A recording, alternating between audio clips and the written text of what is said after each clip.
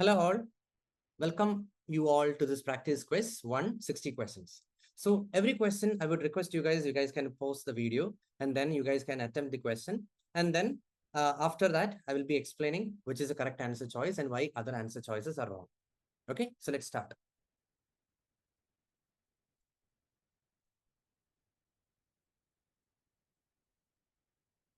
Okay, let's start with the first question. In a banking organization undergoing a major operational change, resistance has arisen, okay, particularly within the operations team, which was previously identified. So the crux of the question is, some project which the project manager was doing, there has been a resistance from the team. And the beauty is that it was previously identified. What do you mean by it was previously identified? That means it was captured as part of the risk identification process by the project manager and the team somewhere in the past. That is what is the crux. Now, the reduction in team size and the rapid pace of change driven by an agile planning approach has led to concerns from the operations manager. Let me tell you guys, when you see questions like this, most of the things which are here, okay, team size, rapid pace of change driven by agile approach, all these things are blah, blah, blah. I would tell you what is the crux of the question. There is a major operational change. Whenever there is a change, people will have resistance. Okay. Now, the beauty is that it was previously identified, and now the operations manager is having a concern regarding this operational change. Now, what will happen? The operations manager's supervisor is formally requesting a delay in the implementation of the change program for the operations team. For the sake of the operation team, the supervisor is officially requesting a delay in the implementation program. Okay. Now, you are the project manager. Okay. At this juncture, how you should react as a project manager? That is a question. What should the project manager do next in response to this request? Okay, so let me tell you, this is one favorite type of questions which comes for the PMP, do next. So I would love to call this do next as a baby step. Okay, always when you hear this type of things, no, do next, what is the first step a project manager should take? What is the next step the project manager should take? What is the next course of action? Like that, and when the question comes, no, I want you guys to remember the baby steps mindset. Okay, what do you mean by this baby steps mindset is that the options, okay, that may not necessarily solve the problem. It should be just the first step. Okay, for solving the problem, maybe there are 5 steps. So don't expect in the answer choice to have the last step, which is solving the problem. Maybe it is a first step, that is enough. Okay, because the question itself says do the next in response. So please keep in mind, it need not necessarily solve the problem, but the first step. Okay, so let's see. So option A, work with the program sponsor to reprioritize the program backlog sequence based on operation team concerns. Let me tell you, if you notice in the question, there is a hint given here. This was previously identified. Okay, so if something which is previously identified, then you will have documented it somewhere in the risk register, correct? No, at some point of time, you would have documented that in the risk register. Now, what is the point in reacting? You know this is going to happen. So now it is not the time to work with the sponsor to reprioritize the backlog sequence based on the concern. Because my point is that this concern was well anticipated by the project manager and team, as you can see from this question. So that is the reason this is wrong. Another reason why this is wrong is, let me tell you another mindset in this question, work with the program sponsor. Okay, the mindset which I want to bring to you people is do not trouble sponsor. Please note it down, guys. Do not trouble sponsor. Okay, what does that mean is, in a project, no, typically we usually never go to the sponsor. Very, very rarely only we go to the sponsor, or let me tell you, senior leadership team, client, CEO, something like that. Because you know what? You are a project manager. You are appointed as a project manager. Hey, manage this mess. That's the reason we are hired. Is that clear? Why a project manager is hired? There will be issues, there will be resistance, there will be concerns, there will be conflict. For all those purposes, if you keep going to the sponsor, you know what will happen? Once or twice, the sponsor will tell, hey, Vishak, what's the problem? How can I help you? With that, he or she will tell. But the third time when you go, no, that will not be the response. They will fire you. Okay. So I would say, once or twice, they will smile at you. Third time, they will fire you. So my general request, not only for PMP, but also for real projects, do not jump into the action of going to the sponsor directly. Sponsor or any senior leadership team. We are project managers. We have been given a responsibility for smoothly managing the project. Let's try from our level what best we can do. Hope that makes sense. So do not choose any option simply as a first choice. Please do not choose as an option which is pointing towards reach out to sponsor, seek the help of the sponsor, work with the sponsor, stuff like that. So please don't do that. Now let's see B. Ask the sponsor to escalate the strategic issue to the executive committee for a higher level decision. Again, same reason what I told you in A. Do not trouble the sponsor. Did you do? Hey, you are a project manager. Did you do your best? Why are you going to the sponsor and asking him to escalate this issue? And all? First of all, it is an issue. I agree. But the beauty of this issue is that it was previously identified. Okay. So let me tell you, anything which was previously identified was once there in the risk register. And if it is there in the risk register, definitely you would have captured a risk response plan also. So simply don't tell it's an issue which was surprisingly came one fine morning. You were knowing it before, and that is given in the question also. So because of these two reasons, we can eliminate B also. One reason is do not trouble the sponsor, and it is not an issue which you identified just now. This was anticipated as a risk previously. So now moving to C. Perform a root cause analysis on the key factors causing resistance within the operations team. I liked that. Many people will be thinking, what's wrong? We have to perform a root cause analysis, right? Like that you guys will be thinking. But let me tell you, this is not the time to perform a root cause analysis, why there is a resistance within the operation team. Let me tell you, this was already identified. At that time, definitely the project manager and team would have done some root cause analysis. Does that make sense? Because it is told, particularly within the operation team, which was previously identified. That means it was well known to us that this is going to happen.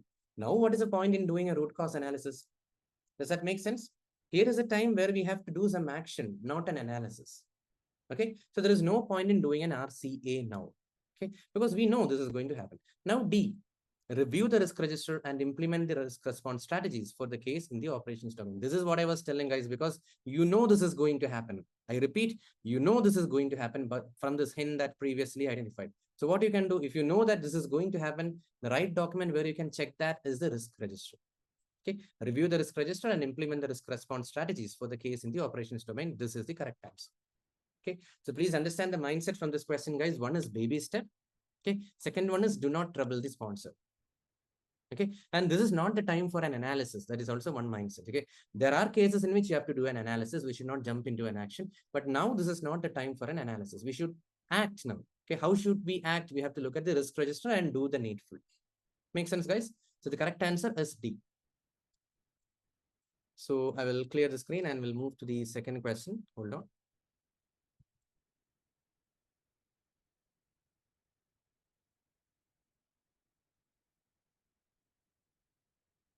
Second question on the screen.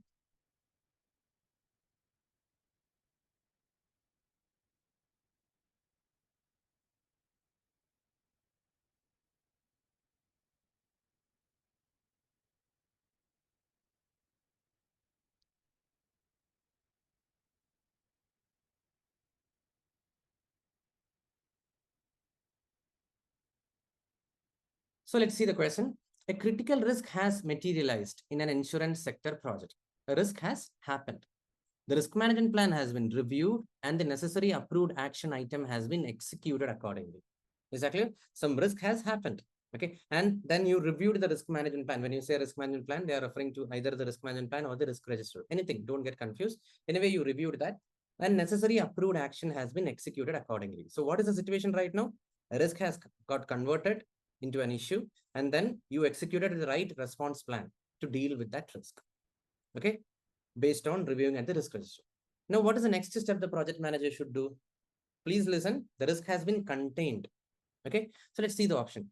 Okay, the project manager should update the lessons learned. Sounds very good because now it is a time he has resolved a risk and he's very happy.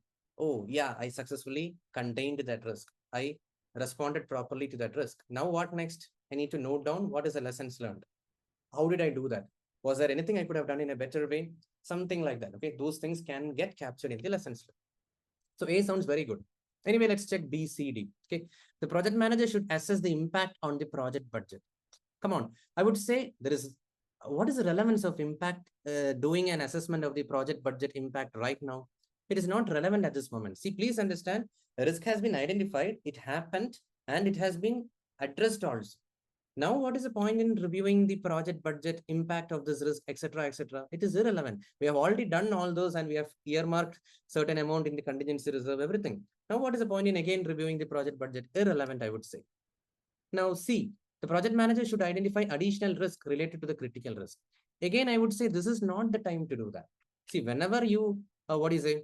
put the necessary response plan in the risk register for that risk, at that time itself, you should have identified some secondary risk, any additional risk which can happen because of this risk, like that you should have identified. Now it is not the time. Please understand, now the response plan has been executed accordingly. This is not the time to evaluate if there is any secondary risk. Make sense? Now D, the project manager should conduct a thorough review of the risk management plan. Why? What is the panic? What is the need for doing a thorough review of the risk management plan at this juncture? We are just talking about one risk which happened and a response plan has been executed and it has been addressed also.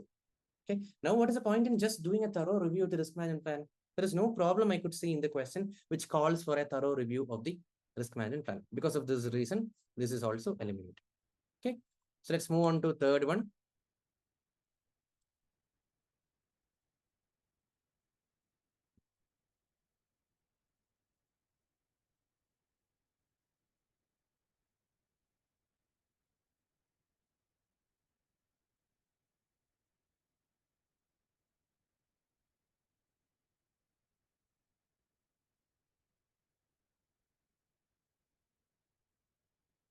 Okay. While reviewing the issue log, the project manager notices that tasks assigned to 4 team members are behind schedule in a construction project. Anyway, he was doing his basic review work and he realized that 4 team members, their tasks are behind schedule in a construction project. What should the project manager do at this juncture? Again, please remember, what should the project manager do? Like that when they say no, they are referring to the baby steps. Please don't forget that. Okay. Now, notify the responsible team members of the need to complete the overdue task quickly in order to avoid introducing extra project risk. Okay. So what is that question telling? What is that option telling? Notify the responsible team members on the need to complete overdue task in order to avoid introducing extra project risk. Let me tell you, there are a couple of reasons why this is wrong.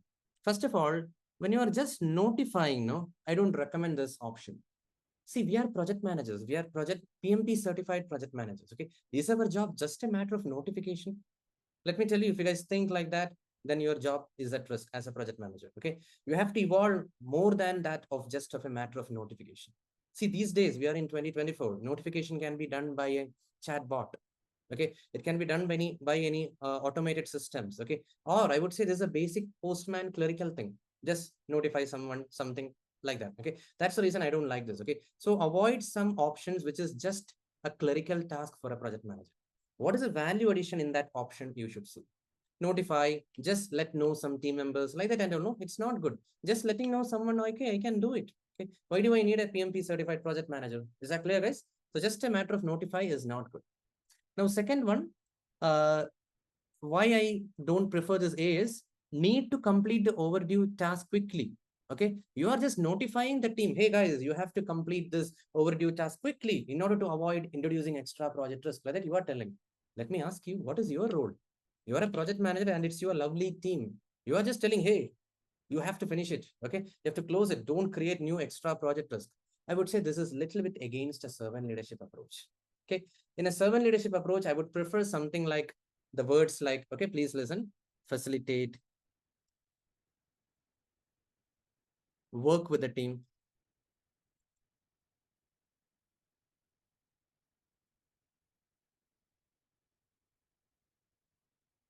collaborate, etc. This shows that you are doing something along with the team, not just passing on some instructions in a directive way. Okay, so facilitate, work with the team, collaborate, all this have a better chance of being a correct answer. Okay, so that's the reason this is wrong. Now B, document the issue, escalate to the project sponsor and ask how they would like it resolved. So I told you in the previous questions, escalate to the sponsor. I again request you guys, please do not trouble the project sponsor in the first place. You do your homework, you do your research, Mr. Project Manager. Why are you just going to the project sponsor every time? And then you are asking, how would you like to get it resolved? Okay, so again, I'm repeating the same thing. He will smile at you and tell, hey, Vishal, I can help you. This is what you should do. Once he will do, twice he will do. Third time, he will remove you from the project management title. He will fire you. Please do not trouble the sponsor simply. They have hired you as a project manager to manage the mess. Let me tell you again. So please don't do that. Okay. So do not trouble the sponsor. That is a mindset here. Okay. Now C, Tell the team members who are behind the schedule to explain why the tasks were delayed and how they will get back on schedule. Come on. So two reasons, guys. You are questioning the team why the tasks were delayed. Okay. And I thought, okay, when you question, you're trying to help them, sort of a root cause analysis like that, I thought. But that is not the intent. You are just asking why it got delayed. And the next question is how they will get back on the schedule. Let me ask you, come on, what is your role as a project manager? You're just asking how is your plan to get back on the schedule? Let me know quickly, like that. So again, this sounds against servant leadership. Is that clear? So servant leadership prefers words like facilitate, work with the team, collaborate. Okay. So they will get back on the schedule. You don't have to be directive and in a commanding way. Let me know what is your plan further. Okay. That's the reason this is also wrong. Now D, work with relevant team members. See here, I told, right? Work with relevant team members to review the delayed task and decide on strategies for resolution. That I like, because you are trying to talk to the team. Together, you are trying to come up with some strategies so that you can resolve the issues, which all tasks which are behind the schedule. So you're working with the team. Are you getting the point, guys? So I really liked the option D. It makes perfect sense. Okay, so let's move on further to the fourth question.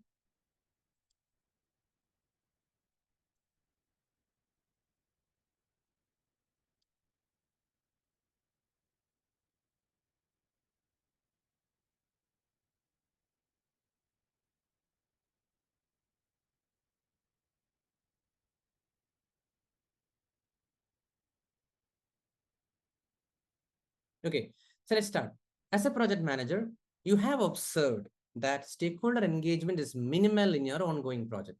Hey, come on, why my team members are not responding that much? Why they are not responding to my emails? Why they are not turning up for my meetings? Like that, and all you have realized that the engagement is minimal. Okay, and the stakeholders have a limited understanding of the project's objective. That is also secondary. Oh my God, they don't know what is the basic objective of the project. They think this project has got some other purpose. I don't know what's happening. This is what is going through your mind. Is that clear? As a project manager, stakeholder engagement is minimum and they have a limited understanding of the project objectives. What should be your next step to improve stakeholder engagement and understanding? Are you getting the point, guys? Next step, your next step. So that means it is, again, I'm referring to the baby steps. Is that clear, guys? Today, I think we are discussing one more question, a couple of more questions we discussed earlier related to baby steps. Okay. So let's see here. What is the first step to improve what? Please understand the pain point in the question. Please don't get distracted. The pain point is engagement and understanding of the project objectives. Okay. So A, answer choice. In the RACI chart, make sure all stakeholders are responsible for approving the deliverables. Okay. There are a couple of reasons why A is wrong. Let me tell you. First of all, make sure all stakeholders. Okay. That sounds like an extreme extent. Okay. I say this type of choices as an extreme choice. All stakeholders should be held accountable. All team members should be involved. All team members should be given leave. And their vendors should be replaced. Stop procuring from a particular country. Okay, like that. Are you getting? Whenever some small problem is there, you are making a sweeping rule. Okay, if there is a problem, okay, some accident happened when one particular employee was going very late after the office. You are telling that no employee, all employees, they should leave from the office at this time. Are you getting, guys? You are making a sweeping decision because one narrow incident happened. So one point of concern for me is all stakeholders. So I would love to introduce a new mindset to you people. Okay, extreme. Okay, so are you getting a feel, guys? Remove a team, replace a contractor. All team members should be questioned, or all team members should be given due recognition. Like that, and when it comes, no, I would love to call those as extreme answer choices. Now it is only we are talking about, stick to the premises of the question. We are only talking about engagement is minimum, understanding is less. What is the point in making all stakeholders responsible for approving the deliverables? Okay, so that won't solve the issue of engagement. Is that clear, guys? So point number one is this extreme step. Point number two, it will not resolve the problem in the question. The problem in the question is engagement and understanding. That won't get resolved. Okay, now let's see B. Organize a high-level presentation to the stakeholders to showcase the project's progress. This is also wrong. Let me tell you why. Because first thing, it's a one-time event, a high-level presentation.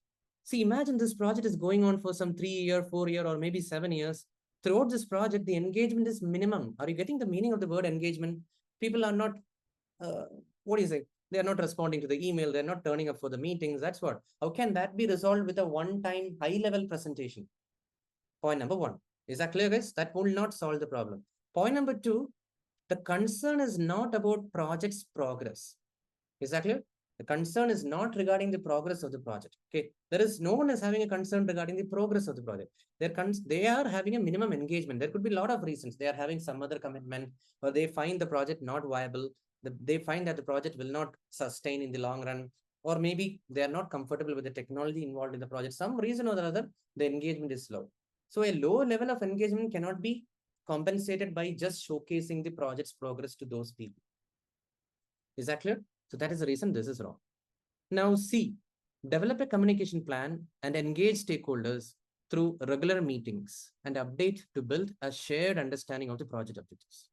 Is that clear? So let me tell you, I liked this. Why? Because first of all, it is talking about engagement issue. Engagement is minimum and lack of understanding of the project. Now let us see, develop a communication plan. What is the purpose of communication plan? It is to engage with the right stakeholders in the right way. Some people prefer daily meetings. Some people prefer once in a week an Excel spreadsheet update. Some people prefer a presentation, one-page presentation. Some people prefer a 4-page presentation. So different level of engagement are there for different stakeholders. So those things you can clarify clearly in a communication management plan. And secondly, see here, the problem is addressed. Engagement is minimum. Wow, that's what I'm doing. Engaging stakeholders through regular meetings and updates to build a shared understanding. See, limited understanding can be prevented by, it can be reduced. That limited understanding can be made better understanding if you are trying to build a shared understanding of the project objective. So I really liked option C. Clear? Now option D, interview each stakeholder individually to identify their concerns and expectations. Oh my God, why this is wrong, you guys know?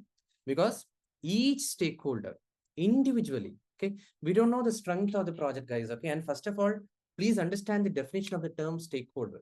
Stakeholder is anyone who can affect my project or can get affected by my project in a good way or in a bad way. Okay. So please don't think, okay, many people have a misunderstanding in the corporate world when you will think that stakeholder is someone from the client team, from the senior leadership team, from the sponsor team. Let me tell you, that is a common misconception. You can call them as business stakeholders, but just when you say stakeholder, let us be very honest, we are not sure to whom you are referring to. Stakeholder means, can you please elaborate whom are you referring to? This is the mindset you should have. So let me tell you, when you say stakeholder, it can be my vendors in my project.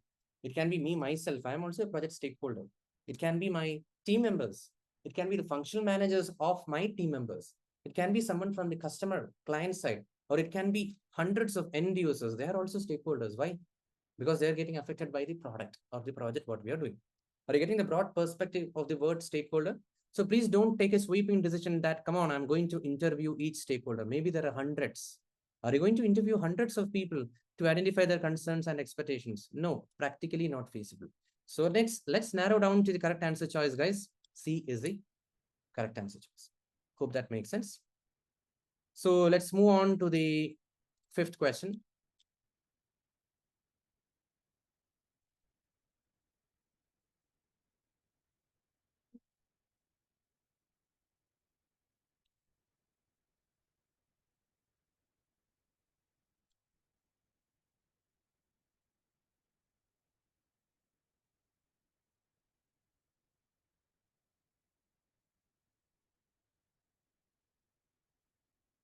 Okay, so let's start.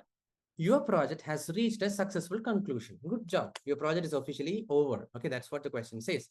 Now, a team member in the finance support function expresses dissatisfaction. He's feeling, what is the reason for dissatisfaction? He's feeling unrewarded and recognized for their contribution. That means he's not only talking about himself, but let's say about the whole finance support function he's talking about. As a project manager, what should be your next step? Okay, again, guys, please remember, today we are discussing, I think, again, the question is attacking your baby steps. What is the next baby step the project manager should take? Okay, so let's see the answer choice A. Okay, advise the team members to discuss their concerns with their functional manager. Is that clear? So this is the first time, guys, I'm going to introduce a new mindset to you people. Okay, the mindset is PM shying away from the responsibilities. PM shying away from the responsibilities. Come on. See, are you getting, you yourself have to imagine in the situation, guys, then only you will get it. Okay. Some team member is coming to you and telling you that, okay, I have not been recognized. My team member have not been recognized for the contributions like that. And all the team, the finance representative is coming to you. Okay. Now you are telling that, hey, that is not in my purview. Okay. You go and express your concern to the functional manager like that you are telling. So that's what I want to call as PM shying away from responsibility. PM shying in. Is that clear? So we should not do like that. Okay. Whether it is ask the team member to reach out to the functional manager, or let me put up another situation. Hey, this is not in my purview. You can reach out to HR. Like that. And when you tell them, you should be very careful. Okay. See, emotional intelligence is a key part of project manager. Okay. Because you understand he's coming to you. That means he's relying on you. He's expecting a shoulder of support from you. At that point of time, please don't tell, hey, you go and talk to functional manager. You go and talk to HR. You go and talk to PMO. Is that clear? So that is what I would say PM shying away. Not only this, guys, in an emotional context, but I would say in case any documentation, any process, okay, you go and reach out to the PMO. You go and take the advice of HR. You go and take the advice of the functional manager. Usually don't do that, guys. Is that clear? I would call this mindset as PM shying away. Is that clear? You are the project manager. Come on, you have got a lot of responsibilities. You have a great power. Like I always used to say, with great power comes great responsibility. Okay, you have a great power, but you have a great responsibility as well. You cannot tell, hey, that is not my job. You go and talk to X. You go and talk to Y. That we cannot tell. Okay. Now B, acknowledge and understand the team members' emotional needs, and then collaborate with HR manager to update the performance plan accordingly. I liked it, guys. You know why? Because acknowledging, yeah, I totally understand, buddy. Okay, I know, I can go, I can share the feeling with you. I can understand what you're going through. Like that, you can tell if you feel a little bit of genuinity. Okay, and so that's what acknowledge and understand the team's emotional needs. That's what I'm telling. And then you should tell, hey, you know what? This is not in my control, but definitely let me have a word with the HR. Or here you can tell, definitely I will have a word with the functional manager. Is that clear? So that sounds good. You are trying something. Okay, they have reached out to you. You are not again ruining their emotion. You are not ruining their morale again. Okay, you are trying to give a hope to them, not a fake hope. You are doing something. Exactly, that is also important. Okay, so anyway, I liked B. Now C, revise and document the personal development plan in response to the team members' concern about feeling unrewarded and recognized. See, let me tell you, first of all, there are some reasons why C is wrong. First reason is personal development plan. It's very vague. Whose personal development plan? It's not clear. Is it mine or is it team members? It's not clear. Second thing, the pain point of this team member is that he is feeling unrewarded and unrecognized in his current project. Personal development plan means what? Okay, this person want to move from this role to this role. So he need to equip himself with so and so skill set. Let's say someone from an analytics background, they want to move into digital marketing like that. So they should be given exposure to the right courses, right certification, and they should be made informed. They should be informed about the right opportunities in that respective domain. That is what is the main purpose of the personal development plan. Here, the concern is about the current project which got over. They feel unrewarded and recognized. So option C is nowhere going to help.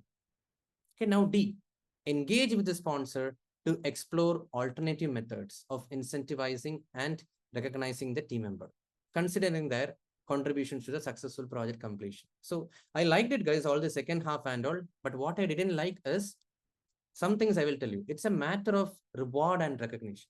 Okay. Incentivizing may not solve the problem. First thing.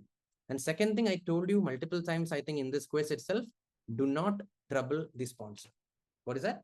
Do not trouble the sponsor. It's just a matter of dissatisfaction. What if he doesn't deserve the recognition? We don't know. Okay. Even if he deserves the recognition, are you supposed to go and trouble the sponsor for all these silly things? Let me tell you, imagine in your mind a sponsor is someone who is really busy. Probably you get in a quarter hardly 10 minutes of time with the sponsor. That 10 minutes you have to use very beautifully. Please don't try to misuse that time with all the silly matters. So again, I'm repeating my mindset. Do not trouble the sponsor. That's the reason this is wrong. So narrowing down to the correct answer, B is the correct answer. Hope that makes sense. Now moving on to sixth one.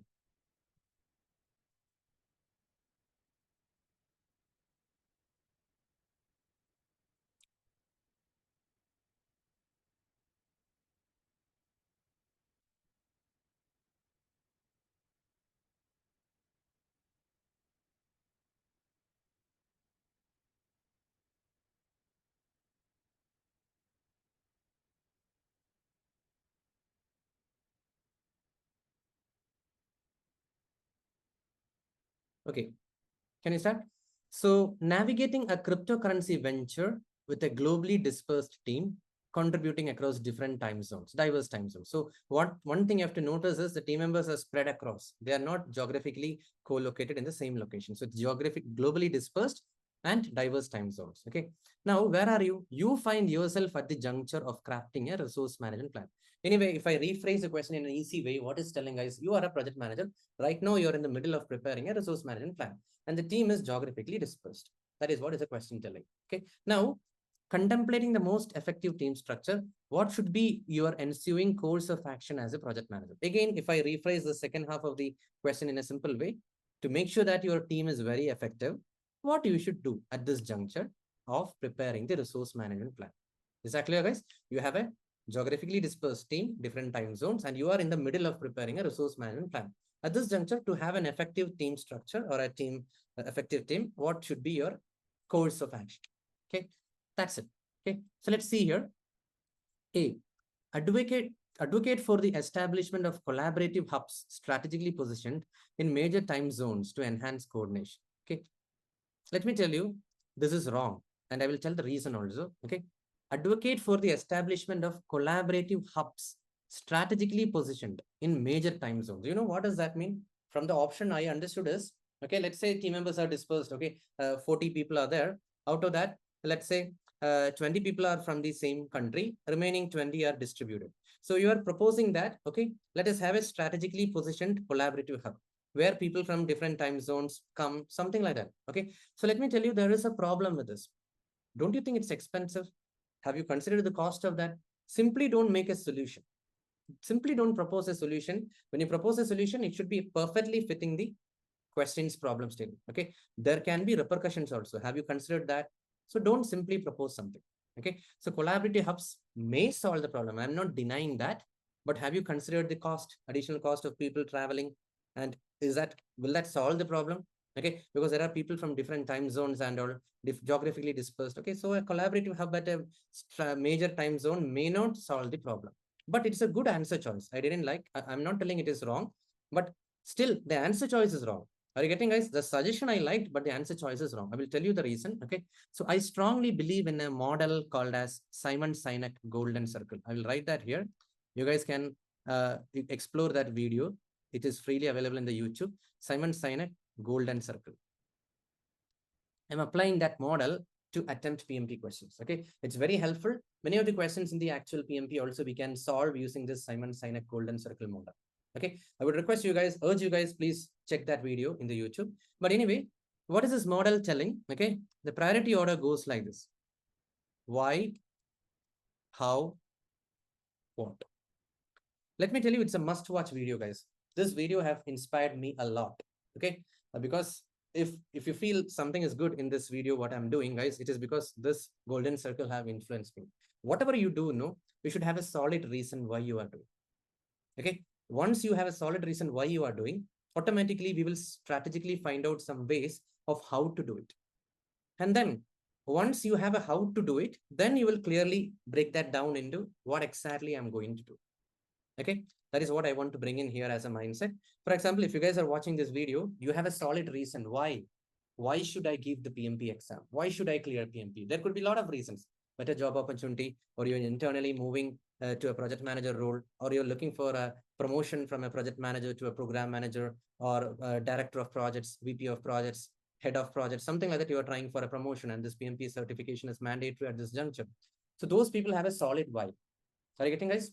So those people, they will not tell excuses. Okay, what should I do for the PMP and all? They will do their own research. If you have ended up watching this video, that means you have done your own research and you have ended up watching this video. How to clear PMP, like that you are trying to find out a solution. That's how you ended up at this, correct? So how to clear PMP. And finally, what to be done. Let me tell you, if you go through this quizzes, what is here, if you pause every question and then attempt the question and then check whether your answer is correct. If your answer is not correct, don't worry. Observe what is the mindset I'm trying to bring in, why one answer choice is correct, why another answer choice is wrong. I'm trying to clearly articulate. That is what is the step to clear PMP. Are you getting, guys? If I go in the order, please listen.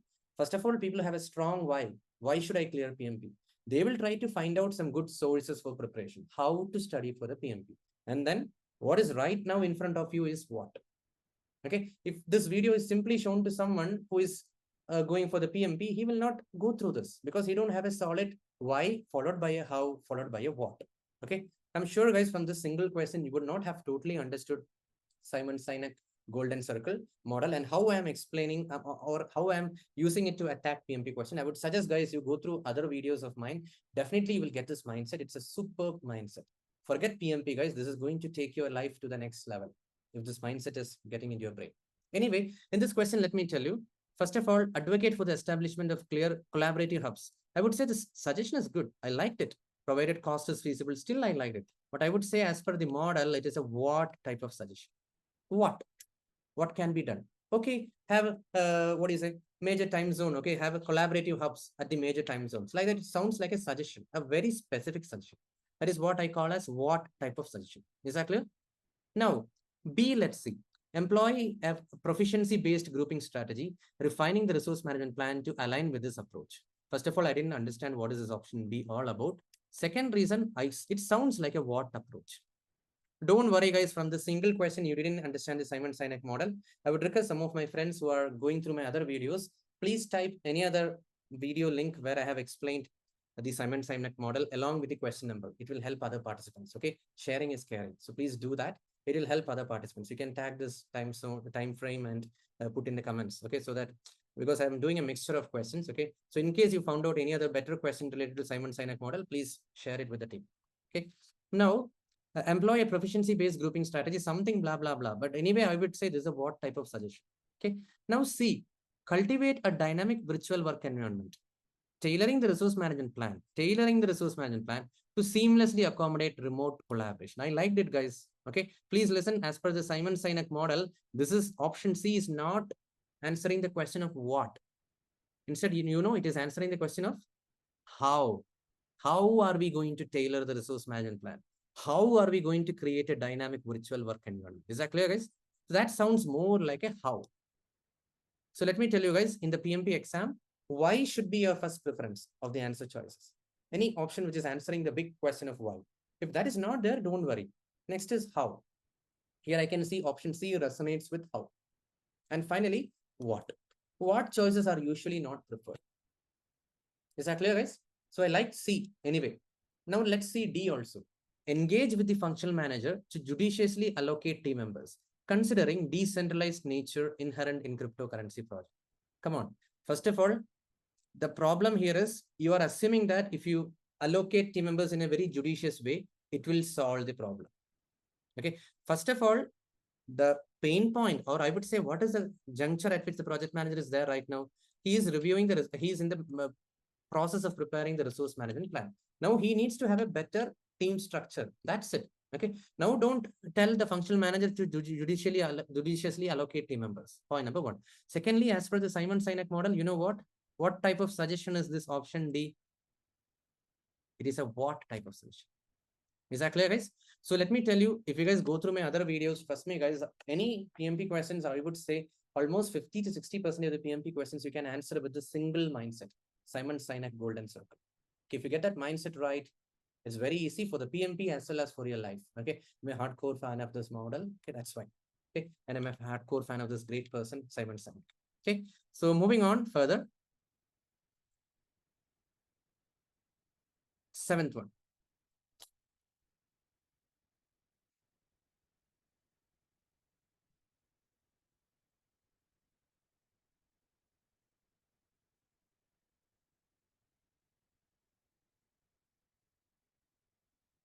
Can you start? As a project manager, you receive news that a critical project milestone has been completed well ahead of the scheduled date. Good news, guys. Hope you guys know what is a critical project milestone. Any milestone which is in the critical path of the project. Okay. So what is the good news here? That critical milestone has been completed well ahead of the scheduled date. Good news, no? Because any activity in the critical path, we are very panicked and concerned. Correct? No, as project managers, if you have gone through the PMP curriculum, critical path activities are to be very carefully tracked. Any single day of delay of the activities in the critical path will push the project schedule by 1 day. Exactly. 1 day delay means 1 day delay. Is that clear? So we have to be very careful. We cannot relax even 1 day of delay for any activity in the critical path. Now, the good news is that some activity has been completed well ahead of the scheduled date. Okay. And this milestone was considered as a high risk item. That means previously in the risk register, this has been identified as a high risk item. This is what I can understand. What should be your next step in response to this positive development? Come on, guys, are you able to enjoy this? It's a good news. It's a positive development because an activity in the critical path has been completed well ahead of the schedule. Okay. And previously it was captured in the risk register as a high risk item. Now, imagine, guys, baby step. What should be your next step? When I say next step, it is baby step. Okay. So A, immediately inform the sponsor and the stakeholders through a formal project status report. Okay. So again, guys, I want to tell you, I have been telling previously also, guys, why are you simply troubling the project sponsor? Okay. See, I know it's a good news. That doesn't mean you can simply, without any communication agenda, no, you can send out an email or attach a presentation with all the details that this milestone has been completed. Is that clear? You have to check the cadence. Do you really need to inform him? Okay, sponsor is fine. He's a guy who is paying you for the project. But does that mean all the small nitty-gritty good news is you have to inform the sponsor? Not necessarily. Okay, so my mindset remains the same. Even for good or bad, please do not trouble the sponsor. Please do not trouble the sponsor. He would consider that you are spamming him. Okay. Second thing, are you sure that a formal project status report is a way out? Not necessarily. Probably the protocol of you interacting, engaging with the sponsor, maybe through a 10 minutes of quick call. You don't prefer reporting. We don't know, guys. Maybe he prefers an Excel spreadsheet. Maybe he prefers a one-page quick update. Maybe he prefers a one-to-one 10 minutes call. 5 minutes of call is also fine. There are some very, very busy people. They prefer just 5 minutes of call. Okay. So we don't know what is that. So simply sending a formal status report may not be the right way. Again, I'm quoting Simon Sinek Golden Circle, guys. Nothing wrong with option A. Please remember, nothing wrong, but it is a what type of suggestion. Okay, that's the reason this I'm eliminating. Now B, update the project's critical path to reflect the new milestone completion date. Okay, that you cannot just do simply, guys. Come on, because you just received a news. Are you getting the passivity in this statement? Okay, good news. Something has been completed well ahead of the schedule. Okay, so you cannot just jump into updating the what is it, critical path, because updating the critical path indirectly means updating the project schedule. Okay, whether the news is good or bad, it has to go through a change control process. You have to raise a change request informing that something has been completed well ahead of the schedule, and it should be validated by the CCD. Is that clear? If you are going to modify the schedule, it has to be validated by the change control board. So simply don't jump into the action of updating the project's critical path. Is that clear? Now C, review the risk register and assess if any risk related to the milestone are now mitigated or can be removed. That sounds good, guys, because if you look at the question, they have told you this milestone was considered as a high risk item previously. Now, why are you still panicked? Come on, cool down. This milestone has been completed well ahead of the scheduled date. Okay, so why should again it's remain in the risk register as a high risk item? Remember the baby steps. The first step here right now is to review the risk register and assess if any risk related to the milestone are now mitigated or can be removed. That sounds very good. So observe the hints in the question, guys. Something which was considered as a high risk item, it has been completed well ahead of the time. So now we should review the risk register and deprioritize it. Okay, because we prioritize the top RPN items, you know, right? Risk priority number based on the highest RPN item. Those risks we will be prioritizing higher. Okay, so one which are like low RPN item, we used to put that in the watch list category. Now this is something you can put it in the watch list category, or if required, you can even close it. Okay, I'm not sure, but reviewing the risk register is the right thing you should do at this moment. Make sense, guys, all of you? That's it. Now D, close the milestone as completed and move on to the next project task. Come on, that sounds so insensitive. Okay, in spite of telling that you receive a news completed well ahead of the scheduled date, it's a high risk item. Okay, that all fine. Something is completed. Okay, I will mark it as completed and I will move to the next task. You are very cold. You are not at all sensitive. Whether it is good or bad, no, we should be expressing that happiness or that concern. This is like, okay, whatever. Okay, noted. Next point. Okay, noted. Next point. It sounds like that. Okay, nothing. Okay, I would say no relevance to the whole question for any, even if it is completed late, even if it is completed on time, I think you will do this one. Are you getting the reason why D is wrong? They're not doing anything special because it has been completed well ahead of the schedule. That's ruled out. So the only option left out is C, review the risk register and assess any risk. Okay, guys. So C is the correct answer. Now moving on to 8th question.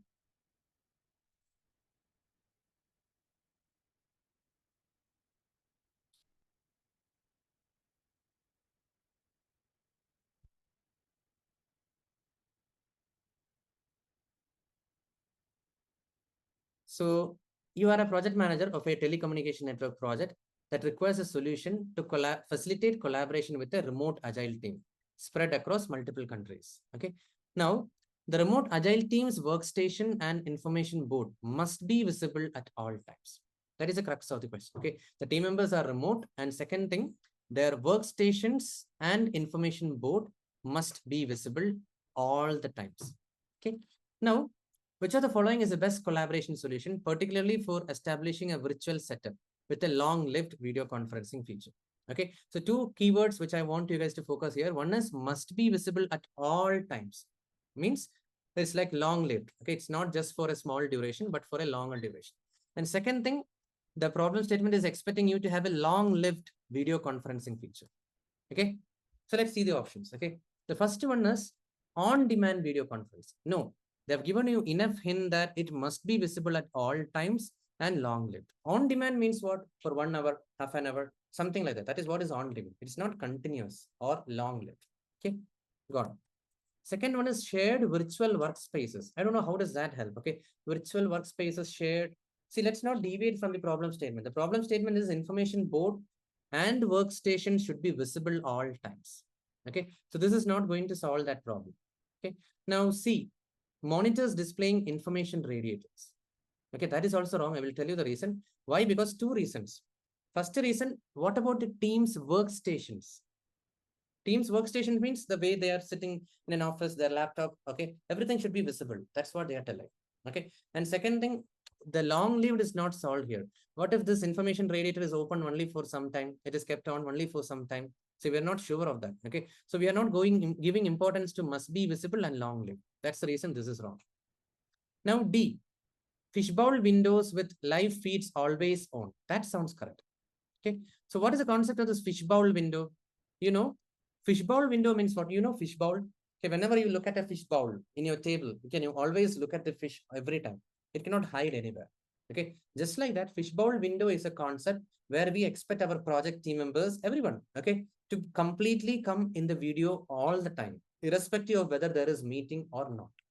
Now, some people will be thinking, oh my God, don't you think it's sort of a micromanaging, always inspecting whether the team members are working? Not necessarily. Please don't take it in a wrong way. That is not the purpose of fishbowl window. Okay. The purpose of the fishbowl window is that, let's say in some emergency situation, some critical projects, we don't have the patience to set up a meeting and all. So we would expect all the people to be there in the video all the time, or at least I won't say video all the time, but they should be available at just a minute, just in a second. Okay, whenever I say hello, is there anyone from the integrated subsystem team? Is there anyone from the circuit team? Like that, when I ask no, someone should respond quickly. Okay, that is the purpose of the fishbowl window concept. Always that person should be available. Okay, so not guys necessarily like, okay, I would say whenever you open your laptop, no, you just join a fishbowl window link. That's it. And you don't have to plug in your earphones and all. Please don't think like that. There are like right prompts which will come. Imagine your time is necessary, your involvement is necessary. You will get a prompt. Please join the meeting, or like not meeting. Please join the conversation. Like that, you may get an intimation. Okay, that's the point. You have to be available for any right feedback, any right contribution. Okay. And second thing, even if you don't know fishbowl window, I would say, why don't you consider the live feeds always on? That answers the problem statement of must be visible at all times. So D is the correct answer choice. So I would tell guys, okay, sometimes for the PMP, you may see some terms which is not familiar to you as per the curriculum. But I would suggest don't panic. Okay, try some elimination technique or try to look any closest keyword from the question which can be satisfied by any of the options. That's what I would recommend. For example, even if you don't know fishbowl window, you should have still guessed it, because live feed always on, long-lived video conferencing must be visible at all times. Okay, that's it. So that means the correct answer is D. Okay. Now, 9th one.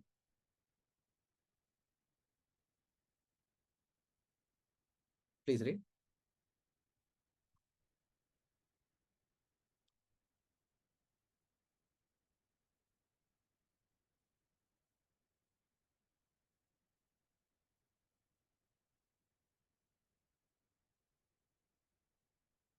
Okay, let's start. As a project manager, you are in the middle of negotiating a contract with a vendor. Okay, now two key stakeholders on your team are in conflict over a proposed change to the project scope. Anyway, you are in the middle of some negotiation, but what I can understand is two people are having a difference of opinion. One person is advocating for the change. Okay, there should be a change in the project scope, like that one person is telling. While another person is against, he is opposing that a change, telling that there may be a potential impact on the team. Is that clear? What should be your next step to address this conflict? Please remember, next step is baby step. What should be your next step to address this conflict? Okay, so let's see. A, document the conflict in the project charter to ensure transparency. Come on, I told no. Are you just doing a documentation clerical work as a project manager? Please don't choose that. First reason, conflicts are to be dealt with. Come on, we are project managers. Conflicts will happen. There is no project in the world where there are no conflict. Okay, every project there will be conflict. It's about how we tackle it. There are different conflict management techniques. Okay, but at this juncture, how do we tackle is the key point. Okay, so there is no point in just documenting it. Okay, second question, second reason why I don't like option A is why the project charter. Come on, project charter is like the first document which is officially authorizing the project manager and team that they can start working on a project. And not only that, it will give high level details like what is the scope of the project, high level scope of the project, what are the assumptions on which the project is started, what are the dependencies associated with this project, what are the constraints, is there a budget constraint, is there a schedule constraint? These are all the things which will be there in the project charter. Now, why do you want to document this conflict in the charter? In a project, no, there may be 100 conflicts throughout its life cycle. Will you keep updating the project charter whenever you encounter a conflict? Not necessarily, not needed. So that's the reason A is wrong. Now B, update the lessons learned register to prevent similar conflicts in the future. Come on, the question is not asking you to help the future generation. The question is asking you what should be your next step to address this conflict. Let's talk about present. You can do whatever way you have addressed this conflict that you can update in the lessons learned. But what is your first step? Baby step is not to update the lessons learned. You have to address the conflict. Come on. And then you can update the lessons learned. Okay. Again, I'm connecting baby steps. That's the reason B is wrong. Don't skip the baby step. Okay. Now C, assign an issue owner to resolve the conflict and provide recommendation. See, again, I would say, guys, today, I think I already told you what is that PM shying away. Okay. Just telling, hey, you take care of this. Okay. You resolve this. That is not good, guys. A project manager have to spend time with the team, work with the team, facilitate a discussion with the team, collaborate with the team, problem solve the conflict. This is what he should do. Okay. Not just, hey, you take care of this. Okay. That is PM shying away. Is that clear, guys? Please remember my mindset, PM shying away. That's the reason C is wrong. Now D, facilitate a meeting between the conflicting stakeholders to discuss their concerns and find a resolution. I really liked it. That's what you can do. And again, check the word, what I told you, facilitate a meeting between the key stakeholders, the conflicting stakeholders. Okay. And then find a resolution. So the conflict management technique which is being applied here is problem solve or collaborate or problem solve. Okay. That is the technique, conflict management technique, which is being applied here. And this is perfect. Okay. So D is the correct answer. Hope that makes sense. Now moving to the 10th question.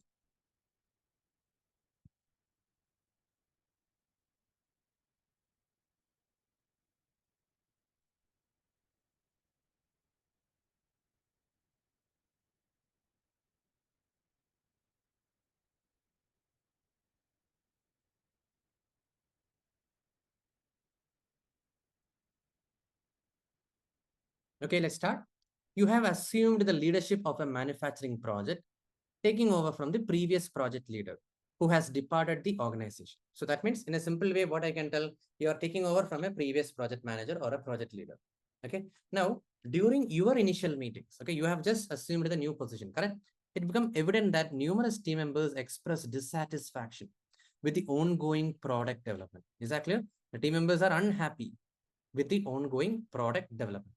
Okay. And you know what? It's not just they are expressing dissatisfaction. The situation appears chaotic. Come on. They are just oh my God, this is not good, this is not good. Like that, they are making noise here and there. They are not at all comfortable with the way of product development, ongoing product development. Okay. As a project leader, what should be your immediate course of action? Again, I'm telling immediate course of action is talking about baby steps. Okay. So let me tell you, the baby steps need not necessarily solve the problem. It is just the first step the project manager should take. Okay. So option A, let's see. Observe the performance of the most dissatisfied team members. Okay. Let me ask you, what is the point in just observing the most dissatisfied team members?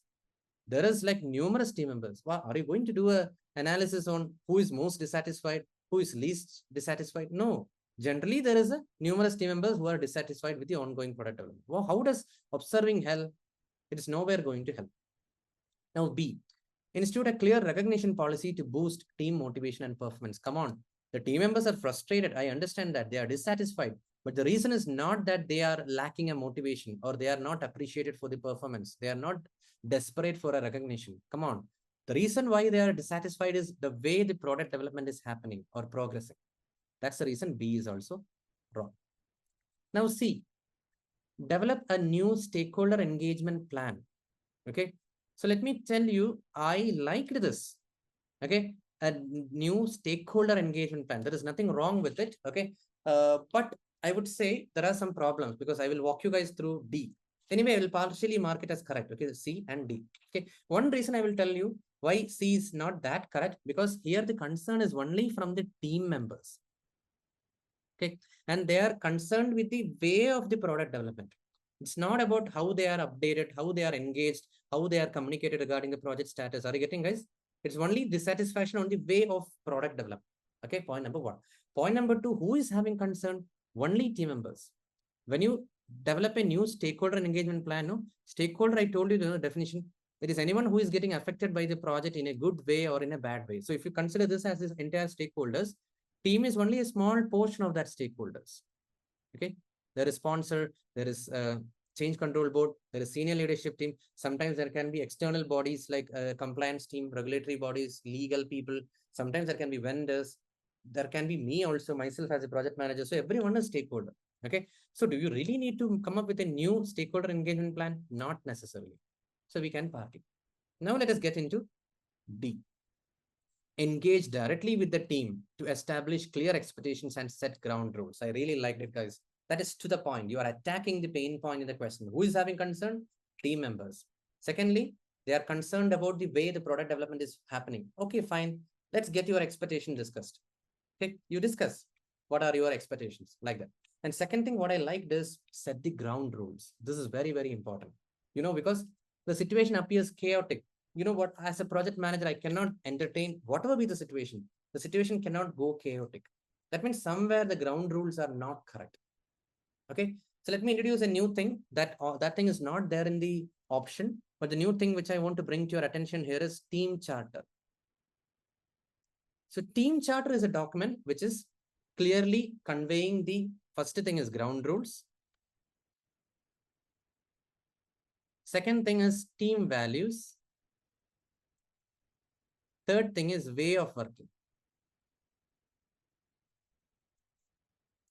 These three things are clarified in the team charter.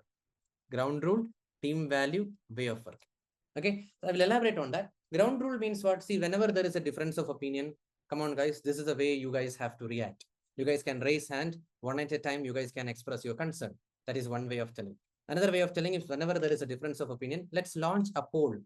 Whatever is the majority taking, we'll go by that. Or another ground rule can be whatever you guys have an opinion, I don't care. I will decide. It's okay, guys. That is also a ground rule. Sometimes directive type of projects, we may go with that. But what do you mean by ground rule? It should be clearly documented somewhere. This is the way we will behave at this juncture. Otherwise, things will become chaotic like this. Second one, team value is also conveyed in the team charter. You know what is team value? What is the value the team believes in? Okay. Sometimes I would say if the team consists of 10 people and we are supposed to work on a holiday. Okay. I'm not recommending you guys to work on holiday, compromising your work-life balance. What I'm telling is, imagine sometimes if it may require us to work on a holiday, then I want the entire team to align to that. Let's say in a team of 10 people, 7 people are in alignment to work on a holiday. 3 people are telling, no, I cannot work on a holiday. I cannot compromise my work life. See, come on, it's not that you have to compromise your work-life balance. There will be a compensatory off. Okay. So like that, it should be clarified in the team charter. The situation should not be like at a moment, let's say a project is started 8 months down the line when you have to work on a holiday for a critical milestone. Some people should are in alignment. Some people are not willing. It should not happen like that. So it should be clarified in the team charter in the beginning itself. Okay. So team charter is something which is created for setting an understanding between the project team members, between the project manager and the team members, sort of a getting guys sort of an understanding. We are all in the same page. We have a common understanding. That is what is the purpose of the team charter. Thirdly, way of working. I told no. See, whenever a decision is going to be taken, we will take a poll, or whenever this documentation is done, this team member's approval is needed. Whenever this payment is made, always this team member have to confirm something like that, so that difference of opinions can be avoided. Hey, I was not knowing this is to be done. Oh, I thought this is your responsibility. Like that, people should not tell. So that is what is conveying the way of working. Okay, these things should be well elaborated in the team charter. Okay, let me tell you, don't confuse team charter with project charter. No relation at all. Project charter is officially telling that this team will work on this project from today onwards. This project manager will be leading this project. This is the high level scope of the project. And these are the assumptions. I think I told you previously, these are the assumptions on which this project is started. These are the dependencies associated with this project. And one more thing, the project charter is usually prepared by the initiator, not by the project manager. He will be just seeing the project charter. The preparation is done by the initiator, the person who badly needs the project, as per the mindset which I have told in the previous video. Who is an initiator? It can be the product owner, it can be the sponsor, it can be a client, it can be the subject matter expert, business analyst, whomsoever who badly needs the project. That's what I would call as the initiator. So usually business case, project charter, these are prepared by the initiator. But once a project team is officially formed, no, then after some time, I don't want to tell a duration, let's say 2 days, 2 weeks, or 2 months down the line, the team will prepare a team charter. Okay, are you getting, guys? The purpose of the team charter is just our way of working. Imagine you guys are in my batch. Okay, I will have some ground rules how to behave in the batch. I will also listen to you guys. What are your expectations? Something like that. Okay, that is what the team charter usually conveys. Is that clear, guys? So anyway, this is not there in the option D, but I want to ensure that I'm conveying that also in this question. The correct answer here is D. Engage directly with the team to establish clear expectations and set ground rules. Hope that makes sense. Now the next question, 11th question.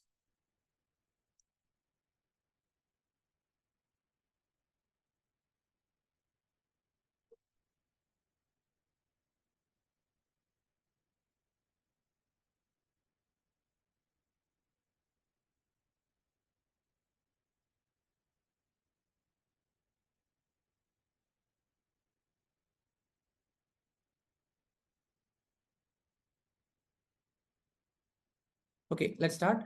During a routine stakeholder meeting, the project sponsor queries the project manager. Okay, that means he's questioning the project manager, Shah Rukh Khan, about the methodology for ensuring the accuracy and acceptance of the project deliverables.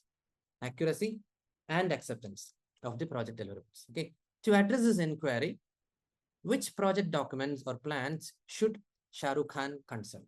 Okay, are you getting this? There has been some questions from the sponsor, but the project manager, Mr. Shah Rukh Khan, is not clear how to answer. So it's fine. If you don't know, you can always look at the documents or any plans and then revert back to the sponsor. Okay, but which project document or plan? That is a question.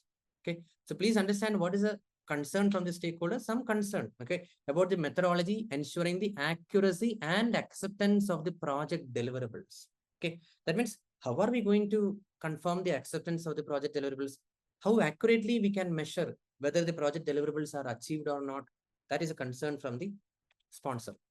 Are you getting, guys? Let's not deviate from that mindset. Okay, so first one, refer to the validation approach outlined in the requirement management plan. That I would say irrelevant. So requirement management plan is something which is earlier stage. Okay, how are we going to gather the requirements?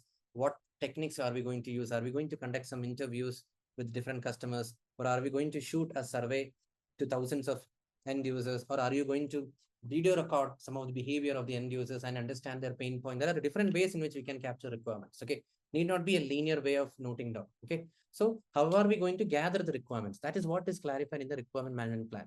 But the question is asking, what is the concern from the sponsor regarding the accuracy and acceptance of the project deliverables? So nothing related to this requirement management plan. That's the reason A is ruled out. Now B, extract pertinent details from the acceptance criteria specified in the quality management plan. Okay, I liked it. I'll tell you why. Because acceptance of the project deliverables, where exactly it will be there, guys? Please think. I'm handing over something to you. Let's say a cake. Okay. So how will you tell, hey, Vishak, thank you so much. I really like the cake. Okay. So you will have some expectation, how the cake should look like. It should be this color, there should be this flavor, something like that. Okay. So that will be clearly documented when you gave the order to me. Okay. So those details is called as acceptance criteria. Okay. So how the cake should be, what am I expecting? How much soft it should be, how much tasty it should be, what flavor it should have, what is the theme. Okay, it's not just a round in shape. Maybe you're having some weird themes for the kids sandal. Okay, so what is the theme you're expecting? Everything will be outlined in the acceptance criteria. Okay, and that indirectly defines the quality as well. Okay, simply delivering a cake is not enough. What do you mean by quality? Whatever the customer have asked, are you able to satisfy as per the requirements of the customer? That's what is the basic definition of quality. Yes. So that is the right answer. Extract the details of the acceptance criteria in the quality management plan. Because if you want to know what is the acceptance of the project deliverable, what is the accuracy, I told no, what is the shape you are expecting. Simply a cake is not enough. You may expect rectangular shape. You may expect a circular shape. Okay, whatever it is. Okay, it will be there in the quality management plan. Okay, so anything regarding acceptance, that is another hint I want to tell. And secondly, accuracy has got a dimension of quality. Okay, that's why quality management plan referring that is the right thing at this juncture. Anyway, let's eliminate the other answer choices as well. Find insights into the accuracy and acceptance process through work performance report. See, first of all, I liked this much. I thought, wow, good. But the next half I didn't like. Work performance report. See, work performance report means what? It is a periodic update regarding what is the progress in the project. It can be like in a presentation, it can be in an Excel spreadsheet, which is telling in a 4-year project. Every month we will send a report. Okay. This is the progress of the project so far. This is what was planned. This is what we achieved. If you guys remember the topic called as earned value management, okay, which is there in the PMP curriculum, I would say every month we are submitting a report. What is the planned value? What is the actual cost? What is the earned value? What is the cost variance? What is the schedule variance? Stuff like that. That is what is a work performance report. It is just a report of what is the progress of the project. That will not convey anything regarding the final accuracy and acceptance of the project deliverables. Clear? That's why C is wrong. Now D, examine the directives within the scope management plan for guidelines on deliverable acceptance. Okay. First of all, that deliverable acceptance is not the key thing. It's not only that, there is also a dimension of accuracy as well. Okay. So when accuracy comes, no, it is indirectly quality related. Is that clear? So scope management plan will only give you an idea about how to track the scope, how to measure whether the original scope is met or not. Okay, like that and all. It will not convey not much details regarding quality or accuracy of the deliverables. Okay, is that clear? That's the reason this is wrong. Okay, see, for example, for PMP, there may be a lot of contents which are exactly delivering the scope. But if you guys liked the video which I'm doing, the questions which I'm doing, that means there is something a better quality. The way of answering, the approach you guys liked more than any other contents which are available. Okay, so it's not about just scope, the way, the quality of the deliverable, the quality or the delivery of the session also matters, or the delivery of the video also matters. Is that clear? So don't just tell that it is scope. There are a lot of contents available for PMP preparation, but some contents are better than other. Like that, some people tell. Why? It's not because scope is different. Scope is same only, but the way of delivery, the accuracy, the style of delivery is different. Okay, that's the reason this is wrong. Now, evaluate the procedures outlined in the change management plan. Come on, where is change management plan coming into picture? There is no change. There is no feature addition, nothing. Why irrelevance? I would say option is irrelevant. Clear, guys? So let's move on to the 12th question.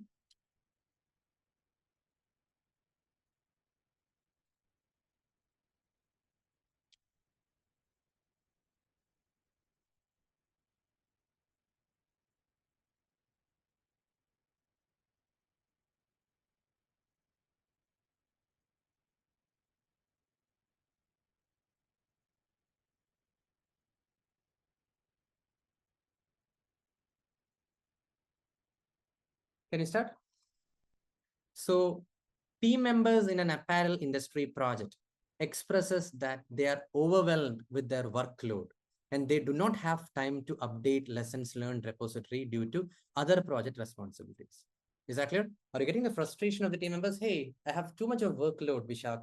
I'm not getting time to update the lessons learned because I have other project responsibilities. Come on, please don't trouble me.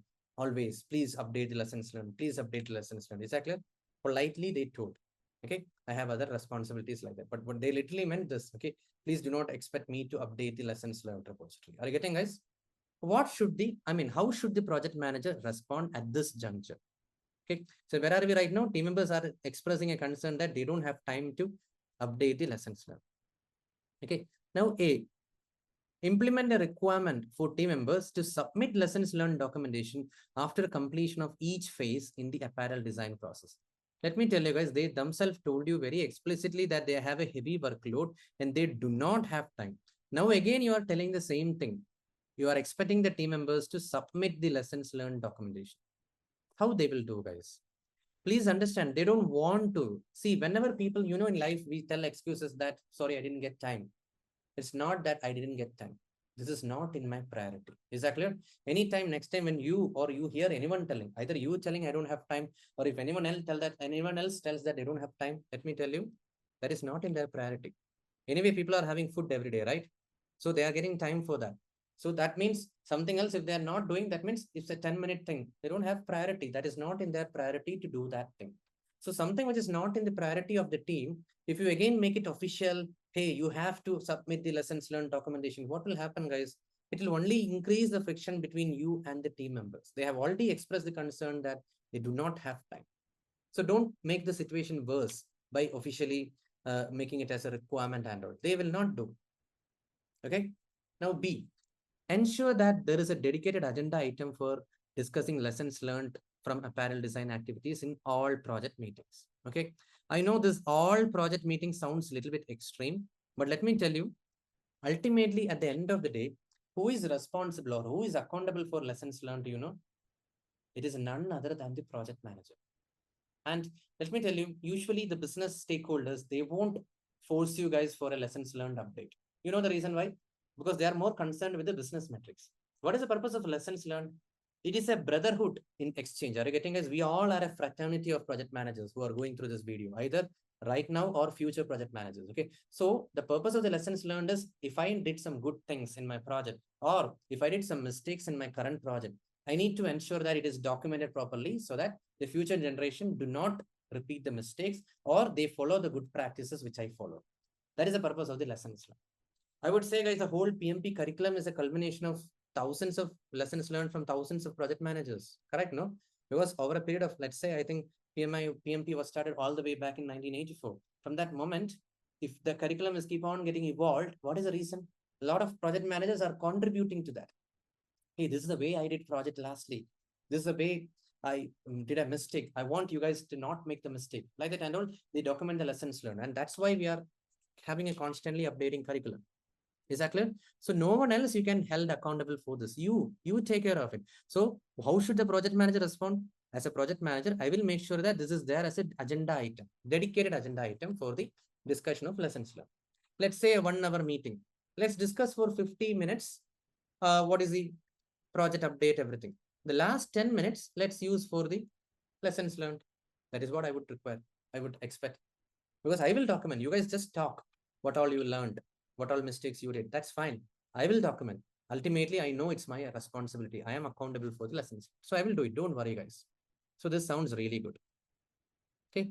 Now, C, file a change request to the project management office to modify the frequency of lessons learned collection in the apparel project. Okay. Again, this is the reason, guys, what I'm telling. Do you know why this is wrong? Two reasons I will tell you. Okay. First reason, a change request to modify the frequency of lessons learned. Come on. The people already made it very clear. The team already made it very clear that they have workload and they do not have time. So how does taming a frequency is going to help it?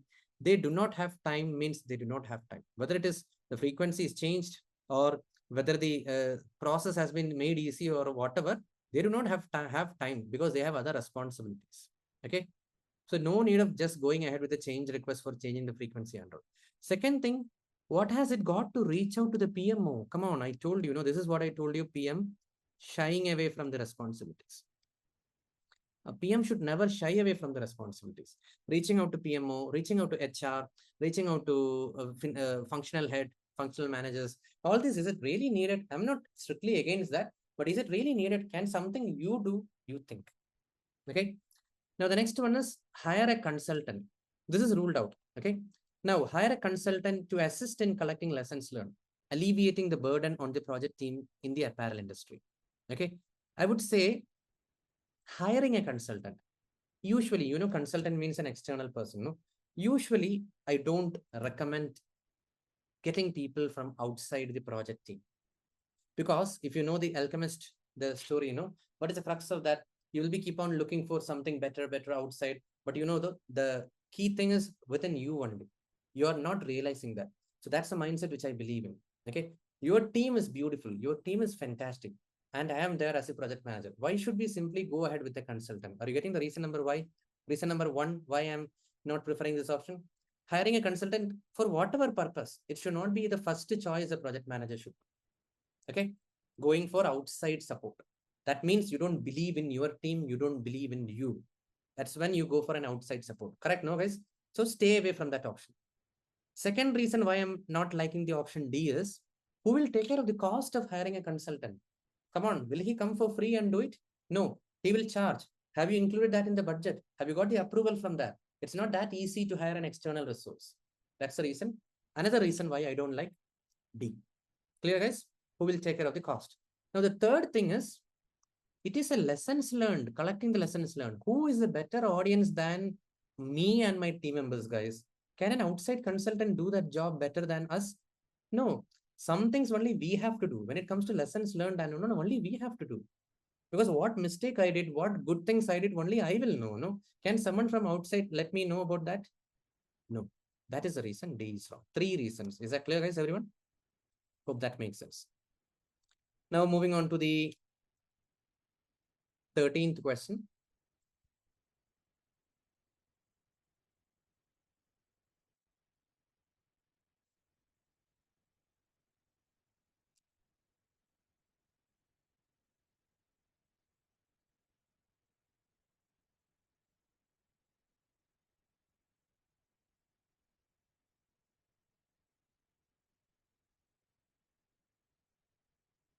A complex, let's start, guys.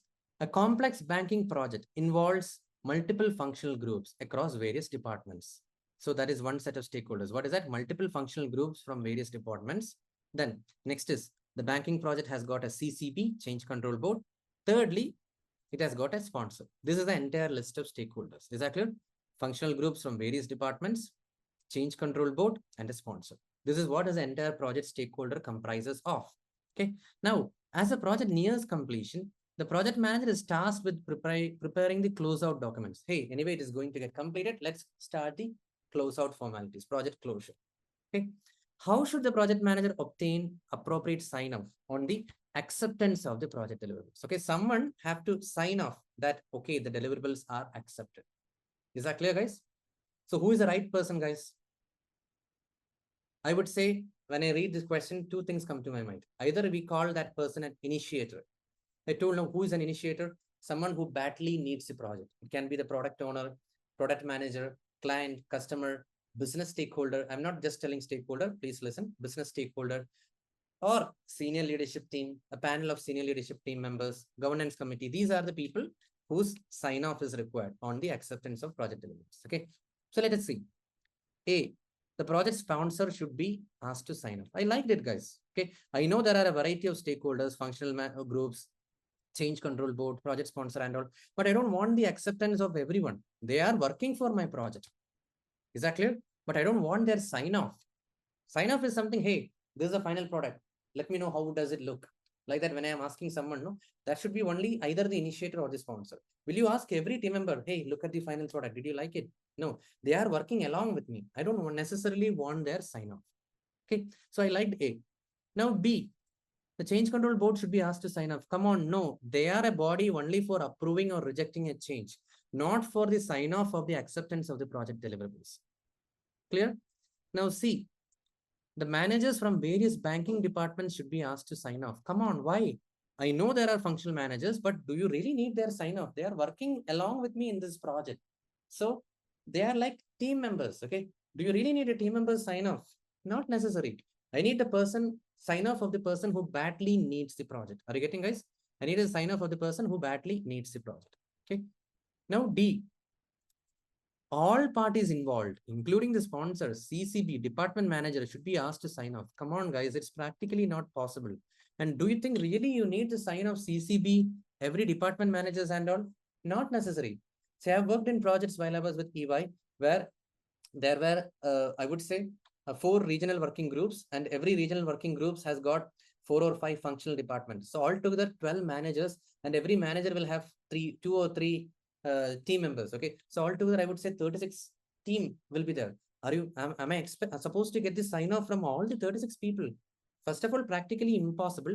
Secondly, it is not needed. Are you getting, guys? This is what I mean by the extreme answer choice. All parties involved. Okay, CCB may consist of 10 people. Department managers will be 12 to 30 or 50. Are you going to get the sign off from all the people? Not necessary. That is the reason D is wrong. Make sense, all of you?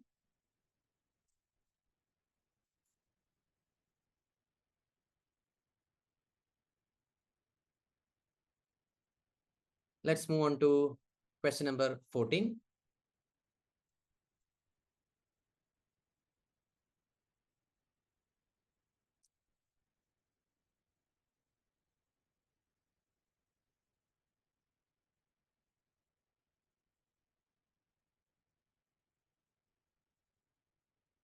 Okay, so you are the project manager for a construction project to build a commercial office complex. The client has requested changes to the design of the lobby area. See here, it's a huge commercial office complex project. Now, the client has requested changes to the design of the lobby area. Please listen, design, which will impact the project's timeline and budget. Noted. What should be your next step to address this change request? Okay. Now, this question is going to create some confusion in you people, but please listen to the mindset which I'm trying to bring in this question. Don't keep thinking with your rigid mindset. Okay. I want you to be open when I explain the answer choice. Okay. So first one, proceed with the lobby redesign in an agile manner, adapting the project schedule and budget as necessary, using a time and material contract. Okay. I really liked it. Okay, I will tell you the reason. Because this question is checking your mentality. Please listen. This question is checking your mentality to switch your gear of an ongoing project from its current life cycle to some other life cycle. Okay. For example, if you see here, currently the project is, it's a building a commercial office complex. So it sounds very much predictive. So in the middle of an ongoing project, you as a project manager, are you ready to switch your gear from a predictive mindset to a little bit of agile component? Are you getting, guys, what I'm telling? It is checking your adaptiveness to switch your gear from a predictive life cycle to agile approach. If required, if necessary, what is wrong in taking that? Are you getting, guys?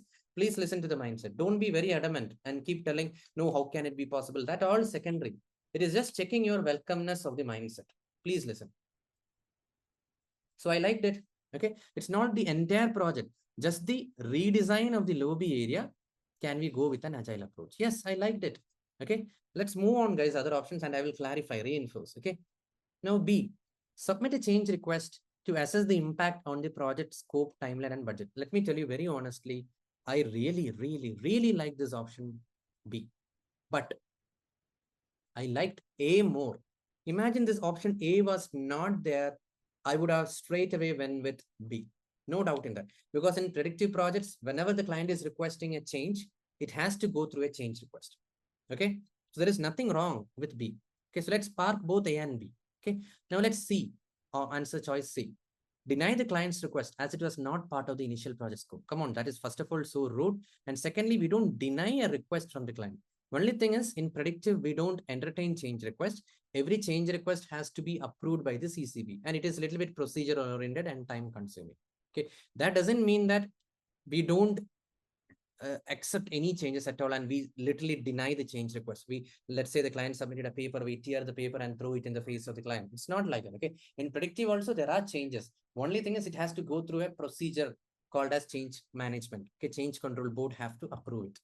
Okay, so don't go to an extreme step of being rude to the client and all. Okay, there is a process of CCP. Let it go through that. Okay. You don't have the right to deny a change request from a client. I repeat, a project manager do not have the right to deny a change request from the client. Okay. Now, D, begin the lobby redesign work without any formal documentation. Okay. That sounds like, okay, some changes happen. Why are you so particular about without any formal documentation? I didn't get it. Okay. So anyway, we have eliminated C and D. Now the confusion is only between A and B. Correct? No, all of you guys who are checking this video. Let me again bring in a different perspective, guys. Please listen. Don't panic. Okay. Imagine I'm bringing in a different scenario. Okay. Imagine you are leading a project. Okay. That project is to develop an agricultural land. Okay. That agricultural land is divided into 4 regions. Okay. A, B, C, D. I'm bringing a different question here, guys. Please listen. A whole agricultural project, it consists of 4 regions, A, B, C, D. Okay. Now, you have made initially all the discussions and you have made a detailed plan and you have moved into execution. Okay. Once you moved into execution, it's an agricultural project. It's like cultivation something. Okay. Once you moved into the execution, you realize that there is some litigation, there is some legal issue related to the area B. Are you listening, guys, carefully? There is a legal issue related to the area B only related to area B. Okay. A, C, D, no issue. Okay. At this juncture, what you should do, as a project manager, you should take a call. Please listen carefully. Let A, C, D go as per plan. Go as per plan. Let it go in the predictive way. Okay. Only for C, only for B, we will go with an agile approach because there are some uncertainties. There are some changes. So only for B, let us go with an agile approach. This should be the step. Is that clear? So maybe I'll bring in another example, guys. Okay. Imagine you are supposed to launch a product in 3 different countries. A different example, guys, please listen. You're supposed to launch a product in 3 different countries. Okay. India, US, and China. Okay. Now you are done with the product development, your marketing initiatives, launch preparation, everything is done. Okay. Finally, you realize that there is a new regulation only in China. So what should be your stand at this juncture? There is a new regulation only in China. It is going to affect the scope of the launch only in China. So what you should do? At this juncture, please decide, guys, let India and US go as per the plan. Same thing what I told you. Let it go as per the original predictive plan. Only for China, let us switch our gears to an agile approach. This is what you should do. Is that clear, guys? That's all. Okay. So this question is checking your adaptiveness, your readiness to change or modify the life cycle of a project in the middle of execution. Okay. So that's why I'm telling guys, I like A more than B. Hope you guys have understood this example, the first example, and the second example when I explain. Hope you guys have understood why A is a better answer choice. Okay. Because it is proceed with the Ruby redesign in an agile manner, adapting the project schedule and budget as necessary using a time and material contract. That means you are going ahead with an agile approach only for this lobby redesign. Rest all project will go as per predictive. It is not written here, but it is understood. The remaining part of the project will go as per the plan. Is that clear, guys, everyone? That is the crux of this question. Please remember, guys, don't be adamant and keep telling that, oh, yeah, B is the correct answer. I still feel B is the correct answer. I agree, guys. If A was not there, then B is the correct answer.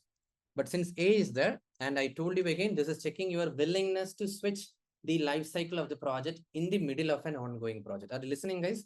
So A is better than B. Please don't keep debating on why B is correct. Okay, B is correct, no doubt in that, but A is better. Okay, if A was not there, undoubtedly I would have gone with B. So the correct answer here is A, and I'm cutting this. Okay, B, C, and D. And please remember the other situations also. This is important. Okay, checking your readiness to switch the life cycle in the middle of an ongoing project. So this does go as per the plan. This is taking a different approach. That's it.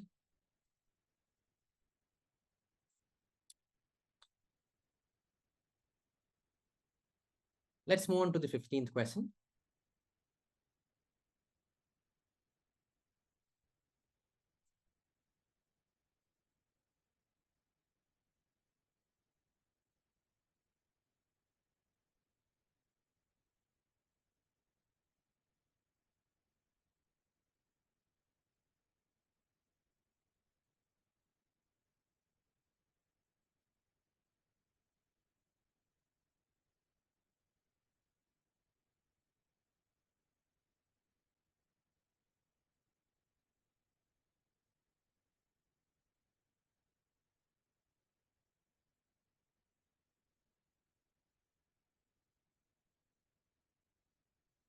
Okay, can we start? So you are a project manager leading a global team with members located in various countries. The people are located in various countries. It's a global team, geographically distributed team. You have encountered challenges in coordinating activities and ensuring effective communication due to time zone differences. What is the problem? You are facing challenge of coordination because people are from different geographical locations and time zone constraints. Okay. What should be your next step to address this issue? Please listen, guys. Your next step means, I told you before also, baby steps to address this issue. Okay, so let's discuss. First one, conduct an in-person meeting at a central location to ensure direct communication. Come on. I think now you guys know how to eliminate. Okay, are you going to take care of the cost of inviting all the people to a central location in-person meeting? It may be, it's possible, but who is going to address the cost issues? Is it clarified in the question? Don't simply suggest a option.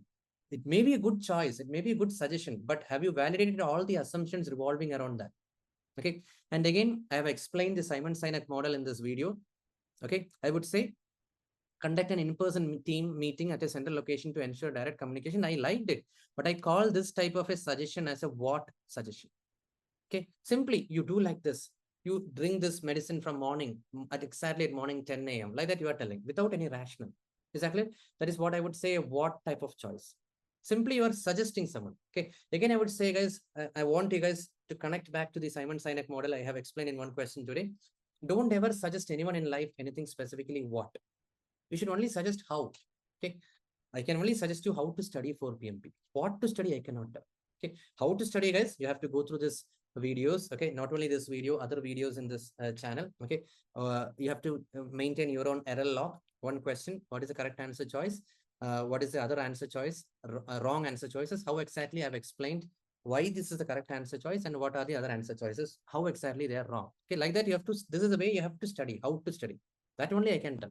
Okay, remaining in detail study plans, I don't know, you should prepare, no? That all things. Is that clear? So this is, I liked it, but this is a what type of suggestion. Now B, review the team's organizational chart to better understand reporting relationship. How does that help? Okay, it is how to ensure effective communication due to time zone difference. How does reporting relationship got any link with it? I would say irrelevant. Okay, and one more thing I would say, this is also as per the Simon Sinek model. Maybe it will help, but this is a very narrow suggestion. Okay, maybe by looking at the org chart, you may get this guy is reporting to him. In case he's not in the respective time zone, I can reach out to another person. Like that, when you think, no, that is what is the message, maybe. Okay, but anyway, this is a what type of suggestion. Okay, now C, implement a robust communication online collaboration platform and adapt communication strategies to accommodate different time zones. I liked it. Okay, so what is this, guys? Adapt the communication strategies to accommodate different time zones. Okay, so ask yourself a question: how can I address this issue? If you read this, by adapting communication strategies to accommodate different time zones. Are you getting a feel? So this is exactly a how type of answer choice. Okay, and lastly, redesign team members to work in the same time zone to simplify coordination. First of all, I will tell you practically it may not be possible. That's why you have decided to choose people from different time zones, different countries. Now, simply if you decide one fine morning that, okay, to address this issue, you are going to have people only from the same time zone to simplify your coordination. First of all, it may not be practically possible. Second thing, as per the Simon Sinek model, this is again a what type of answer choice. Will it work effectively? So everywhere I have written what, guys, there are some assumptions that may or may not be true. So don't assume. Is that clear, guys? Always suggest how answer choices. I again repeat, you guys can check my other question on the Simon Sinek model. The priority order is why, how, what. Why, followed by how, followed by what. First, you check for an answer choice which is addressing the pain point why. If it is not there, check for an answer choice which is addressing the pain point how. If still not there, only you resort to what. I am telling this, guys, this mindset, Simon Sinek golden circle, this mindset can help you to answer almost majority of the PMP questions, guys. It has worked for me. It will work for you also. Only thing is you have to practice. Okay, go through my other recordings as well, videos as well. You will get an idea. Clear, guys?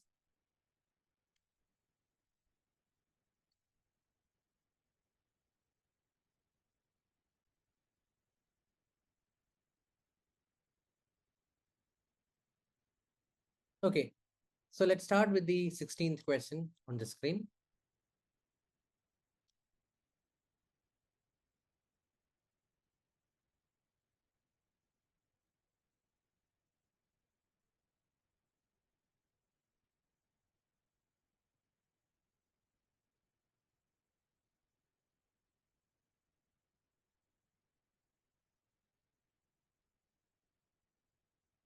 Okay, let's start. So, team working on project X in the pharmaceutical industry has resolved a regulatory compliance issue. So, the good news is that whatever it may be, guys, the team have resolved an issue. This is a message. Okay, and the project is moving forward. Okay, now the project manager has been warned that the same compliance issue will probably arise on similar projects in future. Is that clear? So, the team have successfully resolved an issue. Full stop. Okay, but there has been a warning for the project manager that similar issues may arise in the future. Okay, what should the project manager do first when responding to the warning? Okay, so A, again, guys, what should the project manager do first? Please remember, it is the baby steps. Okay, now ensure that the issue log is updated and update the lessons learned. I liked it, guys, because you understand what is happening. The team have just resolved an issue, but it has not been documented that the issue has been closed. Please understand, the job of the project manager is also to make sure that the right things are documented. Okay, sometimes team members may simply tell us, hey Vishak, that issue has been resolved. Okay, now what should I do? I need to document. I need to make sure that the issue log is updated with the right information. Just imagine, guys, now you will be wondering, what is the point in documentation? It's anyway known that the team member have resolved it, right? Don't think like that. Think really big, guys. You have 10 to 50 issues, okay? And one of them has been resolved. Is that clear? So how will you track that?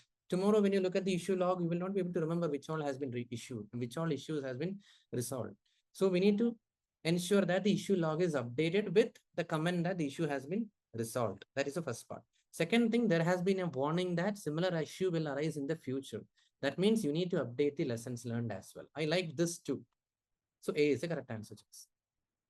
Now B, create a risk report and keep the report current. Okay, first of all, there is no relevance of risk here. Okay, it is an issue which has been resolved and similar issue may arise in the future. Okay, so that doesn't mean that you have to create a risk report. Come on, what do you mean by a risk report? Risk report is a cute crisp snapshot of what is the ongoing risk in the project, which is a high priority risk. What are the recent risk which has been closed? Any current status update regarding the whole risk, not about one particular risk or anything. Okay, what is the risk happening in the project? That is what is the purpose of a risk report. It can be a periodic report, once in a month, once in a week, once in a quarter, whatever. Okay, but anyway, just because an issue is resolved and the similar issue may arise in the future, that doesn't necessarily mean that you have to create a risk report. Clear? Now C, notify the project sponsor about the warning. Okay, I told you two reasons, guys, why C is wrong. One is just a notification these days any chatbot can do, any AI-based tool can do. Why do you need a PMP certified project manager? I told, no, think of adding some value. Okay, don't just choose something like notify, all those things. Okay, and also do not trouble the sponsor. Two mindset. Is that clear? Why C is wrong? Do not trouble the sponsor. And what about D? Ensure that the lessons learned registry is updated. I liked it, but it only partially answers the problem in the question. That means the second half of the problem. Okay, issue will arise on similar projects in the future. That is resolved. Okay, but what about the current issue which has been closed, resolved by the team? That is not clarified here. But the A beautifully captures. I would say D captures only the second half of the option A. That's why A is a better answer. Is that clear compared to D? So moving on to the 17th question on the screen.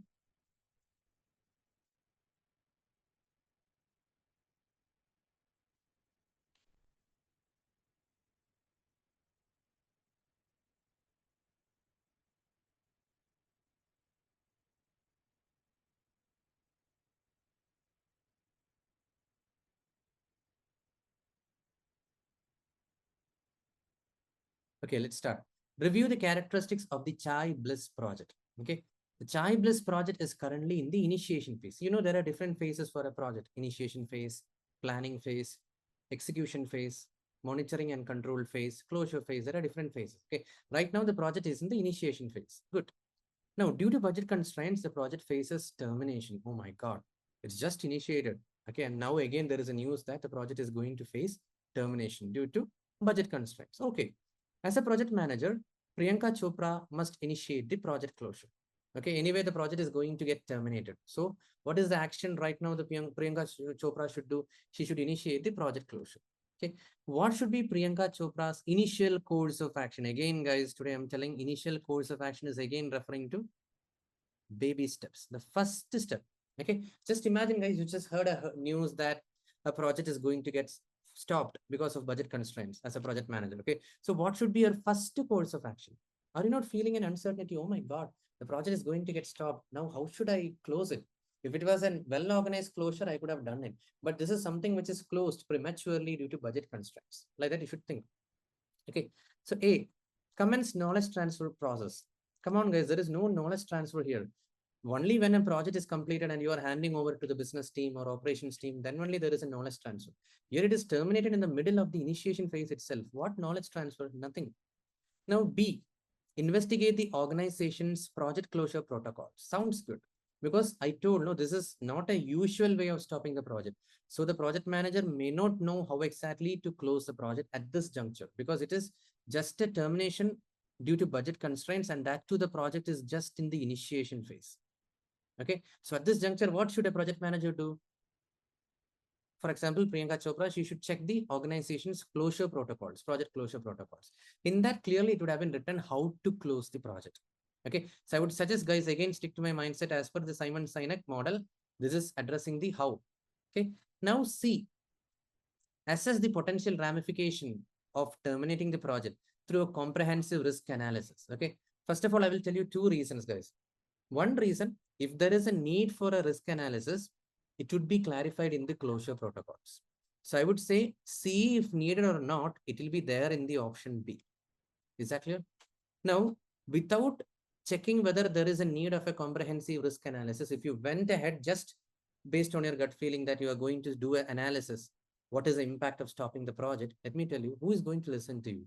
Already, if you notice, the project has been terminated due to budget constraints. So who is going to listen? It's a decision which is taken at the top.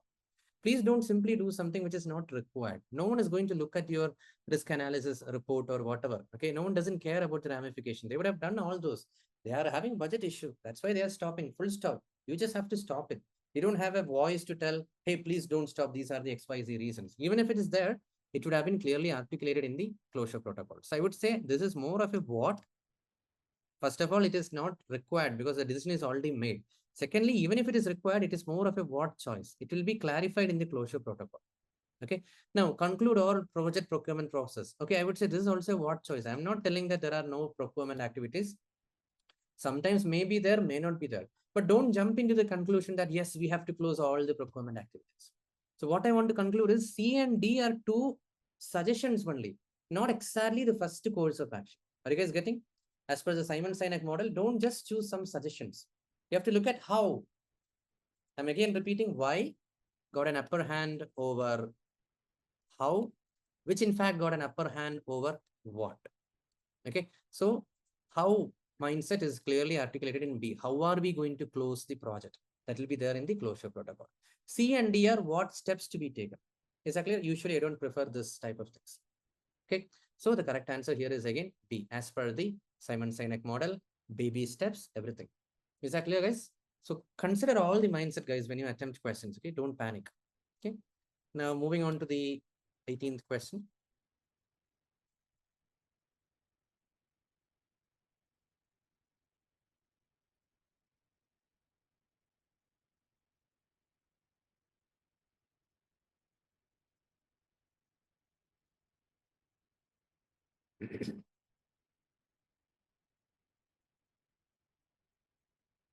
Okay, let's start.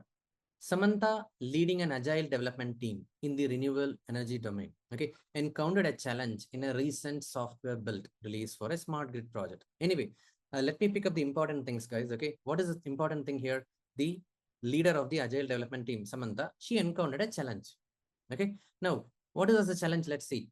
Critical changes were overlooked due to a communication breakdown in communication. Okay, so what is the concern? Some changes were overlooked, but the root cause is not that. The root cause is some breakdown in communication. Let's see between who and whom. Okay, the communication breakdown is between the product owner and the team. So are you getting, guys? don't get deviated from the fault in the question. The fault in the question is not the changes were overlooked. The fault in the question is breakdown in the communication between product owner and the team. Okay. Despite the product owner mentioning a change during one of the daily meetings, it went undocumented. Come on, guys, how can it be possible? Product owner is the person who decides the priorities, let's say in a Scrum framework. So he will decide, okay, what the team should do, what is the priority in the upcoming sprint. Everything is decided by the product owner. So how can a feedback from the product owner go undocumented or unnoticed by the team? Something is wrong fundamentally regarding the relationship or regarding the communication between the product owner and the team. Are you getting that feel? Now, what steps should Samantha take to prevent a recurrence of this issue? What issue? A product owner mentioning something in a daily meeting and it goes undocumented. Please don't get deviated. It's not about a critical change where overlooked and all. Okay. The issue is product owner told something, it went undocumented by the team. No one bothered to document it. Care about it. No one bothered to care about it. Okay. So let's see A. Enhance the frequency of backlog refinement sessions and document changes systematically during retrospective. Okay. Let me tell you, this is simply by increasing the frequency of backlog refinement sessions will not solve the pain point in the question. What is the pain point in the question? Product owner said something, team didn't listen to it. Team didn't take it seriously. So that is not going to get resolved by this step. Clear? Now let's see B.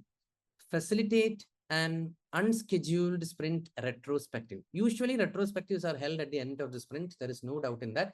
But at this juncture, considering the seriousness of a miss in communication between the product owner and the team, the agile development team lead, Samantha, is scheduling an unscheduled sprint retrospective. What is the purpose of retrospective? What went wrong? What could have been done in a better way? What are the good practice? Whatever. But anyway, right now the agenda is to discuss why this got missed. Okay. Now, and then after this retrospective is being facilitated, it is leading to an urgent change process into the team charter. That completes the loop, guys. Do you remember today we spoke about a question related to the team charter? Team charter is conveying the ground rules, team values, and way of working. Okay, so there we should clarify. Okay, hey guys, why it was unnoticed? Next time onwards, we need to make sure that whatever is the request from the product owner, it should be documented and it should be taken up seriously. Like that, we have to conclude. Okay, and that request for a change in the process, not the change request we take in predictive. Is that clear? Just a change in the way the team work, and that should be incorporated in the team chart. So I really like this, guys. B, fantastic. Now C, collaborate on product backlog refinement with the team and the product owner before upcoming iteration. Let me tell you, it may solve for the time being, but it won't prevent in a permanent way a recurrence of this issue. Okay, that is what I'm telling. We should set the goals very clearly. Hey, team, why you guys are not noting down or not taking it seriously the request from the product owner? That is what the message should go. And that is the first step. What step? Okay, that's it. Now, advise the team to exercise heightened vigilance in future interactions. Okay, so what are you doing? I told no, never choose something like, hey, advise the team. Hey, team, you be careful. What is that you are doing? Okay, nothing. So if you, and what do you mean by this heightened vigilance? It's not clear. But you look at B, the word facilitate is there. I told you facilitate, work with the team, collaborate with the team. You should consider those options an upper weightage. And then it is also not only just a facilitation of the retrospective, post that we are implementing a change in the process, which will get documented in the team charter, which is conveying the ground rules, team values, and way of working. Because the problem here is the ground rules, correct? The product owner said something, it went unnoticed. So B completes the loop totally. Hope you guys got an idea. So B is the correct answer. B. Clear? Now, 19th question.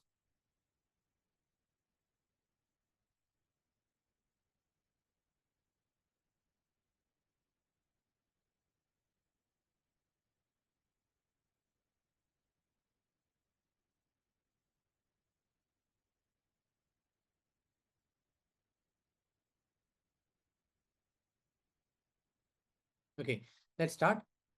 After officially completing the project, Deepika Padukone, the project manager, and her team are still asked with, please understand the project is officially over.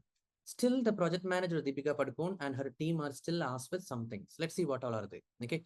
Evaluating the post-implementation performance of the deliverables, okay? Then conducting user training sessions for the project outcomes, addressing any unresolved user feedback or issues, documenting lessons learned for future projects. Okay, all these things, she and her team are being bombarded with requests.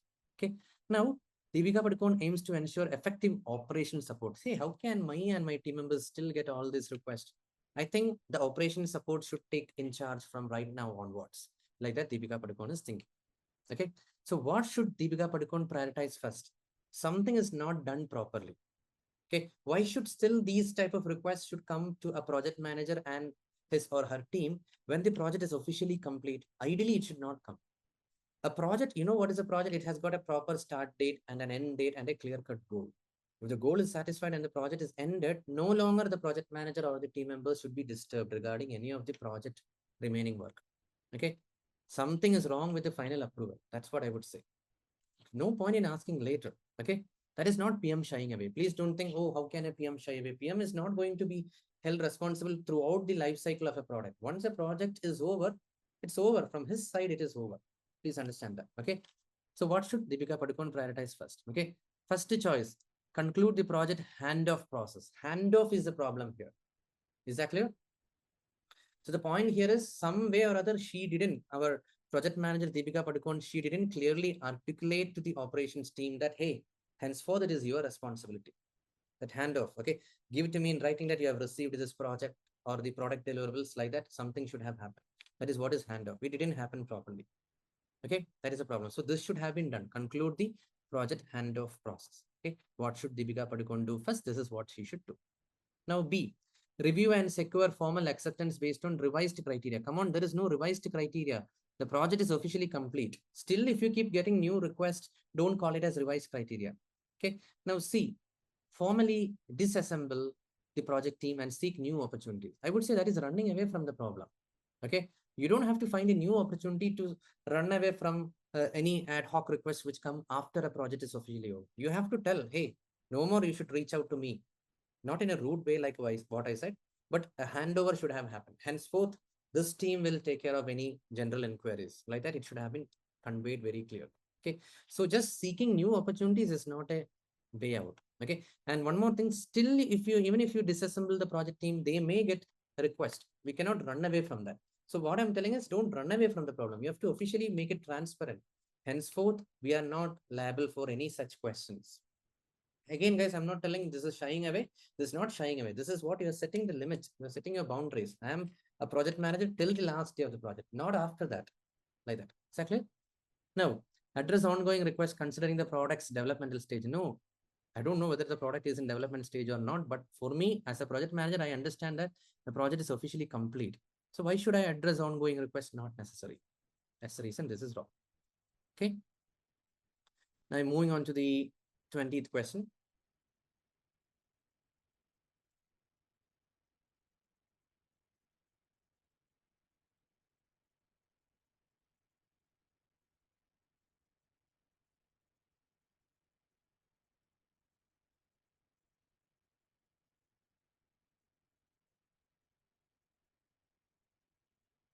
Okay, let's start. A new project manager has taken over an ongoing project from the previous project manager. The initial meeting reveals frequent arguments and poor collaboration among team members. Okay, the team members are frequently argumenting. There is poor collab among the team members. So you just joined the project team. Okay, it was led by another project manager. What should the new project manager do to improve team dynamics? Clear? So first one, replace team members with the new ones. Come on, guys, that is an extreme answer choice. Never ever think about simply replacing the team members with new ones. Okay, I would say frequent arguments and poor collaboration is not a reason. Come on, you are a project manager. You have to deal with all those. Simply because there is no collaboration, you will remove a team members? No, not at all acceptable. I would say general mindset from PMI, guys, replacing, removing a team members, all these things are not there. Do you remember one mindset I told you? Extreme choices. I would call this type of choices as extreme choices. We should not simply replace team members, remove team members on the ground of collaboration, lack of collaboration, on the ground of performance. No, it's a strict no. Is that clear? I would suggest, as per the PMI mindset, we can replace new team members or remove a team member only when on the grounds of, let's say, the existing team member, he was involved with some act of bribery, or like what do you say, some sexual harassment, or he has tried to leak some data, confidential data with some competitors. Only on those grounds we can think about removing a team member. Otherwise, we should never ever think about removing a team member or replacing a team member. It is against PMI. I would tell one mindset, guys. If you hired a donkey, you have to manage with that donkey because it is your responsibility. You know, I keep repeating the famous movie quote, with great power comes great responsibility. Okay. Because if you had the power to hire, let's say 10 people, you don't have the power to fire them. Please keep that in mind. You have the responsibility instead to retain those 10 people whom you have hired. Okay. Because hiring process is designed by you only. No, you hired the candidates. That's a power. That doesn't mean you have the power to fire also. Okay. This is a fantastic mindset, guys. Today in this era, there are a lot of layoff by a lot of big companies also. But at least let me tell you, once you guys are PMP certified and once you climb the corporate ladder, please do not think about removing the team members just like that. Layoff. Okay. 1,000 people, 100 people. It's not a good trend. Something is somewhere wrong, guys. Okay. With great power comes great responsibility. If you have a power to hire, you have a responsibility to retain also. They have gone through your interview process only, right? You have only released the offer letter. Simply, you cannot fire them. This is a mindset which I'm telling. It's your responsibility. Power comes responsibility. Okay. With great power comes great responsibility. So I'm repeating again, guys, do not think about removing a team, not only team, guys, removing a vendor, replacing an existing vendor with a new vendor. You should be very careful. Unless on grounds of anything, like I told, no data privacy, bribery, and all, no, we should never think about removing a vendor. Okay. Or something. That's an extreme answer choice, I would say, because you have hired a vendor, you had a sourcing protocol. Unless some serious violation of the contract is there, we should not think about just because the vendor is not collaborating, not cooperating. Okay. We should have studied all this while you onboard a vendor or while you onboard a team member. So don't just jump into the action of removing a team member or replacing a team member. Okay. Now, B, escalate the issue to senior management for immediate intervention. As I told you, please do not go to senior management with all these petty issues of frequent arguments and poor collaboration. They will smile at you once or twice. Third time, they will fire you. Do not escalate. Do not trouble sponsor. Do not escalate. Simply, let's see if there is anything better. Okay. Now, see, organize team building activities to enhance team cohesion. This is what I'm telling, guys. As per the Simon Sinek model, it is wrong because that is a what type of suggestion. Okay. Okay. Team building activities to enhance cohesion is a good suggestion. I like that. But are you sure that that is the reason for the frequent argument and poor collaboration? What if they are already overloaded? Come on, they don't even have time for attending a team building activities. So the problem is not with team cohesion. They are overloaded or they have some other project priorities in their head. Maybe that could be a reason. So we need to understand why there is frequent arguments and poor collaboration. If the reason is team cohesion, then you can go with team building. That is what I'm telling, guys. Follow the Simon Sinek golden circle. This is a what type of suggestion. Don't choose. Okay. Unless there is a strong valid reason. Now, D, guys, establish a team charter and define ground rules to clarify team roles and expectations. I liked it because what is the problem statement here? Poor collaboration and frequent arguments. Come on, guys. Don't argue like this. Let us revisit the ground rules. Let us develop a team charter. Okay. And establish the ground rules. This is what we should do. Okay. Establish a team charter and define ground rules. Okay. Again, there may be a question. Oh my God, is the team charter not created early? Like that some of you guys may think. Okay, maybe it's not created early. Who knows? Anyway, now right now you have joined as a project manager. So your first task at this moment to address the frequent arguments and poor collaboration is to define a team charter. The baby step is to define a team charter, which clearly has got the ground rules. Okay. Hey, this is what is expected from this people, and this is your role. Please don't keep arguing about your clarity of role and all, and please collaborate. Like that, we should establish a ground rule, and that should be documented in the team chart. So D sounds good. Again, as per the Simon Sinek model, this is more about how to go about it. Are you getting? It's not about what. Okay, how to go about it. How to go about this issue of frequent argument and poor collaboration. We should go with a team charter and a well-established ground rules. Make sense? So we'll move on further. 21st.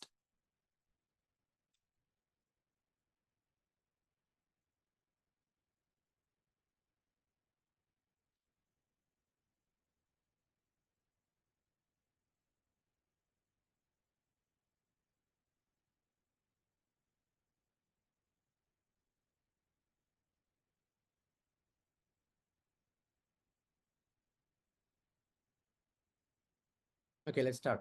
A project team collected sensitive client data during early stages of a project to help develop project management plan.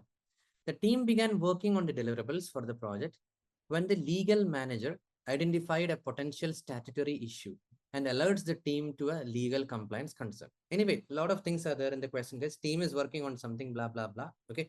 But what is that? The legal manager identified an issue. Where are we right now, guys? The legal manager identified an issue, nothing else. Okay. If an issue is identified and a project manager came to know about it, what is the next step the project manager should do? Please remember my approach, baby steps. What is the next step the project manager should do at this juncture? If an issue is brought to your attention by a legal manager, you should update that in the issue log. What else, guys? No one will go and update in the project charter. No one needs to go and update the business case. These all are very early documents which will help us with approving the project, all those things. Why do you want to document an issue in the project charter or the business case? Not needed. And some of you guys may think updating the risk register. No, because it is already identified a potential issue. Okay, please be very clear. Risk is something which may happen in the future. Risk is something which may happen in the future. So you can look for keywords like may, might, likely, probably will happen, like that. And you know, then when such a language comes, that is what is a risk. But here it is not like that. It has happened. Okay, so there is no point in updating the risk register. Clear? So moving on to the 22nd question.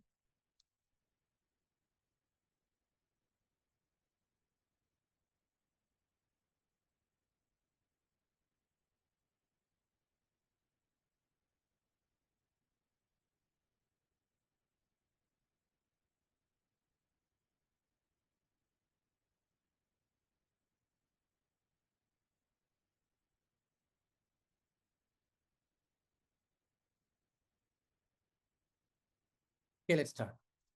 A project manager in the automotive industry has successfully completed a critical project. Note the point, the project is completed. Now don't keep talking about the project deliverables. Is that clear? The project is successfully completed. Okay, aiming at enhancing vehicle safety features, aligning with the strategic objectives of the organization. During the final review meeting and the lessons learned documentation, put this as a single meeting, final review meeting and the lessons learned documentation. Final, okay? Everything is done, successfully completed. Okay, we are just in the process of lessons learned documentation. All key stakeholders, okay, including engineers, safety experts, everyone is present. Okay, that's fine. What should the project manager do next? Okay, baby step, and that too. Where are we, guys? The process, where are we right now? Lessons learned documentation and final review meeting. Okay, so let's see. Option A, conduct a quality assurance check to ensure all vehicle safety features meet industry standards and regulations. Come on, that's a good thing, but is it the right time to do that? The project is completed. Now, why are you thinking about doing an assurance check and all? Irrelevant. Where are we right now, guys? Please listen to the context. We are in the lessons learned final review meeting. So this is not going to help. Now, B, seek validation from stakeholders on the completeness and accuracy of this project scope, particularly focusing on safety enhancement. Okay, so I don't know what is so particular about safety enhancements. Okay, there is no need of being particular about something. Second thing, is it the right time to seek validation from stakeholders on the completeness and accuracy of the project scope? Come on, it's completed. The project is completed. Now it is not the time for seeking completeness and accuracy of the project scope from the stakeholders. Ruled out. Now, C, upload the lessons learned register and the final report to the organization's central repository for future reference and improvement. Yes, this is the need of the hour, guys. Please don't get distracted. Where are we? Final review meeting and lessons learned. So in the lessons learned meeting, what else you will do? You will update the lessons learned register and the final report, final lessons learned register, whatever, you will update that in the central repository for future reference. Sounds very, very good.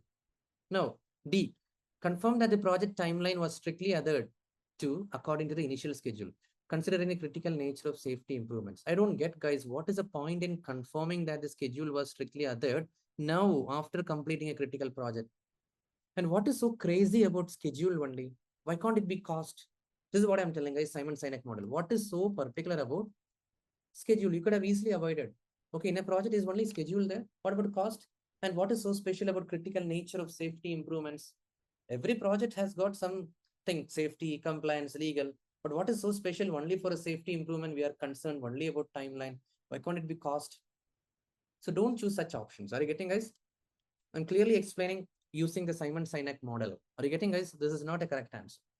Okay.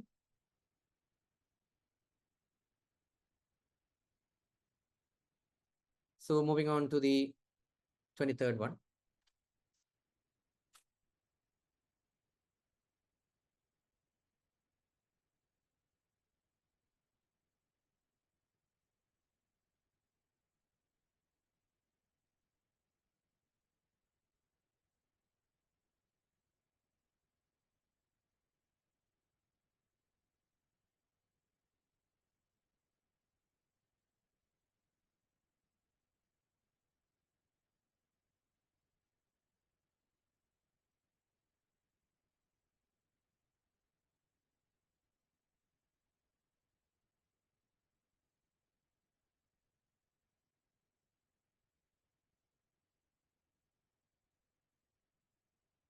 Okay, can you start? In a pharmaceutical project, the project manager seeks input from the team during their quarterly risk assessment meeting to determine the appropriate contingency reserve. So the project manager is in a meeting to identify the contingency reserve. The team identifies 4 risks along with their likelihood and financial implication. Okay, so there is a purpose, guys, why they have given this likelihood. Don't take it for granted and ignore it. There is a reason why they have given it. Okay, now what contingency reserve is a project manager likely to expect? Okay, what is a contingency reserve the project manager is likely to expect? Okay, let's do one thing. Let's note down these numbers. This is involves a little bit of calculation. Don't worry, for the actual PMP they will give you the calculator. Okay, so anyway, let's see in the screen, guys. I am writing down all this. Okay, we had 3. Okay, let's say 4 risk. No, so 1. Okay, so let's write down here. Okay, risk 1, then risk 2, risk 3, risk 4. Okay, now each of the risk, let us identify the probability. Okay, and the whatever is likelihood they have given in the question. Let's use the same jargon. Okay, likelihood. Okay, and then next is impact, financial impact. Okay, so likelihood as per the order 15, 25, 35, 45. 15, 25, 35, 45. Okay, so all these are in percentages. Okay, so let's identify that also. These are in percentages. Okay, so next is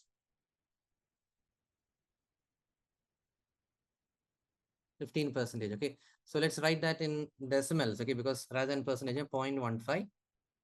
Okay, then next one is 0.25, 0.25. Next one is 0.35. The next one is 0.45. In percentage, when you convert it to decimal, it will become like that. Okay, next, the impact is 15,000, first case. Next case, it is 25,000. Next case, it is 35,000. And next case, it is 45,000. Okay, now let me tell you, if nothing is given, let's say the likelihood is not given, then the what do you say? The answer would have been easily sum of all this. Clear? Which comes to 120K. Okay, if nothing was given, then the answer would have been 120K. Okay, but let's say such an option is not even given. Oh yeah, it is given. Okay, let's see the question. Okay, if you see here, the 120K is given. Okay, but don't choose that. You'll be tempted to choose D. Oh my God, it's just a matter of adding, like that you will think. But it is not like that. Don't think they are stupid to give you the likelihood. There is a need why they have given you the likelihood. There is a purpose. So what is the purpose? What do you mean by RPN, risk priority number? It is nothing but the product of probability times the impact, likelihood times the impact. So they are expecting that. Okay. So here, what will happen? It is nothing but this times this you have to calculate. Okay. And then you have to add it. See here. See here, sum of this. It will come to $41K. Okay. So that is the purpose of this question, guys. Okay. If you check the option A, option B, it is exactly coming to $41K. So don't think that the question is so innocent. They are expecting a basic addition and choose the answer 120K. They are expecting you to utilize this probability also, likelihood also, because every risk is not equally probable. Let's say risk 1 is only 15%. Why should I allocate 15,000 for this risk 1, which is only 15% probability? Like that. Are you getting the point, guys? So that is a mindset here, likelihood. Okay. Now one question will be there. What if all the risk happen, Vishak? What we will do? Like that. But let me tell you, it won't happen. That is the purpose of giving this likelihood figures. Okay. Every risk will not happen at the same time. Okay. In that case, you are so unfortunate. Just think in your personal life, guys. We may keep some reserve money. That reserve money, in case you face a difficulty in your career, you can use those funds during that time. Let's say you are part of a layoff, or let's say you end up in a health issue, or in your house something got stolen, some precious things. So you have to buy in some new things. That's for all those purposes we can use the funds. But don't think that every bad thing will happen to you at the same time. Are you getting? You are part of a layoff, and then something got stolen from your house, you had medical issues in your house, everything won't happen at the same time. That's what they have shown here. Likelihoods are different. So don't expect that all the four will happen. Okay. So it is enough. We are sticking to a contingency reserve of $41K. Now one question will be there. What if risk 4 happens? I would say in that case, you will seek the help from the management reserve. That's what I would say. Because the likelihood is only 45%. So you will make a justification telling that we thought that this is only less than 50%, so it won't happen, but it has happened. So request you to share additional funds from the management reserve. Okay. So please be very clear. Contingency reserve is for non-risk. There is no doubt in that. But if the question doesn't give you the probability, then you would have whatever you have chosen, people who have chosen D, no, it was perfect. It's just a matter of adding the impact. But since they have given you the likelihood, you should calculate like this, like I showed in this next tab, and then only you should arrive at the final answer. So the final answer is 41K. Okay, hope I have answered all the possibilities. Don't worry if 1 or 2 or 3 or 4 will happen together. It won't happen. Second thing, in case risk 4 happens, I know you need 45K. In that case, we may seek money from the management reserve. Okay, I think at this juncture, let us rewind that. Okay, contingency reserve is for known risk, management reserve is for unknown risk. Clear? That's it. Okay, so the correct answer here is $41K. Okay, hope that is clear for you people. Okay, moving on to the 24th question. Okay.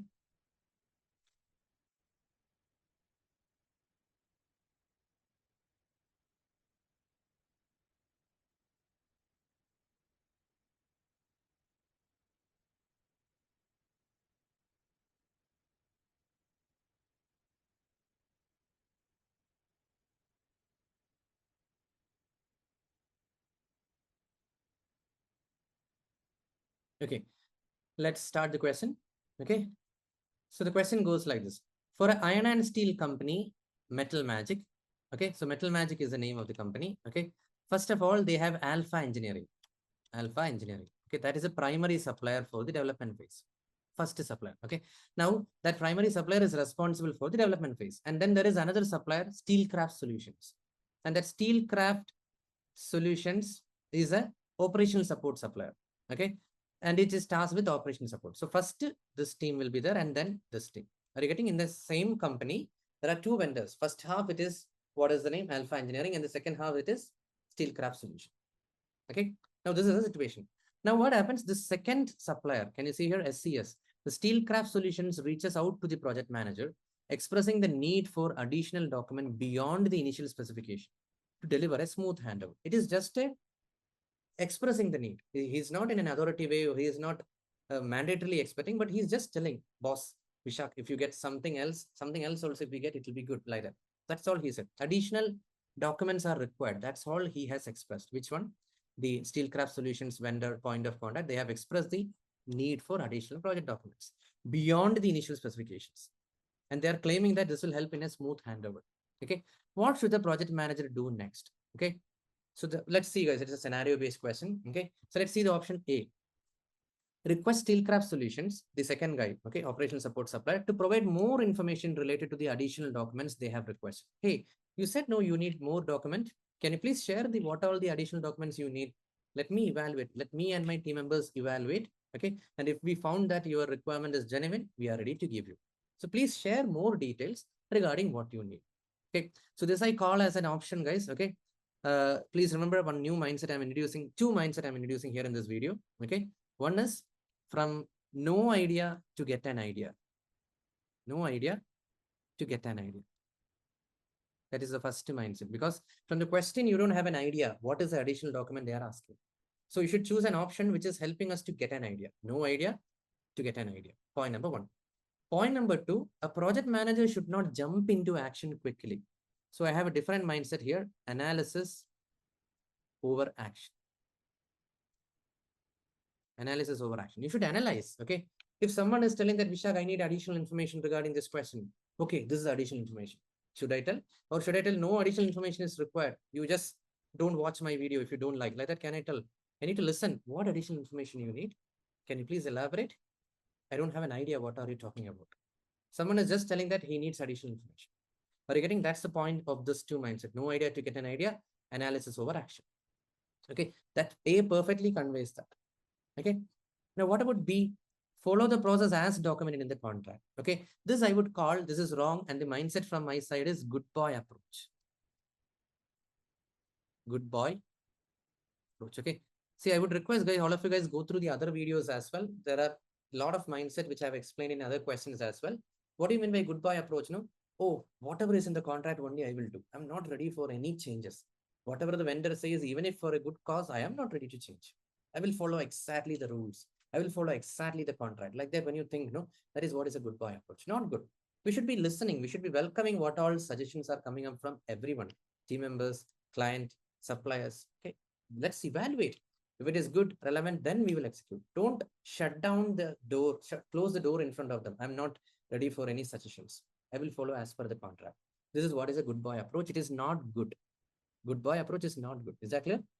Now C, share all the requested documents with Steelcraft Solution, the operation support supplier. I would say this is also, both B and C are good boy approaches. Is that clear, guys? Because C, you are telling, oh my God, that vendor is my favorite vendor. Whatever they are asking, I will give. I will be a good boy in front of that vendor. Is that clear? That is also a good boy approach. Are you getting, guys? Totally giving whatever the vendor have asked. Okay, that is also wrong. Okay, so B and C are wrong. Now, what about D? Ask Alpha Engineering, the development phase supplier, to create all additional required documents to support Steelcraft solution. Okay, two reasons why this is wrong. First reason, PM shying away. Why are you giving that responsibility to the Alpha Engineering, who is a primary vendor? The secondary vendor asked you, Steelcraft Solutions asked you, reached out to you for additional documents. Okay, why are you shying away from your responsibility? Hey, you are the first vendor. No, it is your responsibility. Whatever they are asking, you give. That is PM shying away. Exactly. Second thing, did you notice the extremity? All the additional documents. What if they are asking you some confidential data? What was the payment you gave to Alpha Engineering? May I know that? We are not supposed to review. Is that clear? First review, first analyze what sort of additional document these guys are asking. It is their perspective, no? It will facilitate a smooth handover, not your perspective. So first validate whatever they are asking additional documents, and then you do the needful action. Is that clear? So I explained here very clearly what is a good boy approach. Point number one, mindset number one. Second one, PM shying away. Mindset number two. Okay, please be very careful. Don't jump into unwanted answer choices. The mindset is the key for the PMP exam. I would request again, guys, please go through the other videos. Then your mindset will be perfect.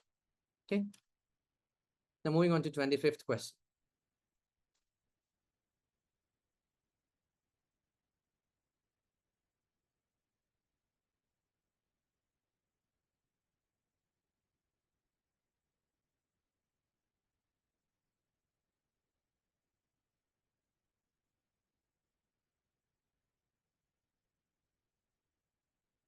Okay, there's a question based on EVM, earned value management. Okay, so this will involve some formulas in EVM. Please brush up your fundamentals of EVM to understand this question. So you're managing a critical project. Okay, 4 months you evaluate. After 4 months, you evaluate the project's progress. Okay, the project's budgeted completion is 120K. Let's write down everything.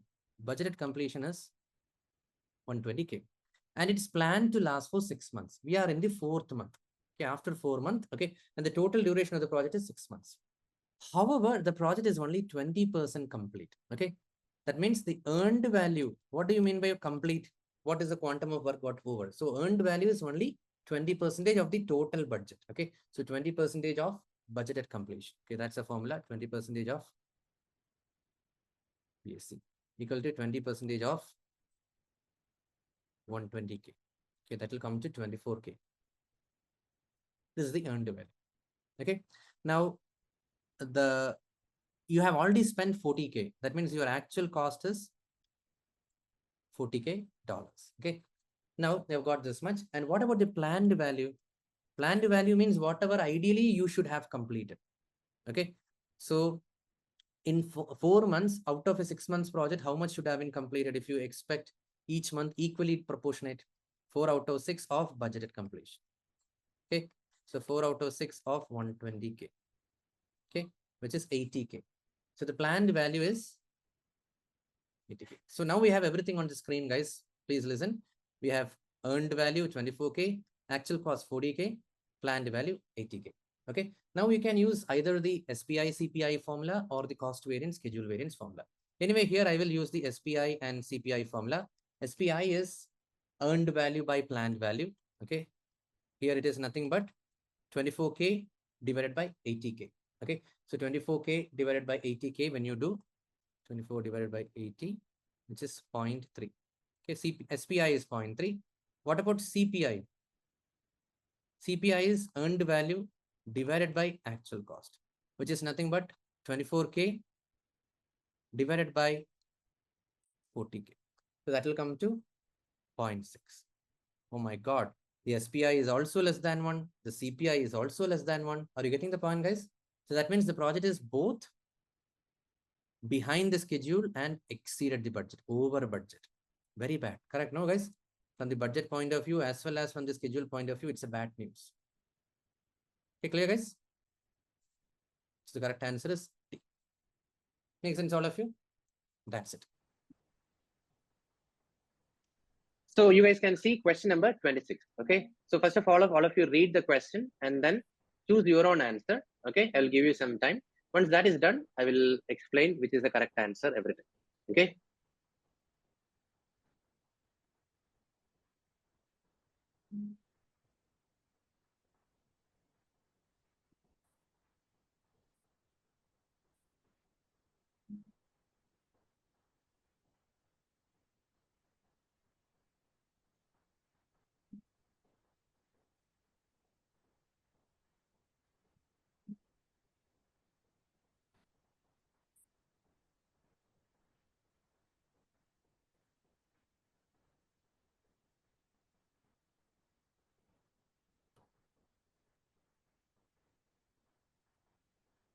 So that's beautiful. I think in this question, all of you guys have answered it correctly so far. Great going. Some of you guys are still reading. You guys have to improve your speed.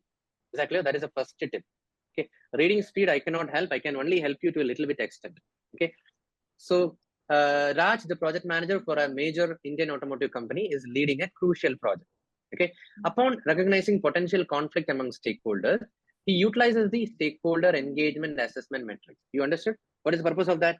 To assess the engagement level of different stakeholders. Okay. The matrix identifies the key stakeholder. When you did that analysis, what is the metric showing to you?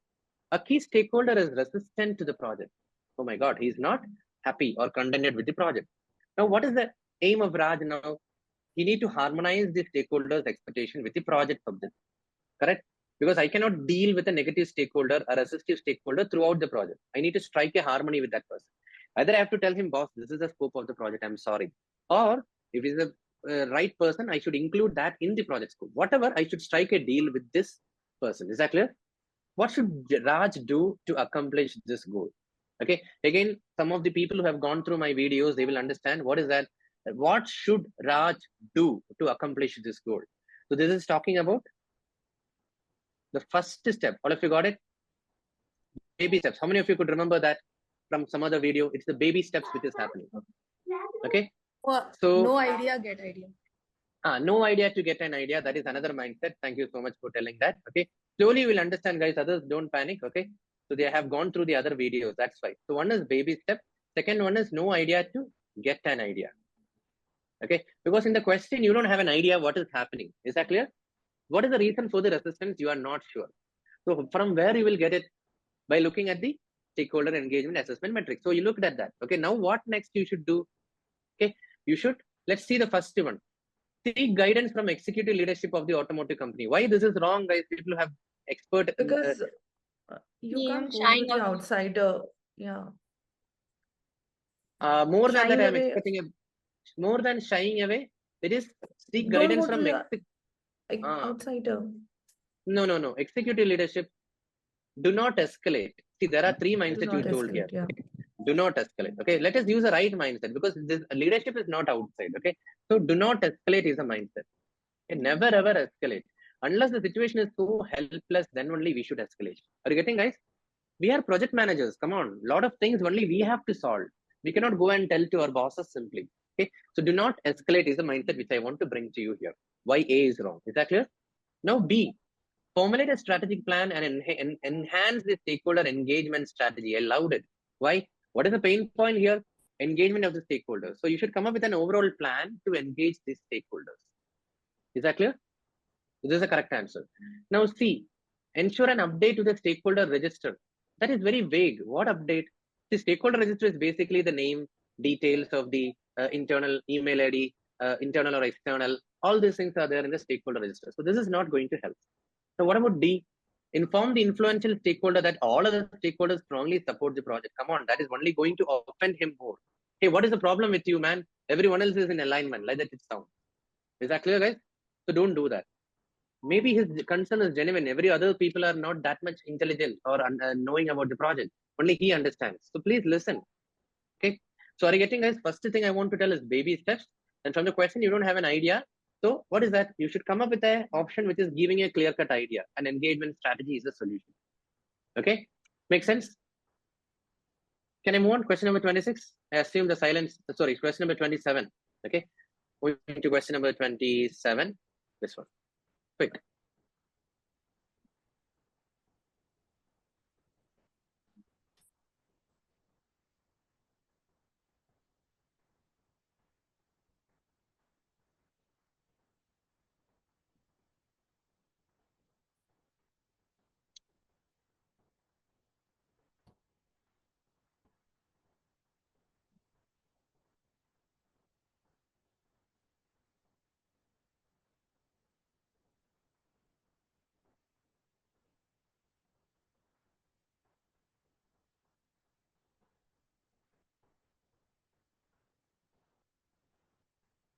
Okay, I think that's great, guys. All of you guys have chosen C.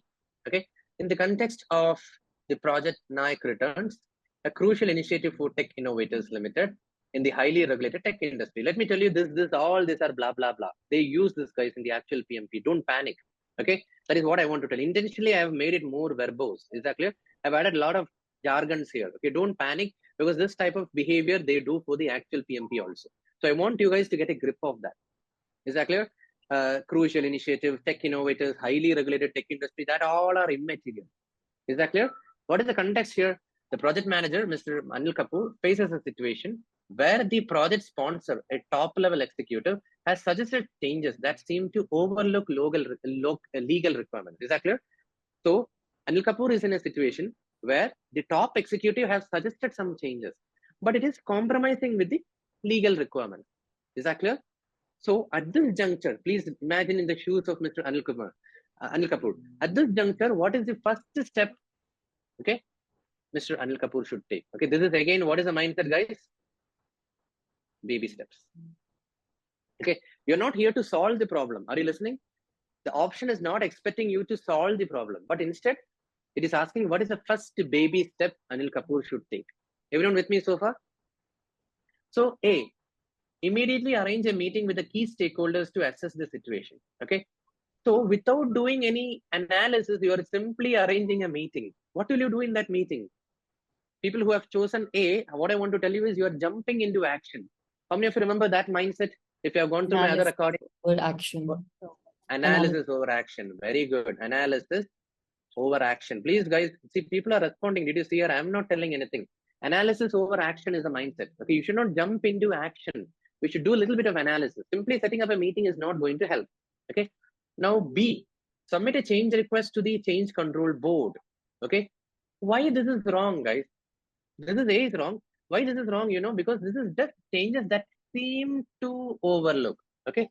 Don't panic. Seeming, it seems so, I feel so, I have a concern. All these things are not 100% sure. Are you noting down?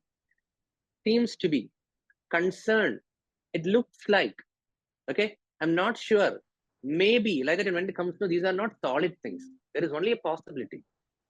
Is that clear? So you should not panic and go ahead and submit a change request. You have to validate. If something seems to be not right, what you should do? Check with some experts. Okay, so I think Geeta, you have chosen B. What I want to tell you, it just seems to be. So you need to validate. If you feel something is not right, what you should do? You should check with some experts. Now the point number 3 comes. What I told you, whenever the keywords like regulatory, statutory, standard, legal, compliance, when these things comes, what is that I told you? We are not an expert. I repeat, a project manager is not an expert. Nothing wrong in seeking an advice. This is the only place in which he can seek advice. Don't tell PM shying away. That is contradictory. Is that clear? Here you can shy away because I'm not an expert. I don't know ABCD of legal. I don't know ABCD of compliance. So I will reach out to my experts in my company. They will guide me appropriately. So now you see here, consult the organization's legal advisor, Mr. Amitabh Bachchan, for guidance. If I like that. Is that clear, guys, everyone? What about D? Review the organization's repository of past project experiences for precedence and guidance. No, you won't get anything from the past projects because this is something now you came to know that it is overlooking legal requirements. So there is no point in looking at the past lessons learned. Is that clear why D is wrong? Everyone clear? So the correct answer here is C. Vishak, in this case, there is a doubt with the B because when we submit it in the change as a change request in the CCP framework, wouldn't it go to the legal advisor for the approval as well? Where I will it tell will you. anyway I will would tell be you. tackled. Yeah, I will tell you why. See why? Because it is just seems to overlook. So nothing wrong in doing a preliminary check. So I would say an initial assessment you can do. Again, CCB and all like a very rarely used event. Cannot just Okay. anyway CCB will tackle it like that. So that is what the option is very clear. CUC consult. Okay, just consult. If someone is here from the pharmaceutical background, I know them. If I'm putting into a new project, what is the first step I will do? I will have a preliminary consultation with that person. Hey, everything fine? Am I going in the right direction? That's all. And let him suggest. Oh, Vishal, maybe he will suggest, hey, no need to go through CCB and all. This usually happens and we just ignore it. There are a lot of things. Legal people will tell. Okay. So when you're buying a property, do you check every document is scrutinized? There are some things which are rule of the land. It will be there in the government rules that you have to do this, but we may not do it. Correct. Are you getting? I don't want to tell. You got? No, what I'm telling. Everything we may not go as per the protocol. Rule of the land is there. So if Amitabh Bachchan is telling it can be ignored, you go ahead with the sponsor's requirement. Whether if he's telling I'm happy, I don't have to go to CCB. That is the point. Clear? So that's why C, the word is seems to be. That is what is confusing me. Seems to overlook. So I will just validate with the legal advisor. Everyone clear? Please, So, guys, Vishak, let's spend. can we say that since the scenario is seem to overlook, we first confirm after consultation, and if it is confirmed that we have overlooked the legal, then we go for CCB? Exactly. Imagine Amitabh Bachchan is telling that, yes, Vishak, this is tricky. We have to rework on our project timeline. Okay, this we cannot accommodate in the existing timeline. Like that, if Amitabh Bachchan is confidently telling, then with that confidence level, Anil Kapoor will submit a CCB request. Got it? So that confidence level is not there. That is why. So the first step is get that. Okay, baby steps. Is that clear, guys, everyone? And have you noted down the other keywords? Regulatory, legal, statutory, compliance, standards. Don't take it lightly, guys. This session is enough. From today onwards, if you guys are listening today and tomorrow, that is enough, guys. I'm sure your confidence will be twice or thrice.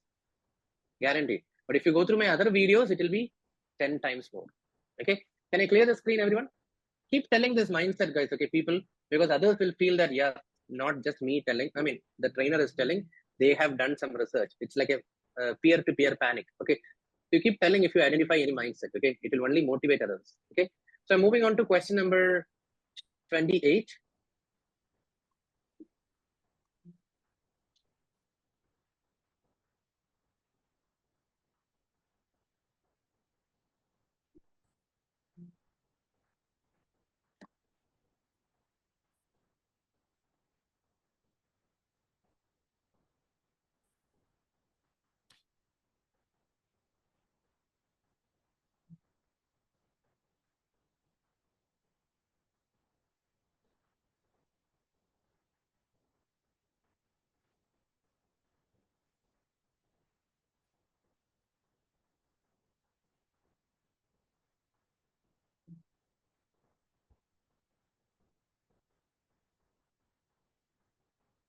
Okay, can we start?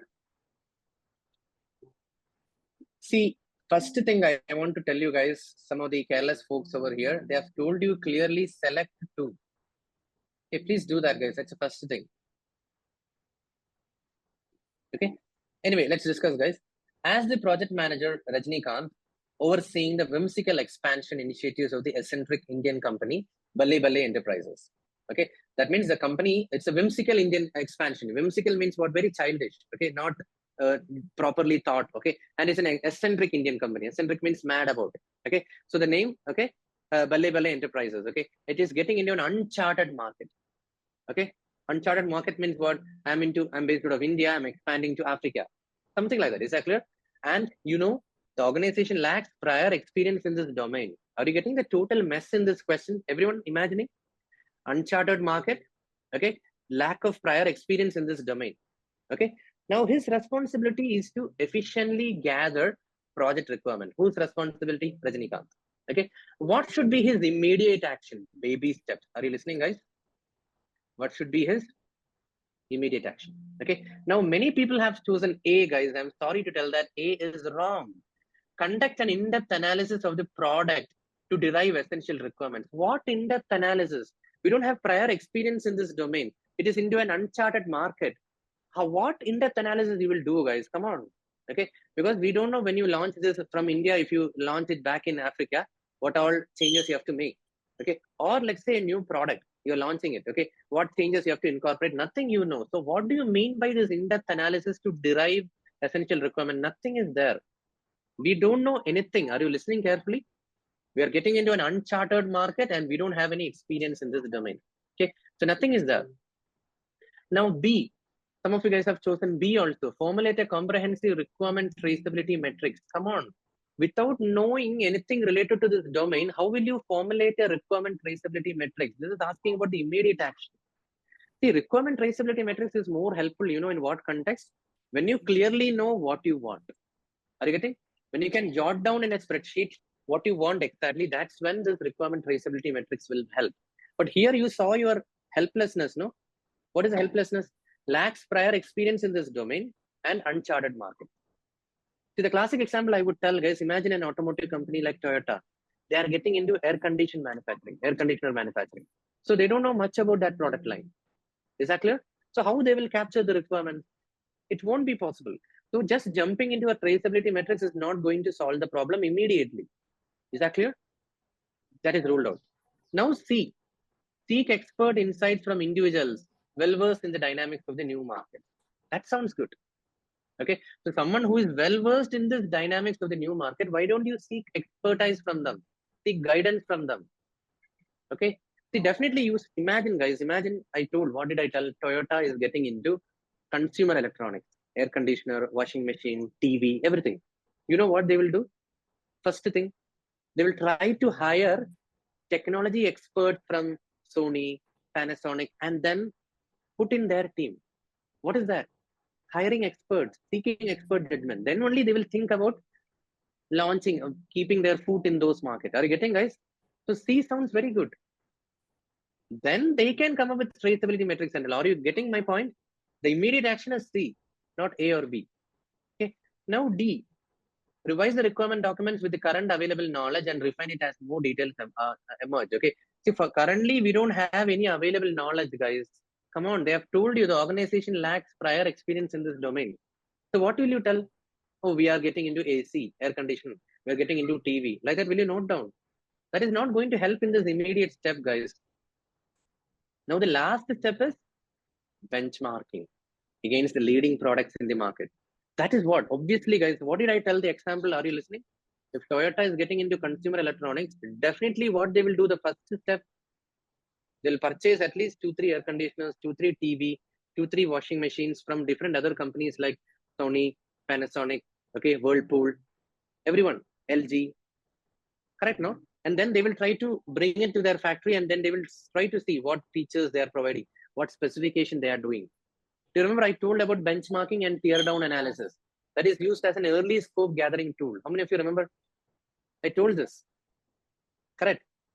This is used as an early scope finalization tool, early scope gathering tool, early scope. So for that, benchmarking will help. You can note down even if tear down is there, tear down also will solve. Tear down means what? You're literally ripping off a competitor's machine and seeing what is inside it.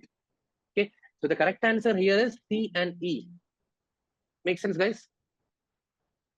Don't worry about you got it wrong. Are you getting the mindset right? Do you have any questions? Quick, shoot.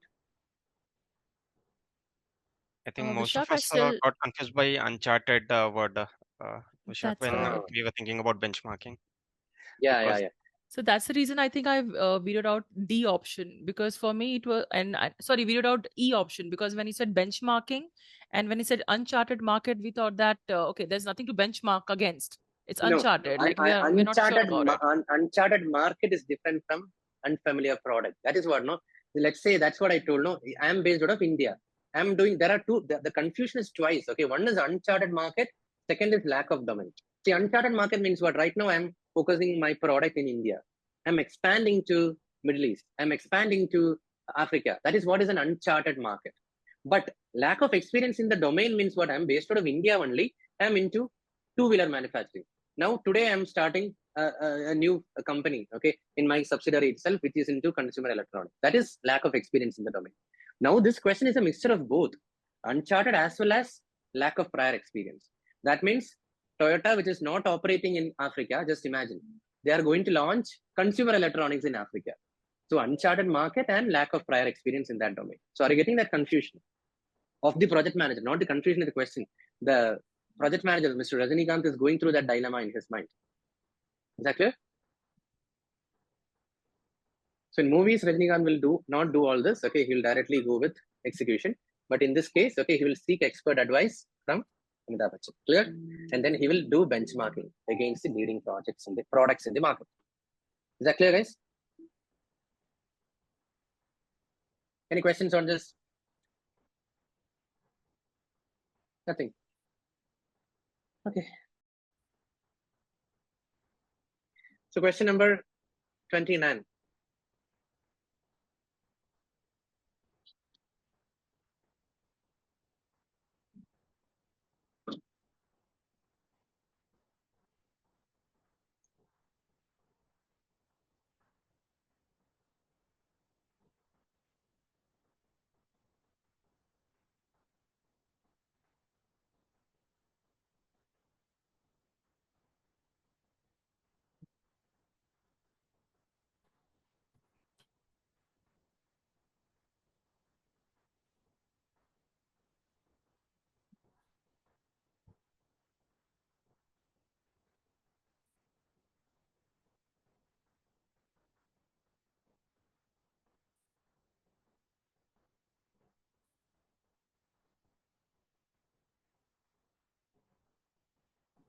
Can you discuss? So Raj is a project magician at a quirky construction company named Chuckling Constructions. Okay, his project involves a mix of local wizards and those who teleport in virtually.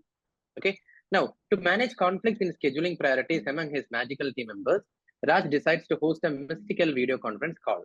Okay, which are the following enchanting techniques that Raj employ in this mystical scenario? Okay, so the question is indirectly asking, in case of a conflicting priority, okay, scheduling priorities, okay, which of the following is the best conflict management technique? That's it, the question is, okay, nothing else. Okay, so let's see. That casts a compelling spell, imposing his decision on the mystical stakeholders. What do you mean by that? Cast a compelling spell? Which type of conflict management technique it is? Do you remember? Forcing directly. Force or direct. Okay, so I would say that is not always the best approach. Let's see what else is there. Raj performs a smoothing enchantment. Okay, attempting to ease tensions among the mystical stakeholders. Okay, that is smoothing. Even I told, no, smoothing is not good, because in smoothing you are not solving the problem literally. Correct? All of you remember? In smoothing, we are just trying to pacify the stakeholders. Oh, don't worry, we can do this. This will be better. Like that. Okay, we are just pacifying them. We are not really solving the problem. That's why I don't like this also. Smooth or accommodate. Okay, so I'm cutting this also. Now the third one, Raj mysteriously avoids the conflict altogether, hoping it vanishes on its own. He's running away from the problem. Okay, avoid. All of you remember, no? That is also a good conflict management technique, but not the best one. What is the best one? Raj invokes the collaborative technique by summoning everyone for a magical discussion. Collaborate or problem solve. This is the best technique. Is that clear? That's it. The correct answer here is D. I don't know, many of you guys got it wrong. Please remember, the correct answer is D, because it focuses on collaboration or problem solving. This question is attacking your conflict management understanding, guys. Collaborative problem solving is the best. Is that clear, everyone? There should not be any confusion. Okay. Can we move on? Question number 30? Yes. Yes. Yes. Yes, 30.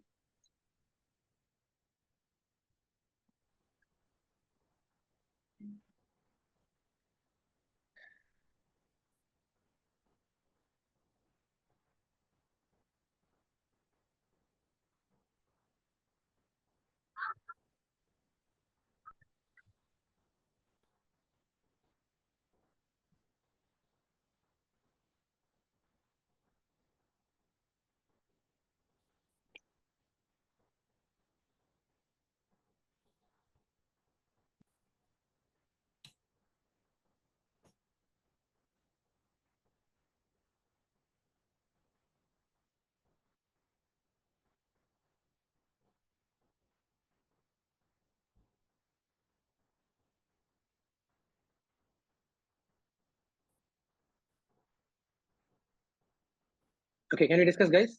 I think a lot of people have started answering. Let's discuss this quickly. The leadership team. Who is that, guys? The leadership team at Innovate Tech. That's the name of the company. Expresses interest in utilizing a crucial internal resource from your ongoing innovation project for a new venture. Are you imagining in the shoes, guys? You are working as a project manager. Now the leadership team says that, hey, from your team, that resource, and we are going to take it for another venture. Are you imagining in the shoes? And that resource is not some Tom, Dick, and Harry resource. That is a crucial internal resource. Are you getting that pain point? And that decision is already made by the leadership team. We are going to pull this resource for our new venture, like that they are telling.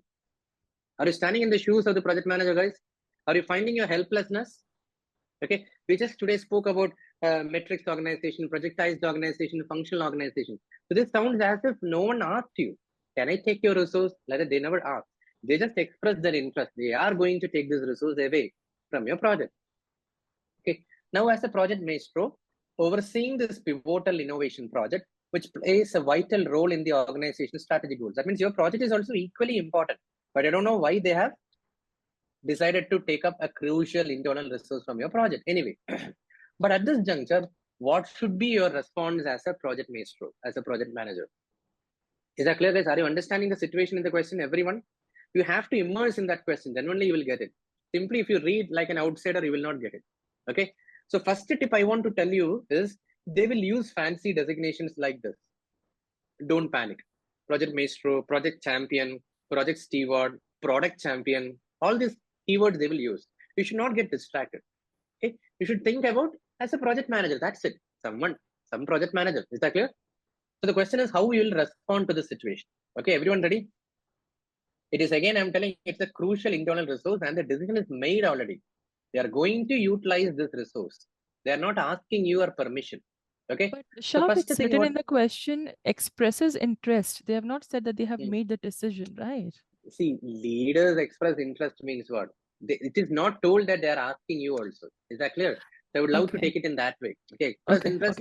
They could have asked. Okay. They would have asked for the permission. Okay. Leaders' interest is they are okay. Like we say, no, I like that. Okay. Like that when they decide, I like that. Okay. They have the power. Okay. They will just buy. Okay. Something, whatever they have, because they have money to work for them. We work for money. Okay. Anyway. Right. So the point is little bit passivity is there. I'm sure that it is not clear from the question, but I'm taking it like, okay, no, they never ask you the permission. Okay. It's the other way around. Okay. Now, I request the leadership team at Innovate Tech to provide a suitable replacement for the internal resource. No.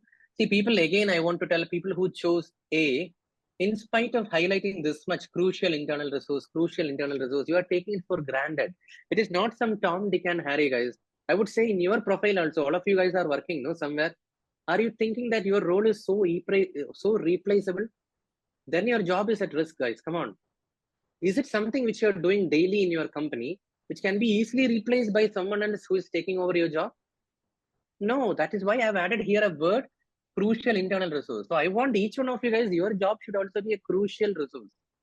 Oh, if she is not coming, it's okay. I can get it done by someone else. Like that, our bosses or senior management should never tell about us.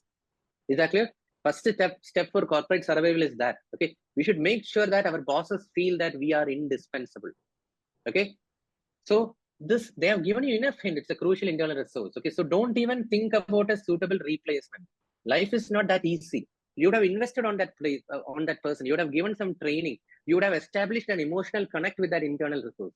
One fine morning, if someone is asking, will you be ready to give? And then you will get another guy. This is not a robot, okay? A robot or something which you can, one device is not functioning, you can put another device. There are a lot of things which are going connect, okay? Emotional connect, intellectual connect, everything is happening. So it's not about just skill set. Are you getting, guys, what I'm telling? A business analyst gone, we can get another business analyst. But is it that easy to start from day one? Maybe that second business analyst is far, far, far more qualified. But some things I have injected into the previous business analyst. Are you getting, guys, what I'm telling? Okay. So don't take it for granted, guys. A is not right. Okay. Now B, utilize your legitimate authority to diplomatically assert your decision, exercising your power to deny the resource allocation for the new project. Okay. I'm not denying this option is wrong. Anyway, I don't like it much. I will tell you the reason why. I don't like it much because you have been told, that's what I'm telling you, expressing the interest, okay, that this key resource is going to be utilized in another venture, okay. Now, rather than you trumpeting, hey, I'm the project manager, how can you pull my resource? Rather than that, no, here is the time when you have to escalate. Is that clear, guys?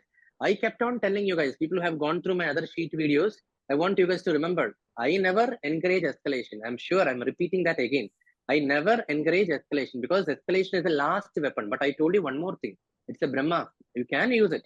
Once in a while, you can escalate. Correct? No, guys, I told that also. Very rarely you can escalate. But this situation is that very rareness. See, top something has happened. Okay. So now what is the only way out? This is our level. Can you see here? This is PM, his team, everyone is here. Team, everyone is here. Now the decision is made. What is the decision made? One resource will be pulled by the senior leadership and put into another project. What you can do, this is what is the senior leadership team level. Okay. So what you can do, you can just escalate. Our sponsor is revolving in this orbit. Are you getting, guys? Our sponsor, senior leadership team, they are all revolving in the same orbit. I think you guys know. Okay. We say no, now the mail chain is not in our level, it has gone to higher level, right? That and all we used to tell, right? Like that. Now the things you have to take it up to the next level rather than you shouting at the senior people. Shouting means not in a rude way, rather than you talking loudly to the senior people, conveying the situation. Let the sponsor speak for you. This is what is one of the responsibilities of the sponsor. I hope I clarified it that time itself. When the situation is so bad, then the sponsor have to speak for you on behalf of your project. He is like the mouthpiece of your project at a global level or at a senior leadership level. Is that clear? Not just giving the money, because money is not the only thing. If resources are not there, sponsors' money will be going to the sink. Is that clear? So right now you have to seek the help of your sponsor. Escalate the matter to the designated sponsor, seeking intervention and resolution at a higher level. I have done it, guys. That's what I'm telling you. Okay. I don't just go to senior leadership or sponsors. But when I go, no, I make him convey and understand that, boss, this is not in my control. That is why I'm reaching out to you. He also understands that. Yes, Vishak, I can help you. I can write a note. Are you getting my point, guys? Just a one-liner can play a game changer. If I write a lengthy mail, no one is going to read it. Let's be very humble. Project manager is just a project manager. Okay. Even if you write 4-5 bullet points and all, and you send a mail, people are not going to listen. But if the mail comes from the sponsor, the senior leadership team will look at that. It's just a one-line matter. At this juncture, Vishak's project is going through a key stage. So pulling this crucial internal resource can be detrimental. Simple. Nothing. I'll be putting fancy data and all. Okay. The crucial internal resource there, not there, before, after, like that and all. Who cares? Okay. Are you getting? It's not about the information. It's about from whose mouth it is coming plays a key role. Is that clear? So just a one-liner from the sponsor can make a huge difference. It can be a relaxation for me. Is that clear? That's what I wanted to suggest to you people. Okay. So seek his help at this juncture. So please remember, I only told you 100 times, I'm repeating, do not escalate to sponsor, do not escalate to sponsor. But this question is a classic example where you are helpless. What did I tell? Your hands are tied. So nothing wrong in escalation. Okay. Because the decision is at the top. See, when did I recommend, guys, please listen, I'm not wasting your time. When did I recommend don't escalate? If there is a fight happening between your team members, then you tell sponsor, can you please help? That is not good. But this here, something is happening in their orbit. Are you getting, guys? So nothing wrong in escalating. Are you getting? Now, D, inform your project team about the situation and strategically reassign responsibilities of internal resource to other capable team members. This is what typically all our managers do. It is wrong. as per the PMI mindset, it is wrong. Let me tell you again. If your manager has got 7 reportees, okay, if one guy is going for a wedding for 2 weeks or 1 month, what will our manager tell? Okay, remaining 6 guys, you cover it. Correct, no? But let me tell you, as per the PMI mindset, it is a wrong practice. You cannot just reassign the responsibilities of one guy to another one. What about the resource loading? What about the competency of the other team members?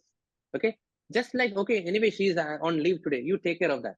Like that, if your manager is telling, you have to correct that practice. Is that clear? At least when you guys become PMP and you are becoming great leaders, don't do that. If in 10 people team, if 2 people are going on leave, it is not the responsibility of the remaining 8 to cover, because everyone have got their own bandwidth capacity. Is that clear? So don't encourage that practice. I have worked in one of the projects where automatically a flag will come. Okay, when I was in manufacturing, so we used to work in MS project. I think many of you guys know MS project, but that MS project was linked to a global server. Okay, so many times, let's say if I have a particular team member in my team, I kept on adding tasks to him. Okay, after some time, what will happen? An exclamation will come next to his name. Okay, he's 100% loaded. He cannot be added to new task like that. Are you getting, guys? That the software is telling, but we should also have that maturity. Okay, a person can work for 8 hours a day, 5 working days, or let's say 6 working days, depending on your culture. Okay, that much load only we should give to that person, not beyond that. Is that clear? Makes sense? So there is no question of reassigning. Okay, it is against PMI mindset. Strict no. Any questions on this question? Please ask after I explain this much. If you still have any concern, please shoot. Quick. Vishak, when you say sponsor? Ground rules. Okay, raise hand. Yeah. Okay, so when it comes to sponsor, you mean the client? Sponsor, I told you before also, no? I don't know who is that. Okay, the person who badly needs the project, who is funding for me. It can be internal person, it can be client.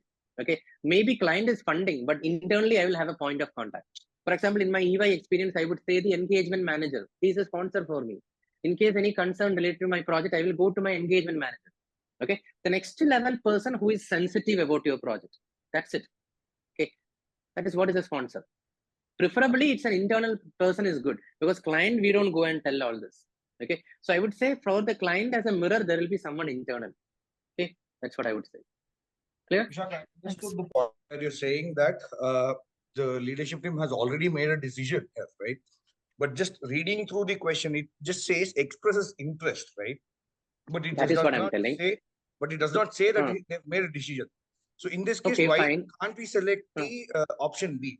Because it says that is what. Hold on. So the thing is, if you see, you are telling, I am telling. Okay, we are all team members. Okay, so leadership team will listen or take it up more seriously when it comes from their orbit. That's why I drew the diagram like that. See what you will do, Nanaya. Will make a presentation telling the key internal resource, these 36 deliverables he is doing. If he is removed from the project, this deliverables will not be done. The project which is supposed to get over by September, it will be done only by December. Like that at all, you are expecting, no? That is what you are telling, right? What I'm telling is people will not look at that. Instead, a single note from the sponsor will be more powerful.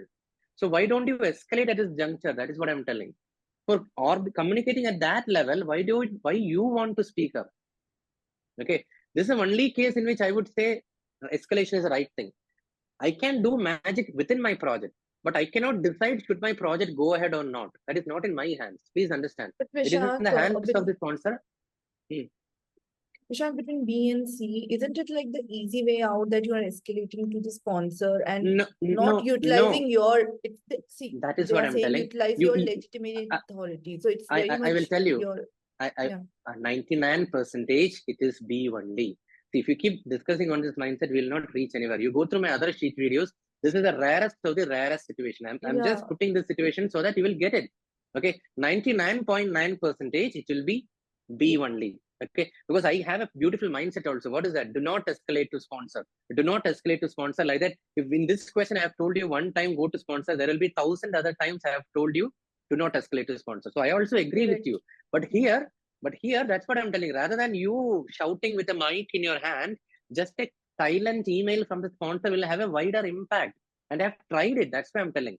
See, when you should not go for the sponsor? I've told you, please listen. Whenever there is a team problem, you are not able to solve, you go to your sponsor. That is not good. The mess which is in your level, you have to sort out. Let's say any issue which is happening at this level, I don't recommend going to the sponsor. Is that clear? Here and here, two team members are fighting. I don't recommend. But here, something which is at their orbit.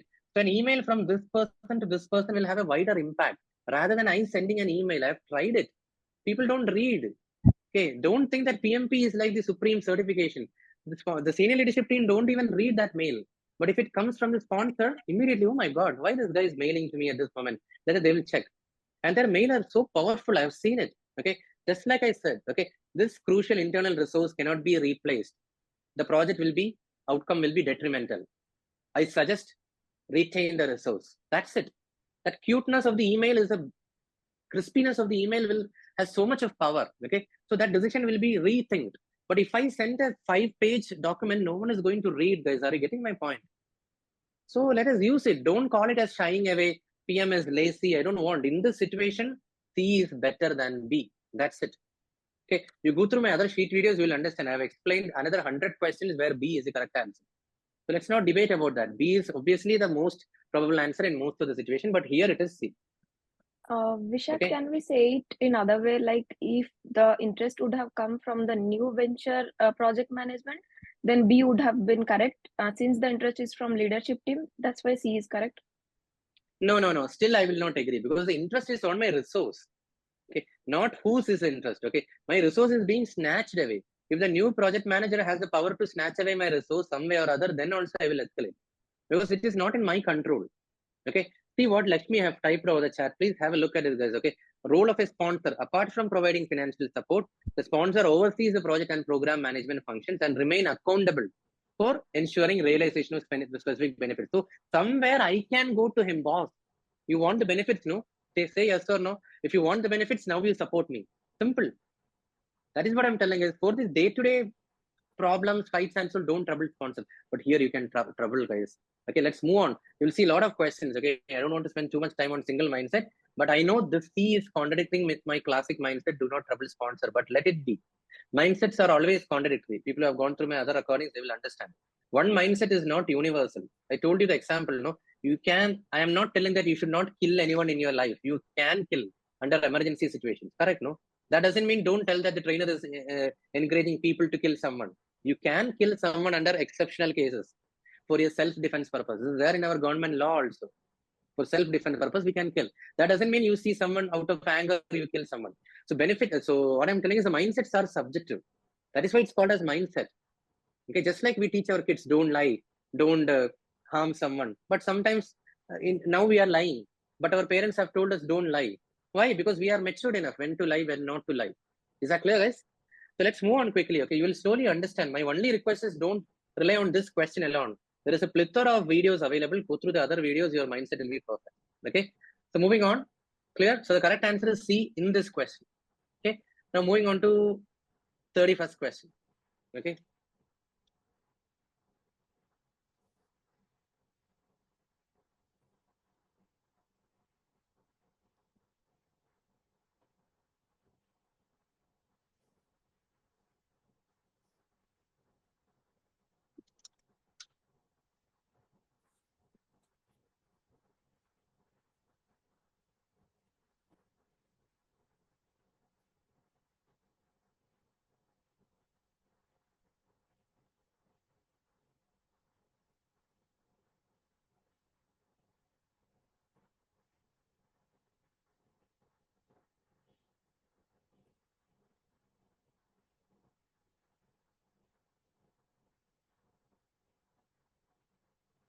Can you discuss? I think a lot of people have answered. So first of all, as a program manager overseeing a complex portfolio, you encounter a scenario where a specific stakeholder, let's say from this batch, one of you guys expresses a dissatisfaction. Oh my God, Vishak, I don't think so. This quest, what you are conducting, is going to help me in my PMP. Like that. It is falling short of my expectations. Okay. Now, to get that stakeholder's approval from that particular participant's happiness, okay, what I should do? Is that clear, guys? So are you getting, first thing is this a baby step type of question? Everyone getting that mindset? Baby step. First step. Please don't get distracted. Okay. Now, A, conduct a thorough review of the project charter, engaging in detailed discussions with the concerned stakeholder. It is wrong. Many people have chosen A. Why? Because charter is a very, very high level document, guys.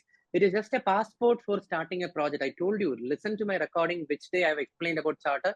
Charter is just a very high level document. It's a cute one-page document, which clearly tells what is the assumptions of doing the project, what are the constraints of doing the project, what is the high level scope, what is the expected milestone. Everything is very much sort of very high level, one page. Okay, cute. So looking at the project charter and discussing with the stakeholder is not going to solve. What is the pain point of the stakeholder?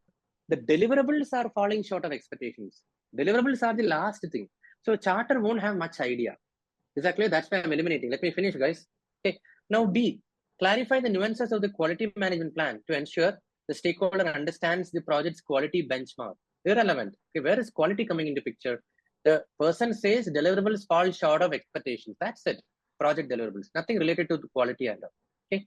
Now C, perform a risk analysis to address the stakeholders' new requirements, integrating potential risk and mitigations. No.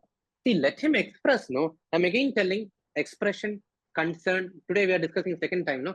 Expression, concern, worried about. Okay. Like that and all. Don't panic. It is just their perspective. If someone says that, okay, this quiz discussion is not going to help, will I delete all my quizzes? I will listen to that person. Why? Why do you feel like that? Okay. So whenever some people express, no, that maybe their mood is not good. Okay. Their understanding may not be good. Okay. So look for these keywords: express, perceive, dissatisfaction. Don't jump into conclusion that it is risky. Just listen more to them. Okay. I have no idea to get an idea. Okay. It is just a dissatisfaction expressed. So you have to ask, hey, why are you dissatisfied? Are you getting? From no idea, you have to get idea. So don't jump into C. Is that clear? Have you noted down that mindset? No idea to get an idea. This is very important, guys. Don't think I'm talking some job here. No idea to get an idea. If you remember like this, PMP clearing is easy, cakewalk. Okay. Now D, scrutinize the project deliverables within the defined scope, aligning with the stakeholders' evolving needs and expectations. Okay. That sounds sensible. What I'm focusing on, I'm scrutinizing. I'm thoroughly checking the what? Project deliverables. The exact keyword is coming within the defined scope. Okay, aligning with the stakeholders' evolving needs and expectations. So what I will do, okay, if that person is coming to me and telling, hey, I think this is falling short of expectation. So what I will do, I will show him the scope document, scope baseline, and tell, boss, this is what we agreed upon initially. What do you feel is not, meeting up to the expectation? We can discuss. This is what I was supposed to do. When the scope was finalized, this is what was endorsed on me. Okay, that is why I'm doing it. Please let me know what concerns you have. Like that, you're setting up a discussion. Okay, no idea to get an idea. Are you getting, guys?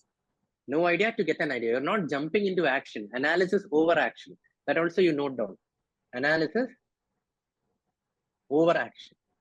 You're giving importance for analyzing. Analyzing means what? It can be like reviewing a document. It can be like talking to people. When you talk to people, no, you'll analyze more things.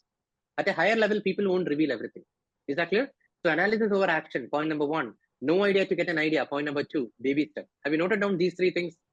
Don't take it lightly. Okay, I will remember like that. Don't think you have to note it down. Okay.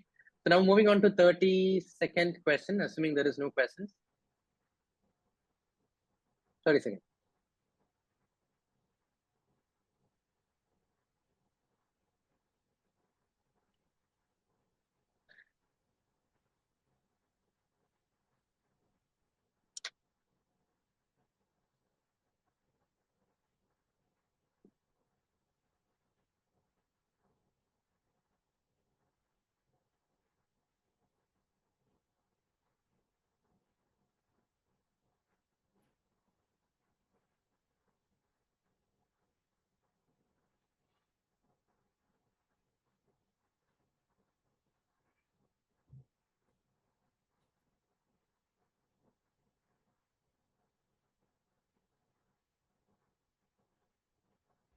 Can you start?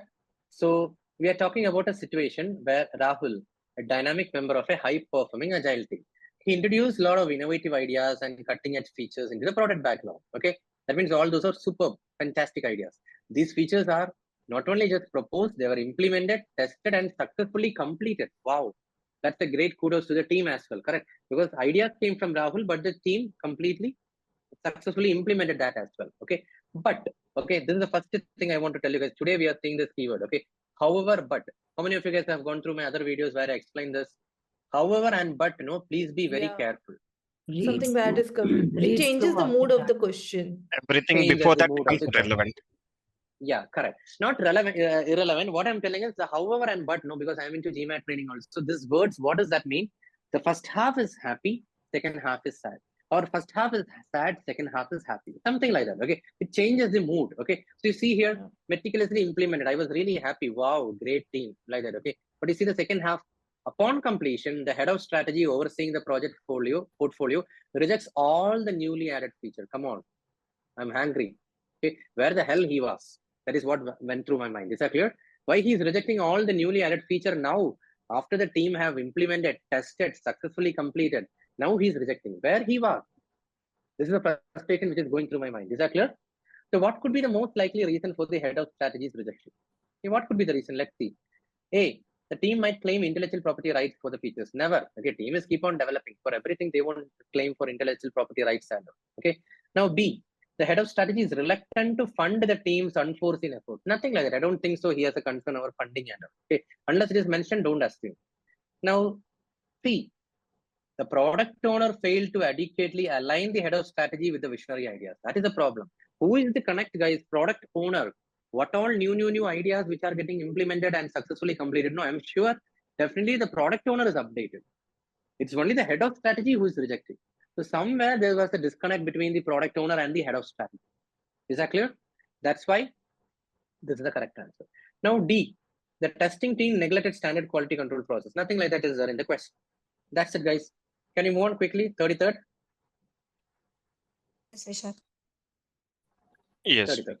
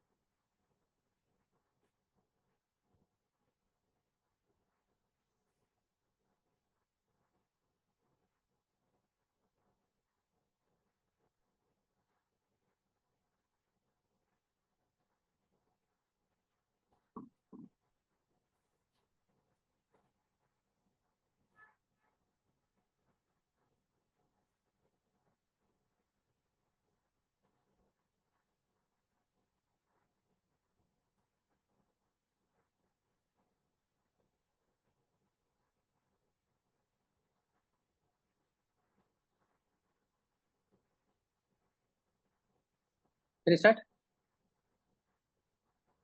Yes. First of all, let's, I know there is an easy way of doing, but let's not choose that easy way. Let us do it in a well-organized way. Okay. So as the project cruises into its 6th month, what does that mean? The project is currently in the 6th month. Okay. The completed work corresponds to only 5 months worth of effort. Is that clear? So there is a difference between earned value and planned value. Okay.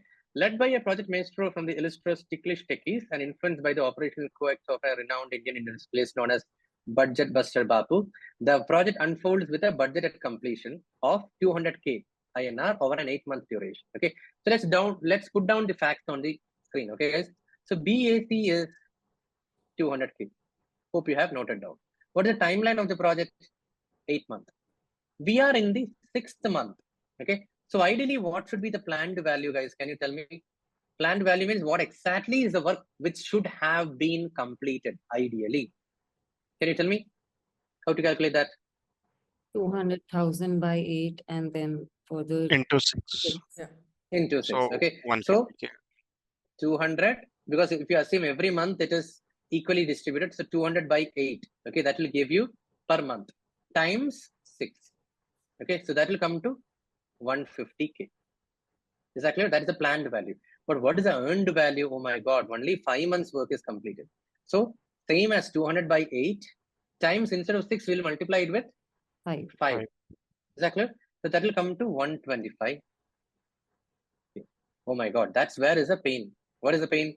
The earned value is less than the planned value. Okay, with a difference of 25. So that means the project is behind the schedule. How do we know? What is the formula? Schedule variance is earned value minus planned value. So that gives us minus 25. So it can be either C or D. Correct, no? Now we need to shortlist further. Okay. What about the cost variance, guys? What is the formula for the cost variance? Quick. EV minus AC. Earned value minus actual cost. This will come like this, guys, quickly. Okay. This much time is not acceptable. Okay. We're done with the portions last week itself. Okay. Earned value minus actual cost. So that is again 125K minus actual cost 100. is what? 100. 100K. So that is a positive 25K. That's it. So that gives us this. So the correct answer here is C. Is that clear, guys? Many people chose it wrongly. Please don't make mistakes in this type of questions. Very, very easy. If you get the formulas right, you have to put some efforts, guys. If you get the formulas right, this question is super easy. Okay. And for the actual PMP, they will give you they will give the calculator also. Okay. Clear? So can you move on further? Is that clear, everyone? So the schedule variance is what is that? Minus 25K, and the cost variance is plus 25K. Okay. Makes sense. Where exactly is that network issue? What happened? Shilpa. I would suggest you go through the recording, okay? Because don't expect everyone to get a repeat, okay? Network issue, please go through the recording, okay? I'll move on to the next question, okay? Do you have any specific doubts after you go through my entire explanation? Please ask.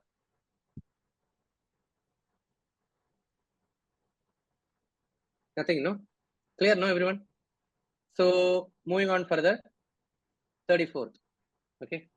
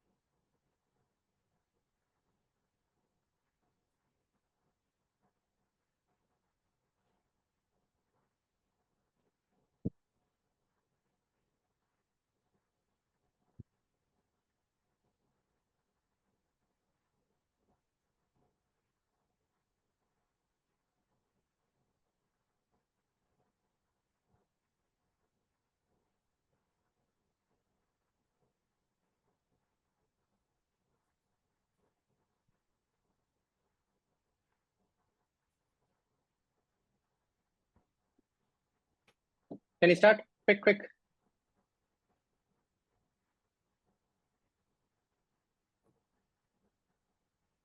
Okay. People who are still reading, I want you guys to improve your reading speed. Is that clear? This much time only is there. Okay. You're part of an agile software team at Wayne Tech, a leading US technology company, working diligently on a project reminiscent of the complex challenges faced by Batman in the Dark Knight movie. After grappling with the problem for several weeks, one of your team members, Tom, finally resolves it, facilitating the release of the software. However, post-release, it becomes apparent that the solution implemented by Tom is the primary cause of the functionality failure. Are you getting? Some problem was there. Okay, the team was grappling with the problem for several weeks. But one of the fantastic team members, Mr. Tom, successfully resolved it. But what happened?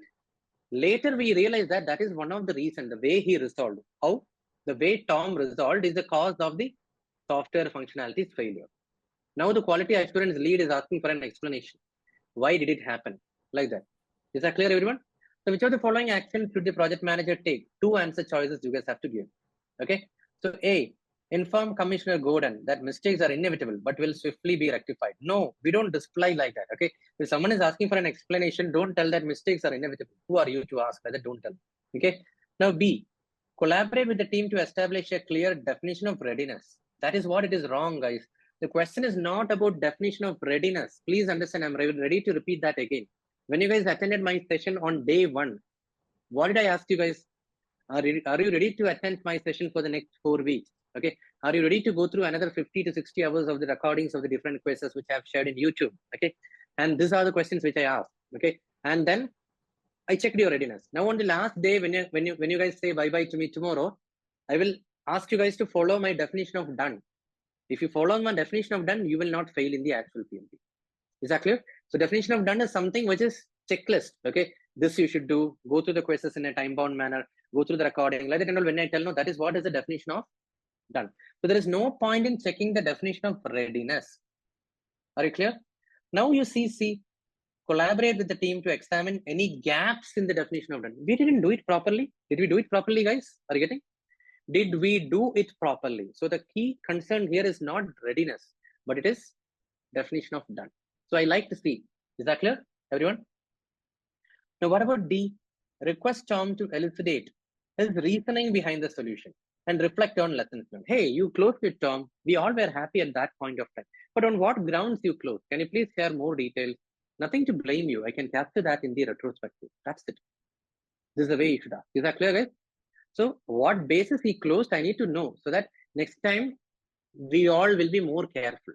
That's it. So I like D also. Clear? So what about E?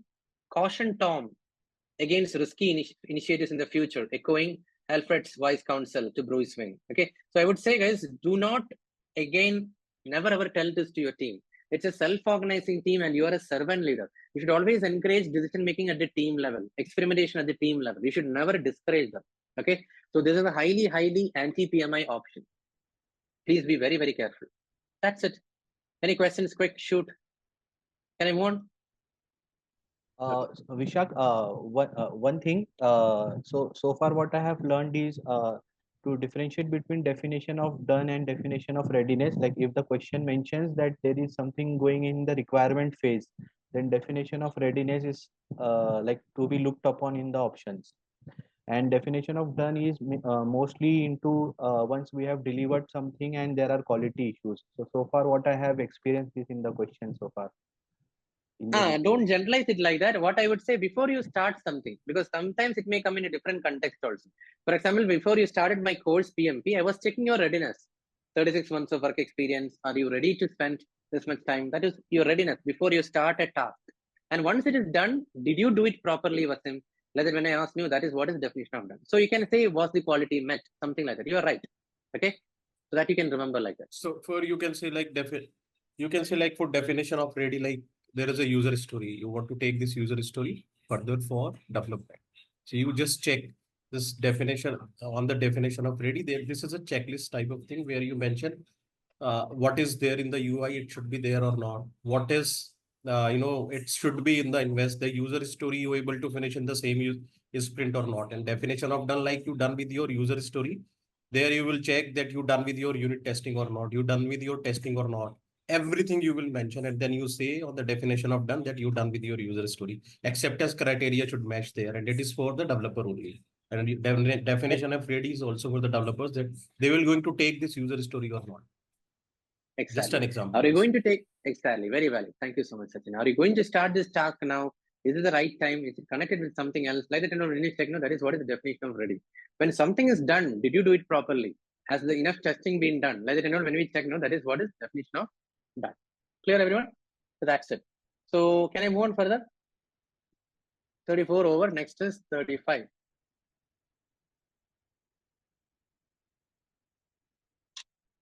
Pick.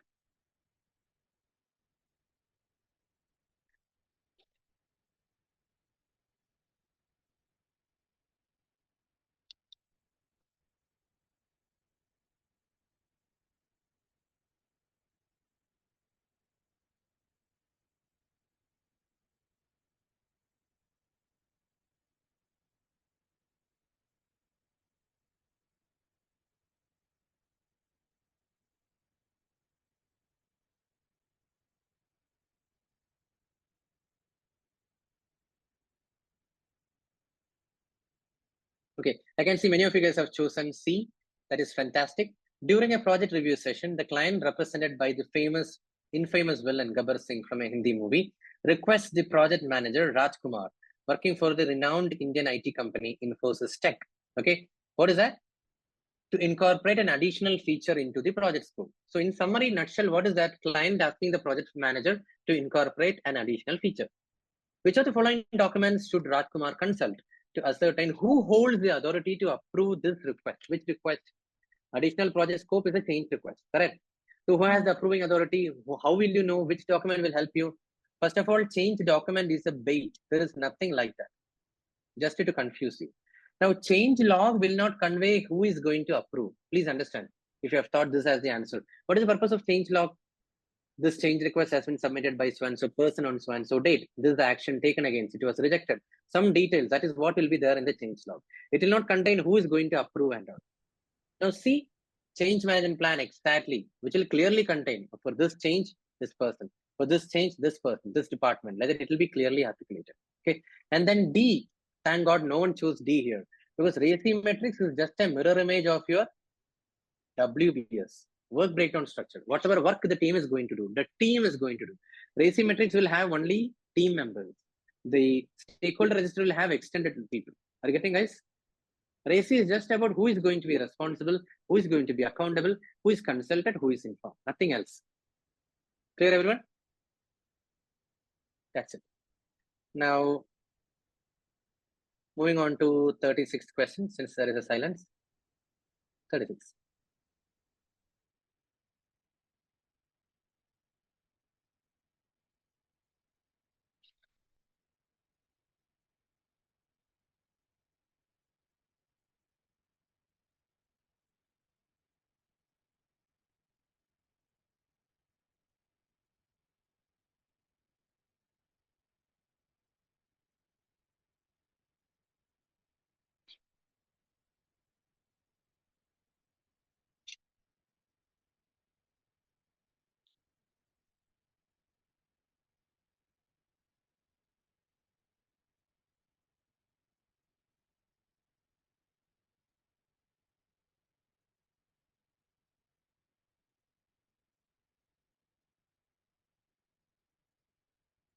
Okay.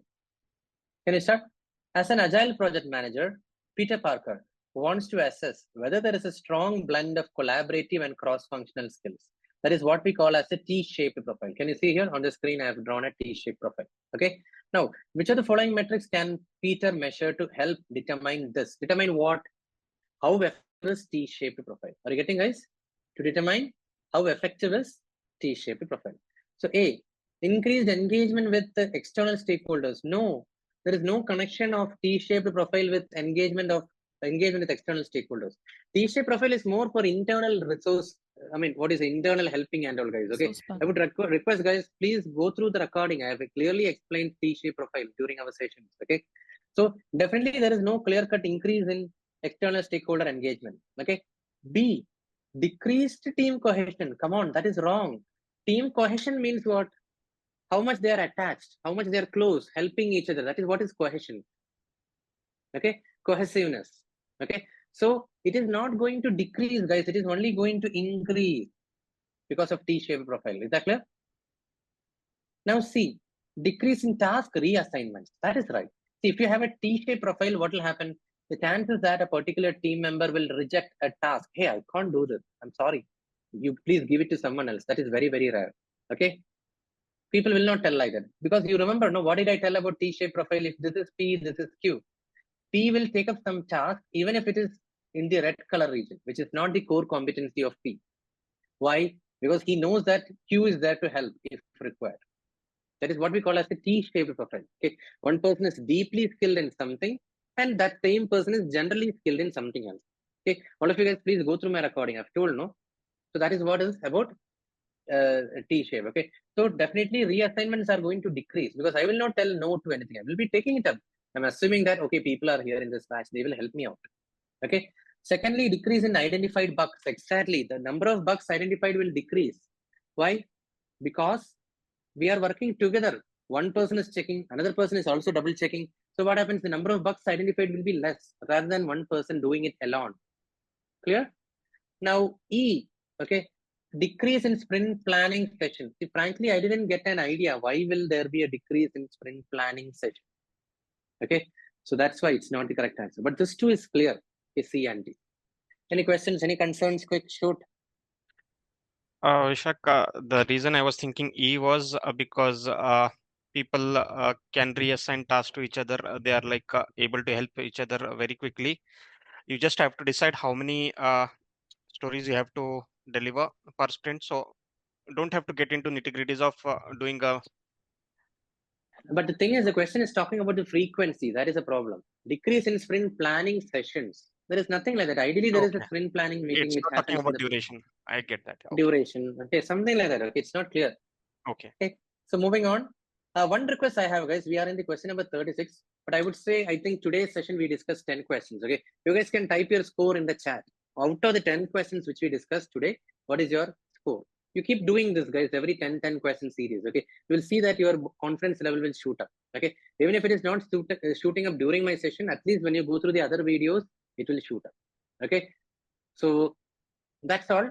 Not consider this question. Okay, 25 to 35 like that. Okay, so anything above 7, you know what? Anything a score about 7 is a pretty decent score, because you have not gone through my other recordings. That is assumption.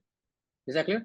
7, 8, 9, 10 are fantastic scores. Okay, so anyway, so moving on to 37.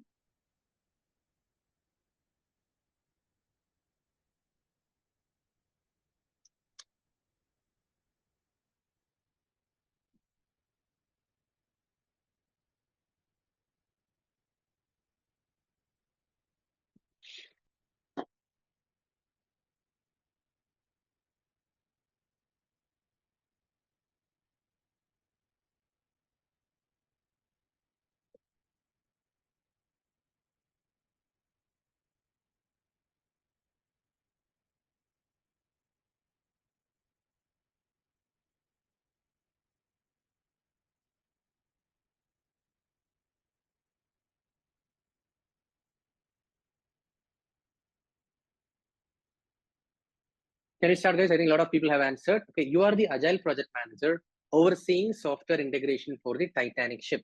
Okay, the testing has confirmed that the software delivered in the previous phase, please listen, something which was delivered in the previous phase exhibits critical issues which requires immediate attention. Are you getting a feel, guys? It's urgent. Okay, something which requires an immediate attention. Okay, now what should be your next course of action? Okay, are you getting what is the immediate step, the baby step you should take?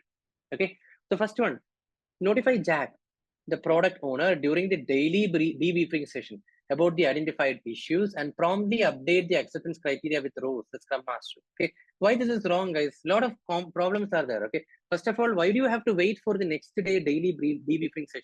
Something which requires immediate attention, you need to schedule a meeting immediately. Are you waiting for tomorrow? Daily stand up? Not good. Second thing, what has it got to check with the Scrum Master for the acceptance criteria? Irrelevant. For acceptance criteria, we usually check it with the product owner only, not with the Scrum Master. Clear? That's the reason. Okay, he's more of a people guy. I told, no, Scrum Master is more of a people manager. Okay, not anything related to acceptance criteria, deliverable, feature, and all. Now, B, organize a retrospective with the team to understand why the problem weren't surfaced earlier. I like the guys, the option B, but only up to this. Now it is not that ask the question why the problem wasn't identified earlier. Is that clear? That is not a good leadership trait. Many people have chosen B. What I'm telling is I liked that concept of retrospective, but what I didn't like is the agenda of the retrospective. Why the problem was not identified earlier? Isn't the time to ask? Whenever there is a burning situation, you are asking, hey, why you couldn't identify? Let me know earlier. Now why are you asking? That is not a good leadership trait. Is that clear? That's why B is wrong. Now C, halt the ongoing process. Stop the ongoing process to convene a meeting with Jack, the product owner. I liked it because if something is related to previous phase software release, okay, and which needs an immediate attention, who is the right person who can decide at this juncture? It is none other than the product owner. Only he has the right to prioritize. Okay, stop an ongoing sprint, whatever. Okay, so you discuss this with the product owner. What is that? Something which requires an immediate attention. Okay, and including Molly and Thomas to revise and prioritize items in the product backlog. And also, if required, you can involve the team as well, which consists of this two. And then you prioritize the items in the product backlog. Let me tell you, I know what you guys will be jumping upon me now. Just like we had a debate on that escalation thing. No, this is also rarely. Okay, I never ever recommend updating an ongoing sprint, disturbing an ongoing sprint. Is that clear? You can note down that mindset. Disturbing an ongoing sprint or stopping a project which is going on. This too, we don't do. But in the rarest of the rarest case, we do it. Okay. This example is a classic example in the agile world where there is something which requires an immediate attention. Imagine WhatsApp, okay, all our chats has been hijacked by some terrorist, okay, and the terrorist is posting it in the Facebook walls of all our friends, okay. So what will WhatsApp do? They will immediately stop all their existing sprint programs, and then they will focus on fixing this issue. Are you getting, guys, what I'm telling? They have given you the hint here, which requires immediate attention. Let's say a banking company, all our username and password got leaked. Some terrorist hijacked it. So what will happen? The banking company will immediately do what? They will try to fix this. Is that clear? Makes sense what I'm telling? They will try to fix this immediately. Rest all later. So how do they decide on that? Should fix it now or not? That is what is the word called as prioritization, reprioritizing. And who is the right person for that? It is the product owner. That is the reason C is the correct answer. Are you getting, guys? In predictive also, I want to tell an example. Okay, please listen. Then you ask questions. Okay, the question goes like this. Okay, imagine you are working in a construction site. Okay, and the project has been going on for some 4 months. Now you got a email or a fax message from the city planning commissioner telling that, hey Vishak, there are some safety violations. Your laborers are not wearing helmets, safety shoes, safety gears are not being provided to them. Okay, like that there is a concern. So what you should do at this juncture? Don't think about anything else. Stop the project activities. Press the emergency button and stop the project activities. And then you convey the importance to the team members, and then only you resume the work. Are you getting the point? Are you matured enough to understand the seriousness? Something which requires immediate attention, you can stop the project. Something which is harming our lives, safety, health, or privacy, then you can stop the ongoing project or an ongoing sprint. But otherwise, rarely we stop a sprint. So the keyword here is immediate attention, right? That also, not only that, critical issues which require immediate attention. Okay, this too give us a chance to not wait. We have to act quickly. Here it is not analysis or action, but instead it is action. Okay, there are some places where you have to act. Again, guys, contradictory mindset. Are you getting? Every mindset is not applicable everywhere. Okay, now D, arrange a discussion with Rose, the Scrum Master, to assess the ongoing validity of the product vision. 2 reasons why this is wrong. One reason is Scrum Master knowing anything about product vision? No. So it's a wrong person you are reaching out to. Second reason, when there is something which requires immediate attention, is there any point in going through the product vision? Some problem has happened. Come on, guys. What is the point in checking the product vision? I'm not getting it. That's the reason this is wrong. So the correct answer is C. Any questions? Shway, go ahead. Yeah, Vishak just want to validate my mindset that from this question, my understanding is that sprint is still ongoing. It's still not completed. The solution has not delivered to the production. So retrospective should not come into the picture in this phase because sprint is still ongoing. That's why I eliminate the option B. Meaning I just want to confirm that mindset is correct or not. You eliminated which one? Option B. Not only that, for an emergency situation, we can have. That is what, no, I want you to unlearn that mindset. That's why I didn't focus retro. We can have ad hoc retrospective also. No one told that, okay, you should have only at the end. That is a practice. We can have a retrospective. What went wrong? Imagine today something happened. Tomorrow is the last day of the session. So ideally, I should conduct a retrospective only tomorrow. But I can conduct it today also. Something very dangerous happened. Okay. So the reason why B is wrong is not because of the word retrospective. We can have ad hoc retrospective also. But usually the ceremony is towards the end of the sprint we do. But the thing is, the agenda of the retrospective is what I didn't like. Why the problem didn't identify early? That is not the agenda of retrospective. Okay. Retrospective mainly deals with lessons learned, right? So I think you should do it by the end of the project instead of doing it in the beginning. For example, you're in the daily scrum. Okay. And it's a 10-day scrum, and you say 5th day, still not a single user. I'm talking from software perspective, IT perspective. Sure. So guys, please.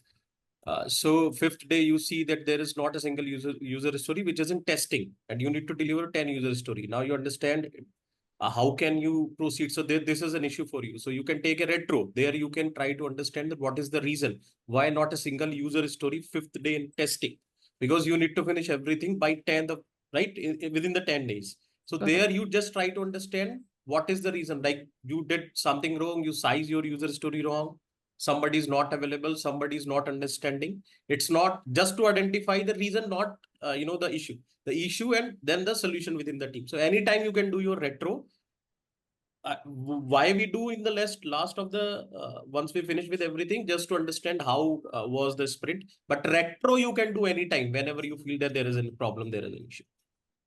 Very valid Correct, point. Sachin. Okay. Thank you. Well summarized by Sachin. What I want to tell you is these are usually the good practices, guys. Always see tomorrow when you guys leave the session. No, this is a takeaway. No one is forcing that you should do only towards the end. Whatever you feel you have to do early, it's a good practice. Retrospective means what went wrong, what could have been done in a good way. You can do it always in between if the need arises. Like he told, no, oh my God, why there is no action? There is no nothing have moved to the test. Okay, everything is still in work in progress. Oh my God, something is wrong. Let's understand what went wrong. It's a retrospective. Got it? Retrospective means what went wrong, what could have been done in better way, what all good practices we did. Okay, that's it. So there is nothing wrong with having it early. Okay. So moving on to 38th question.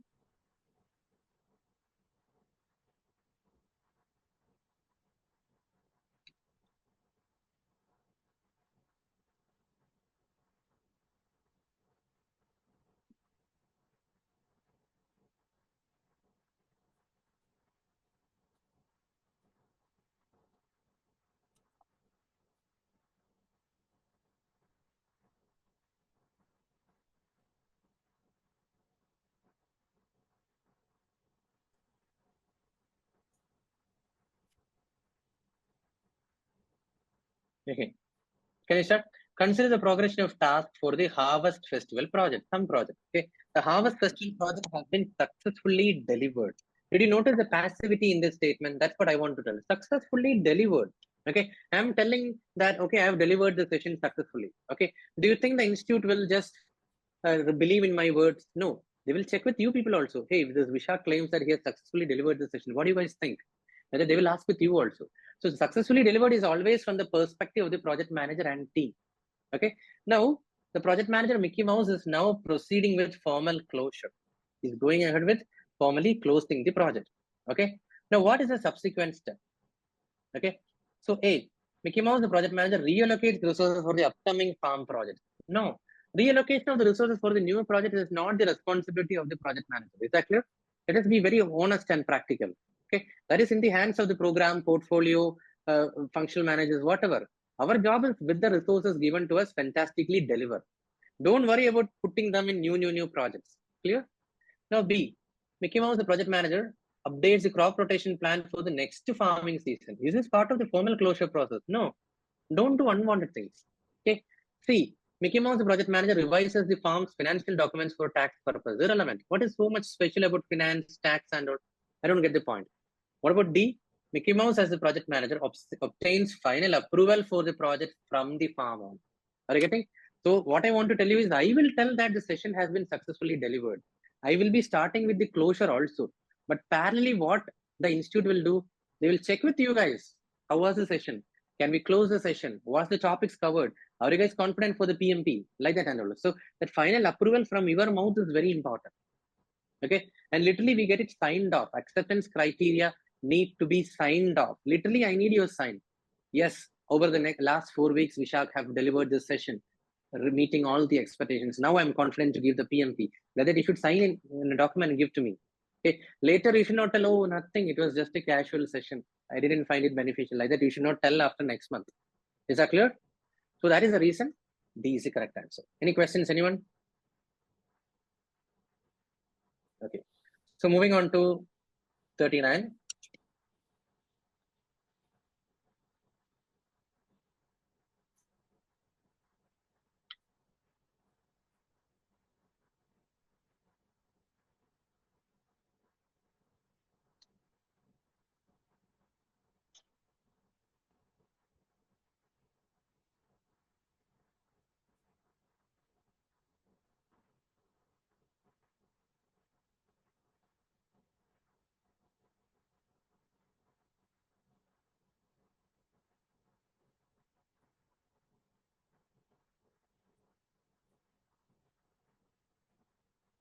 Please be careful, guys. Is the question able to answer the pain point? Sorry, is the answer able to answer the pain point in the question? Please check.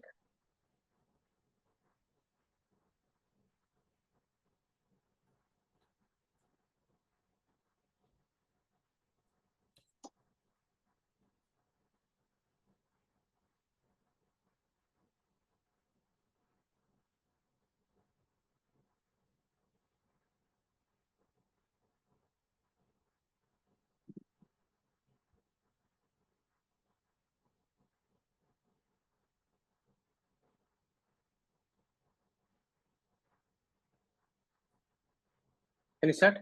Quick.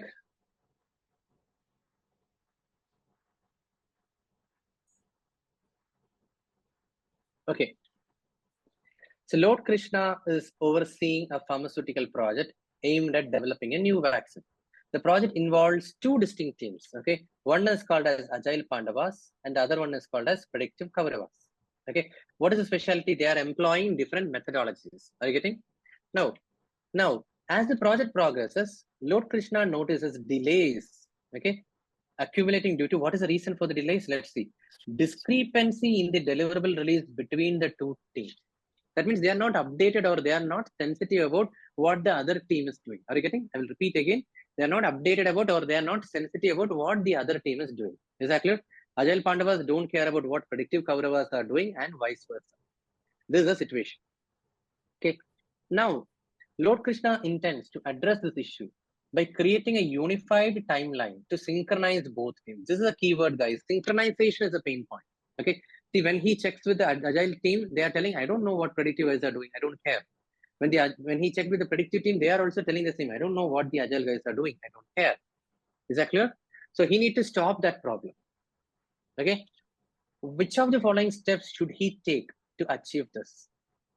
Okay. So the first one, establish a comprehensive project roadmap and outlining key milestones for both the teams. Okay. So a comprehensive roadmap outlining key milestones for both the teams is not going to solve the problem about synchronization. Are you getting, guys? Because I will tell you how a roadmap looks like. Okay. In that, oh, 1 minute. What happened? In the roadmap, typically, what do we have? Okay. These are all the key milestones of Agile Pandavas. Okay. And these are all the key milestones of the Predictive Kauravas. Like that, it will be mentioned. But where is the interconnection? Why should they care about what is the other people doing? Are you getting? Somewhere that tying the notes is very important. Are you with me, guys? As long as it doesn't come, it doesn't make sense. Okay. So that's the reason this is wrong. Let me explain, guys. Please hold on. Now, B. Combine the definition of done from Agile Pandavas with the acceptance criteria used by Predictive Kauravas. Are you getting? Then what happens? Both of them will be in the same page. Okay. See here what I'm drawing. This is Agile Pandavas. Okay. This is Predictive Kauravas. Okay. So if you combine the definition of done, see here, definition of done for a task happens after here. Okay. And then for Predictive Kauravas, what is there? We have the acceptance criteria. Okay. Now you see here, if these two are tied together, then they will look upon each other. Are you getting? Hey, your acceptance criteria is also part of their definition of done, and vice versa. Like that, when you tie the knots, then they will be more concerned about what the other team is doing. Do you agree? Clear, everyone? So I liked this one, B, very much. Okay. Now, C, update the product backlog with critical milestones to establish a unified timeline. Let me tell you, this is just a verbal amalgamation. This option C is not at all making sense. How can you update milestones in a product backlog, guys? Come on. We cannot.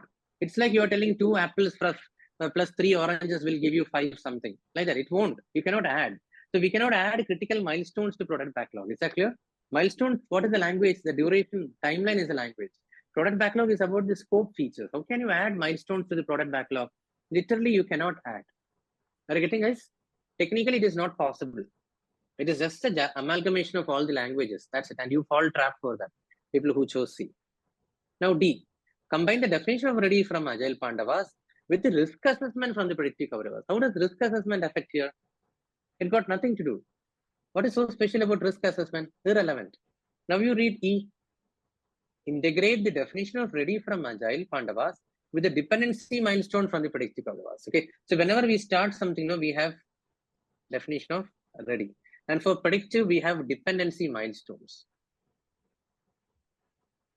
So for example, you are enrolling in a 1 minute. Whenever you are enrolling in a college, for undergraduate program, you should have completed your 12th grade, correct? If you are enrolling for a college for PUC, then you should have completed your 10th grade. Okay. For PMP, there is a dependency milestone. You should have completed 36 months of your experience. Are you getting? Without that, you cannot.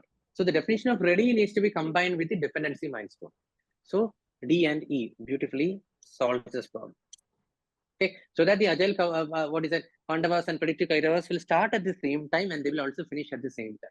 or they have a common understanding when to start, when to end, and all. So that synchronization is more beautiful. Any questions? Anyone? Quick, shoot. But Vishak, when we do the risk assessment, that's when we understand, right? What are all the dependencies are, who's the successor, who's the predecessor. So that is who said that is your perspective. Is it in risk assessment we do? You just think successor, predecessor, and all. We may get, but not necessarily in the risk assessment. Okay, it's okay. See, we'll get dependency milestones when we look at the schedule. How we will get from risk assessment? I never told we'll get successor, predecessor, and all. It will be, maybe, but not necessarily always. Okay, the right thing is dependency milestone. Okay, let's say that's what I told you. No, after completing your 10th grade only, you can apply for the next. Okay, without completing that milestone, you are not eligible for the next step. That is what we call as dependency milestone, one after the other. Okay, so that will give a definition of ready. Okay, hey, why are you here for this course? You are not ready. You have not completed your dependency milestone of 36 months of project experience. I will tell. Have you met that milestone, 36 months of experience? Then only you are eligible to sit in my batch. That is what it is. Make sense? Got it. All of you clear?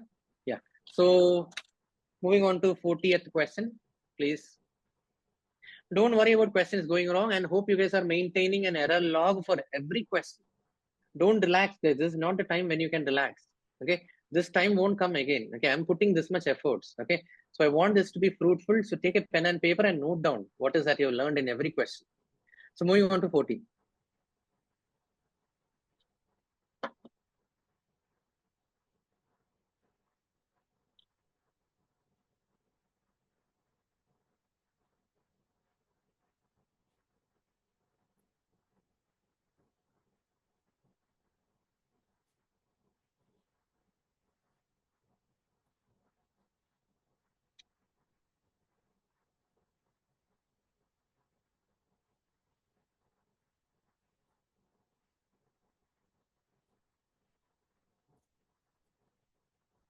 Quick. That's great. Many people have answered it correctly. In a mining project led by the famous Indian company Tata Mining Enterprises, the new mine supervisor, Chris Evans, hasn't been actively participating in team meetings as required. As expected, he's not participating in the team meetings. Okay, maybe his own personal reasons, work commitments, whatever. Anyway, I don't know. Okay, but you know what? Surprisingly, the project regulations mandate that the new supervisor should engage proactively in the project. I cannot just ignore, oh, he's not coming, it's no problem. Like that. Because the mandate says, the regulation says it is mandatory for that person to be engaged in the project. Okay, so what should Tom Hans, the project manager, do next at this juncture? Baby step. Is that clear? So if you are noticing that he's not engaging, what you should do? You should check why he's behaving like that. Let me check the engagement data, the stakeholder engagement data. Like that you should think, correct, no? So let us start with A. Present a detailed work breakdown of the mining project timeline and specific tasks assigned to the new supervisor. Is it going to help in any way, guys? He's not interested in listening and all. What is the point in presenting all this to him? Okay, that's why A is ruled out. What about B? Review the stakeholder engagement plan concerning the new supervisor. Okay, assessing the current level of involvement of this supervisor, who Chris Evans, and devise a strategy to increase the engagement. So when I look at the register or a engagement plan, I will realize that he's a resistant stakeholder. Okay, fine. Now I need to devise a strategy, come up with a plan to make him from resistive to at least neutral. Okay, so that idea I will get from the option C. Are you guys with me, guys? Everyone? Now D. Pair the new supervisor with a seasoned miner to facilitate learning about their responsibilities. No, the problem is not he's not exposed. He's not having the knowledge. He doesn't want to. He's not actively participating. Is that clear? We have a saying, no, people who are sleeping, we can wake them up. People who are acting like they are sleeping, it's very difficult to wake them up. Okay, so it's not about lack of knowledge. Is that clear, guys? So pairing and all was not, even if I put him in a training and all, it is not going to help because he's not interested. Okay. Now D. Request the functional manager to conduct a briefing session for the new supervisor and ensure their attendance at crucial project meetings. What is the reason? Can someone tell why D is wrong? Come on, guys, quick. Shying away. Exactly. PM. No, not escalate. It is PM shying away. See, functional manager are our peers only. Don't tell escalation. It is PM shying away. Okay, something which you can do, boss. Why are you asking the functional managers to do it?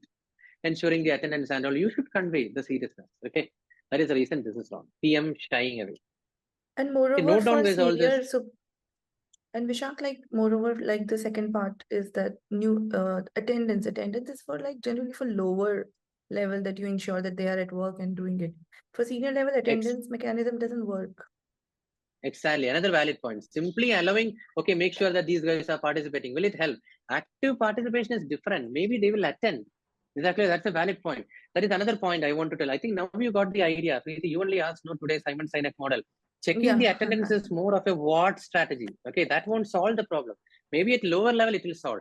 But how to increase active participation? Are you getting the question? How to? Yeah. That is not attending, making attendance mandatory is only a what solution. It won't necessarily solve the problem. Maybe something else. They are having conflicting priority, or they don't feel that this technology in this project is not good. Anything. You have to understand how, why they are not actively participating. So option D is just a what. Are you getting, guys? Naturally, the Simon Sinek model will come to me, guys. I want it to come to you guys also. You should understand why. What is the purpose of that? Is it sure that it will solve? Let me check something which is addressing at the how level. Let me check something which is addressing at the why level. Okay, so that's it.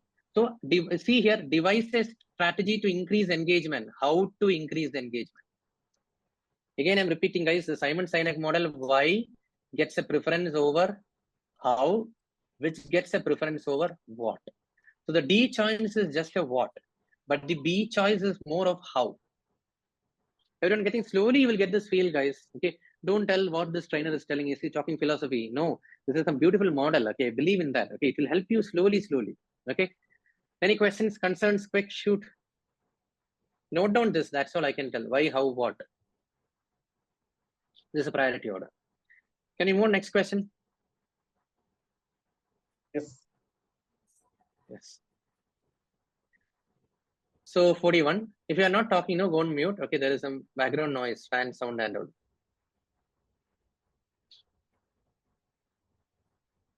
41.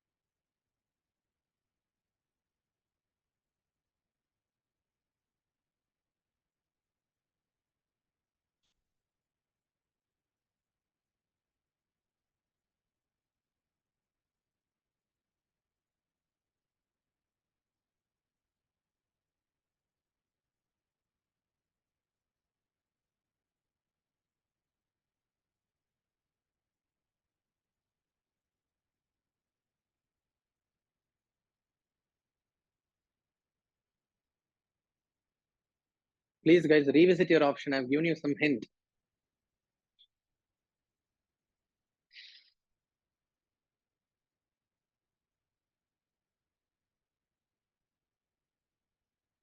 Can you start? So in a rail coach factory project, okay, managed by John Smith and his team, the project is currently in the manufacturing phase. Okay, John Smith, the project manager, receives notification from a third-party supplier, third-party vendor, okay, Mr. Bungles, okay, that he will be unable to deliver the necessary components due to a technical glitch in his production line. Are you getting, guys? Some vendor, one very important vendor is telling that I will not be able to deliver the components due to a glitch. Consequently, the project faces termination. Are you getting that component or the role which is played by Mr. Bungle, the vendor, is so crucial. Okay, without his product, there is no point in going ahead with the project. So the project is facing termination. Are you getting? Now, what should John do at this juncture? He must initiate the closure phase of the project. That decision is already made. Are you getting? Are you standing in the shoes? That's why I wrote like that. The decision is already made. What decision? The project must be closed. Everyone with me? Now, which are the following steps should John undertake first? This is what I want to tell you. What is that? Undertake first. It is referring to? Come on, guys. Baby steps. What to do? Baby steps. Okay. Now, Let us read A. Review the rail coach factory's project closure protocols. That is the best thing, because it is not a usual way of closing the project. We are closing the project in the middle of the execution because a key vendor said that he will not be able to deliver. And now the only option in front of you guys is to terminate the project. And you must initiate the closure formalities. Okay. So how will you know what are all the closure formalities? You have to look at the project closure protocols. So A sounds very good. Is that clear? Now let us see But B. Vishak, first step 1 minute, I will shouldn't be eliminate. What is that? Ask. you are saying they are saying that what is the first thing he should do? So first thing should be to communicate to the relevant stakeholder. No, that's what I'm telling. Let me finish. Okay. See, The again, protocol will also have guidance on communication, actually. Beautiful. That is what. See, I think Preeti Shah should have answered. See, again, I think somewhere you have not got the Simon Sinek model again. Hold on patiently. Okay. I will tell it. To review the rail coach factory's project closure protocol, you have to tell, okay, Preeti, reviewing the project closure protocol, will it help you to understand the question of how or what? You tell me. How? Clear, no? So again, this is what I'm telling you. I'm making you tell. Okay, see here again, I'm telling you the protocol, not this protocol, Simon Sinek model. Okay, why, how, what? This is your priority order, guys. No doubt. See how it will clearly tell what all you should consider whenever you are closing the project. That will be clearly elaborated in the closure protocol. Now coming to the B point, did you listen to what Shashwat tried to help you? Utilize the established communication management plan to keep all stakeholders informed of the situation. Two reasons I will tell you B, why it is wrong. One reason, the option of B will automatically be incorporated in the closure guideline. Okay. Yes, you have to inform. Okay. So John Smith, you are supposed to inform so on to stakeholders. Okay. Second one, I want you guys to focus on this, guys. All stakeholders. This is an extreme answer choice. Please, guys, every question I'm telling something important. Extreme mindset, I would say. Okay. What is so special about all stakeholders? I'm not getting. See, a stakeholder list may be very vast. It will involve my vendors. It may involve my team members. It may involve my client. It may involve my functional managers. It may involve my CEO. Why do you want to shoot a communication to all the stakeholders? If it was to keep relevant stakeholders informed, I would have liked it. Okay. We don't just inform everything to everyone. Okay. That is the reason this is wrong. Okay. Now C, if you chose B, C, I would say, Preeti, not only B, C is also important. Conclude all the procurement process. Okay. Only Bungle told that he will not be able to deliver, correct? But there are 50 to 100 other vendors in my project. Are you listening? I'm just telling there are 50 to 100 other vendors in my project. I have to stop all the procurement process with them also. That doesn't mean C is the correct answer. Why? Because like Shashwat said, B and C will be automatically summarized well in A. Are you with me now? Correct. Yeah, okay. understood. So that is again. So I want you guys to note down B is what? What? As per the Simon Sinek model. C is also what? I'm not telling nothing is wrong, but don't suggest what type of options to your people. Okay. Now D. Conduct a comprehensive risk assessment to evaluate potential ramification of terminating the project. Okay. Two reasons I will tell you why D is wrong. Please listen. Okay. I see some of you guys have chosen D. Two reasons.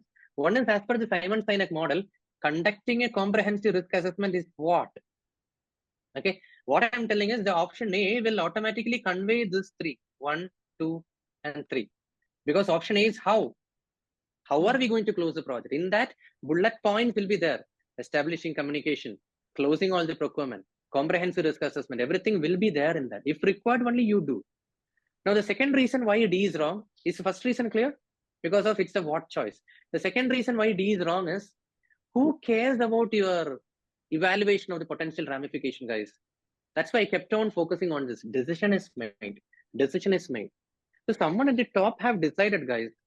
Now, what is the point in you making a PPT or an Excel spreadsheet and telling this is the impact of terminating this project? They will just crumble it and put it in the waste basket. Is that clear, guys? Because decision is already made. I'm sure someone would have studied and done a better research on it. We are only execution experts, guys. Please be humble.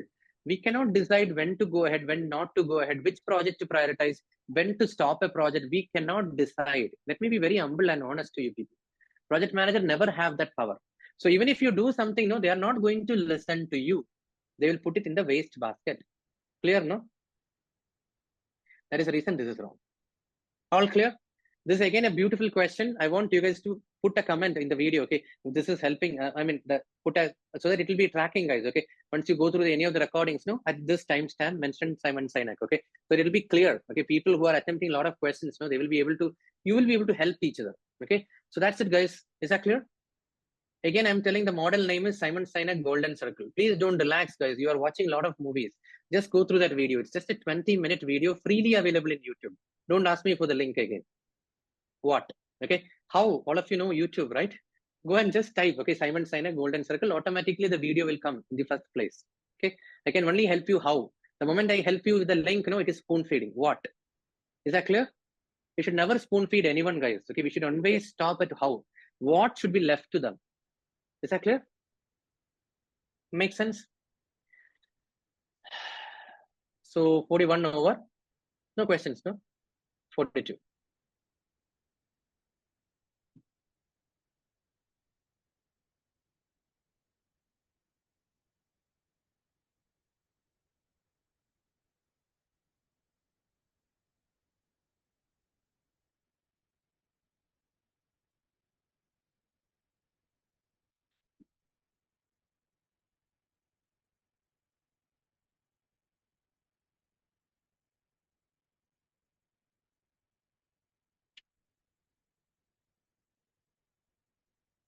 Don't do that, okay, Shashwat and Lakshmi. It is spoon feeding them, okay? If they want to know, let them know, okay?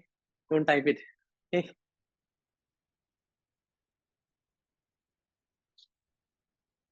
Okay, can you start? So many people are answering it wrongly, guys. I'm really, really sad. Tomorrow is the last day of the session, okay? Today, if you ask me, can you explain the whole EVM topic again? What will be my response? That only, okay? So today it's very late to ask that question. Is that clear, guys? Are you getting what I'm telling? Today you're asking me to explain the whole EVM, earned value management, or change management framework again to me. What will I tell? You could have asked at that point of time. Today we are in the final stages of closure of the session. Is that clear? Are you getting that frustration? So let's read this question. Many people have answered it wrongly, but let it be a good mindset clarification. Okay. As a project manager of a brewing company, okay, who is the project manager? Yo-Yo Honey Singh. Okay. Oversees a project that is currently in the final stages of closure. Did you see it, guys? The project is finally going to get closed. Final stages of closure. Now, Michael Jackson, our client, is requesting Yo-Yo Honey Singh's team to work on a couple of new beer recipes during the beer launch celebration party. In the launch celebration party, the client is asking, can you work on a couple of new beer recipes like that? And he is also telling that it can be completed in less than a week. Sorry, I don't care whether it is less than a week or 1 day or 2 hours. I don't care. Is that clear? It should be routed through a change request. This is the stand. Is that clear? So which of the steps should Yo-Yo Honey Singh take in response to this request? Are you guys clear? So the option A, accept Michael Jackson's request and provide guidance to the team accordingly. Can one of you tell why A is wrong? I've told another mindset. Let me see if anyone of you remember. Why A is wrong? That is gold plating. Gold plating. No. Mindset. Session is different. My mindset techniques are different. Okay. Do not accept. Anyone knows? Do not accept the changes. Mindset, guys, I think you have not seen. Okay. Avoid being a good boy approach. Okay. Note it down. Okay. Anyone remembers now? Avoid being a good boy. Okay. See, Michael Jackson is a client. Oh my God, client have told. How will I tell a no to the client? That is what we call as a good boy approach. Is that clear? It won't work here. Okay. Don't try to be a good boy here. Okay. We have to stand by the process. Okay. So even if it is a client, or even if the God is asking you for a last minute changes, you should tell what? We are in the celebration party and the project is going to get closed next week. Sorry, we won't be able to take it at this moment. Is that clear? That is what is this option B? Beautifully telling. Okay. Decline Michael Jackson's request and proceed with the project closure as planned. This is what you should do. Again, decline doesn't mean now don't ask me a question. How can you decline to the client?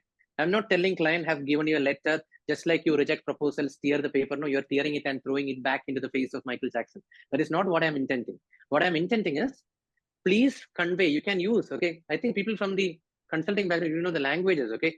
I'm afraid at this moment. Okay, sorry, apologies. I will not be able to take up this request. That is also denial. Is that clear? You don't have to be rude to the client. I'm afraid. I will not be able to take up your request at this moment. It's a very beautiful phrase, because right now the project is in closure stages. If you're still keen about pursuing this change request, would suggest you please submit a change request. Let the CCB approve it. At this moment, myself and my team will not be able to take up your request. So how did I start? I'm afraid. Like that I started. Is that clear? So nothing wrong with that, guys. You are a process watchdog. Is that clear? You are supposed to make sure that the process guidelines are being followed. Because the client is asking you doesn't mean you should do it. Is that clear? So B is the correct answer. Don't worry about decline being rude. Is that clear? How it is that decline happening is not clear. Okay. Now C. Validate the scope of the new beer received requested by Michael Jackson and plan the brewing process accordingly. Come on, guys. Many people joke. See, I told you, no, whether it is client or God comes and asks you, we should not simply validate the scope of the beer receipt and change the plans accordingly. No, we don't have that right, guys. Only it should be routed through CCB and the CCB should approve. Is that clear? That's the reason this is wrong. Okay. And lastly, take no action and disregard Michael Jackson's request. That is too rude. You are not conveying on what grounds you are rejecting. Is that clear, guys, everyone? That's it. You are not conveying on what grounds you are discarding this request. Okay, no action. Okay, I would say do nothing. That is a strategy which applies here. Do nothing strategy. You're not doing anything. Okay, you're just discarding without conveying. See, to God or to the client, you should convey why it is. Okay, that is being clarified here. Okay, declining. This is just no action and disregarding. I don't like. Okay, I like B. Okay, more than D. Yeah, go ahead. So Vishak, if in C point they would have mentioned with respect to CCB, like let's route it through CCB, we could have taken that option then, like validate the scope and route it through CCB. No. We don't have the patience to validate the scope and all. Still, it is routed through CCB. Very clear. You do one thing, Mr. Michael Jackson. You submit a change request to CCB. Let them evaluate. That is the stand. We cannot validate the scope because we are not the expert. Okay, because they tell something. I need 2 beers extra, but it may involve a lot of maybe another processing, a refinery, a distillery plant may be needed. We don't know. Okay, so you don't worry about validating the scope by yourself. That's what I know. All of you go to the change management framework. Okay, we don't know. Project managers don't know what is the exact scope. We will burn our fingers literally if you commit something and then worry later. Okay, clear, everyone? So that's the reason this is wrong. Any questions, guys? So the correct answer is B. All good? Vishak, a quick question. So the questions that we get in the exam, do they also have like very catchy names or catchy company names used in the question? Why? Is it distracting you? I'll be honest with you here, Vishak. You may find it offending. Actually, it is very distracting. It is distracting to me because that is why it distracting. takes In fact, more I'm time skipping Let it be. reading them. Yeah. So what happens when you hear Michael Jackson? Are you imagining Michael Jackson or Yo-Yo Honey Singh? Why should it be distracting? If it is, huh? Actually, your mind takes too much of time to process the names instead of the information which is relevant to answer the question. So I'm successful in my mission. Okay. So some way or other, you will get a lot of such distractions in the actual. Okay. So as per the Simon Sinek model, I don't care about the what. Let me explain. My how is successful. Okay. My aim is to distract you guys. That is successful. Are you getting? What I don't care whether you guys are getting distracted because it is Michael Jackson, not someone else. But are you getting distracted? That means my how is successful. Because in the actual PMP, there will be a lot of information here and there. You have to pick it up. The questions will be very lengthy. Are you getting? Again, my approach is very good because what way? There are many ways. I want the questions to be lengthy and elaborate. This is what happens in the actual PMP. I found out this way, okay, by introducing some other characters so that you will get distracted. Let it be. If you're getting distracted, you have to, okay, because this happens in the actual PMP. They will trouble you. The length of the questions will be even more bigger. Is that clear, guys? Not exactly like this. So you have to be careful. Okay. Vishak, is So it none safe of to your say sheets that have names, Vishak. None of your What is that? None of the sheets which you have provided have these kind of names and it's okay. Slowly it will come. Okay. See, different techniques I'm applying in different questions. That's what I said. No, it's a single solution. The moment you go through all the quizzes, you'll be confident for the PMP. So every question has got different approaches. Okay. Everything I cannot tell. Okay. is it safe to say that when we are reading the questions, we can drop the nouns and focus on the verbs? Yes. Exactly. That is what you should do. Focus on the all our blah, blah, blah. Actions. See here, beer, launch, party, everything. What is the ultimate crux of this question, guys? All of you listen. Client asks for a last minute change. Next week is the closure. You are the project manager. What you should do at this juncture? If I put like this, no, it will be very easy for you. But in the actual PMP, you will fail and you will scold me. Oh, actual questions are far different from what Vishak have discussed during the session. But now you will not tell, because I have somehow I have incorporated that distraction element into this question. So let you get distracted, let you feel that in the actual PMP also. You have to pass, you have to answer in this time frame bound, and then you have to answer it correctly. Okay, so distractions will happen. So question number 43 on the screen.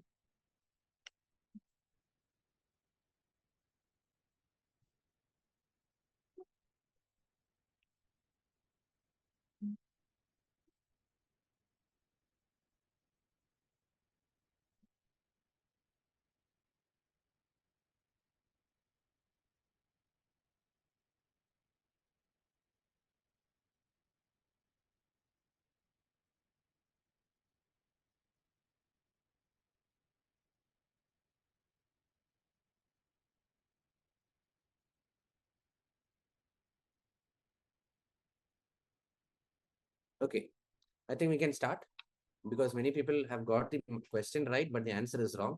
But let me enlighten the PMI mindset. Okay, so during a beer launch event, the client Michael Jackson congratulates the brewing company's team for their outstanding achievements. Okay, that is good. Congratulations from a client is good. But as a gesture of appreciation, Michael Jackson also presents the team with a gift. Okay, it can be a Rolex watch, it can be an iPhone, whatever. Which of the following steps should the team take in response at this juncture? Okay, let me tell you. I think many of you guys who got it wrong, you are not familiar with the PMI code of ethics. Okay, so as per the PMI code of ethics, Project Management Institute code of ethics, any sort of gift from a client or from a customer is not at all acceptable. Any sort of gift, any form of gift. Okay, now let's not debate on that. Now don't tell in my company they allow a gift up to 1,000 rupees or $100 like that, and all you people will tell. Okay, so that is immaterial. Okay, so maybe in your company they encourage, they are okay with the gift up to $100. Okay, but the PMI guideline says no to any sort of gift or any sort of tangible things, anything which is valuable, anything like that you accepting from the client is not at all acceptable. It's not at all a good practice. It is against the PMI code of ethics. Is that clear? So with that mindset, that some things are very rigid, okay, from PMI side, okay. With that mindset, when you look at the answer choice, A sounds very good. Decline the gift, citing adherence to professional ethics and company policies. Okay, so you look at this option A, just like I told for question number 42, decline doesn't mean you are just throwing the gift on the face of the client. Okay, you're politely saying a no. That's it. Okay, so sorry, at this juncture, I cannot accept this gift, but thanks for consideration. Like that, you can tell. That's all. Okay, so no doubt in that, guys. This is what it is. Okay, now B, accept the gift graciously, considering as a token of appreciation from the client. No, we don't do that. That's what I want to clarify. This is a PMI mindset. Okay, now C, politely decline the gift. I thought, oh, wow, that is good. Politely decline the gift. Like that, I thought. But let's read the remaining. Explaining that their project manager, Yo-Yo Honey Singh, may reprimand them.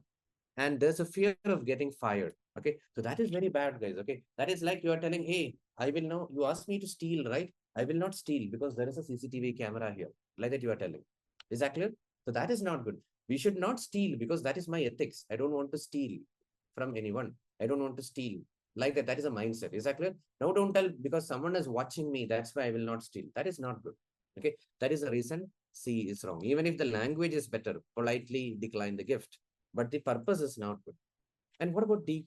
Seek guidance from their supervisor or senior management regarding the appropriate course of action. Many people have chosen that, but my point is you guys are PMP certified, right? So you are supposed to know that.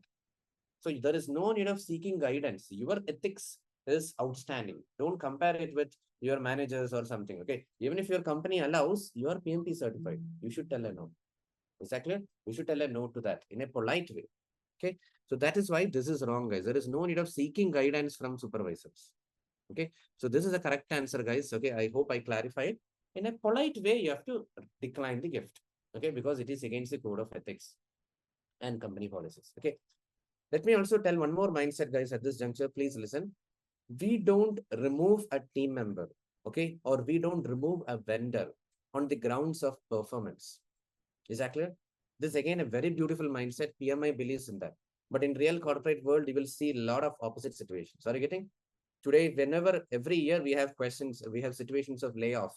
Why talk about small companies? I thought only startups will have layoffs, but even big companies are having. Okay. So what I want to tell, we don't remove any team member on the grounds of performance. This is a PMI mindset. Okay. So unless there is a like, let's say the team member is not at all performing, he's repeatedly making mistakes. So it's fine. We have to put that person on a training plan. Okay. There is no question of removing a team member on the grounds of performance. Are you listening? Not only that, warning the team member that, hey, your performance will be affected, your increment will be affected if you're performing like this. Like that, and all, we pass on comments, no, not at all acceptable. Okay. I repeat the same movie quote, which I keep telling again and again. What is that? With great power comes great responsibility. You are a leader who have hired 10 people. Just imagine. Okay. So you have a power to hire 10 people, no? That doesn't mean you have the power to fire them. Okay. But instead, you have the responsibility to retain them. Are you getting?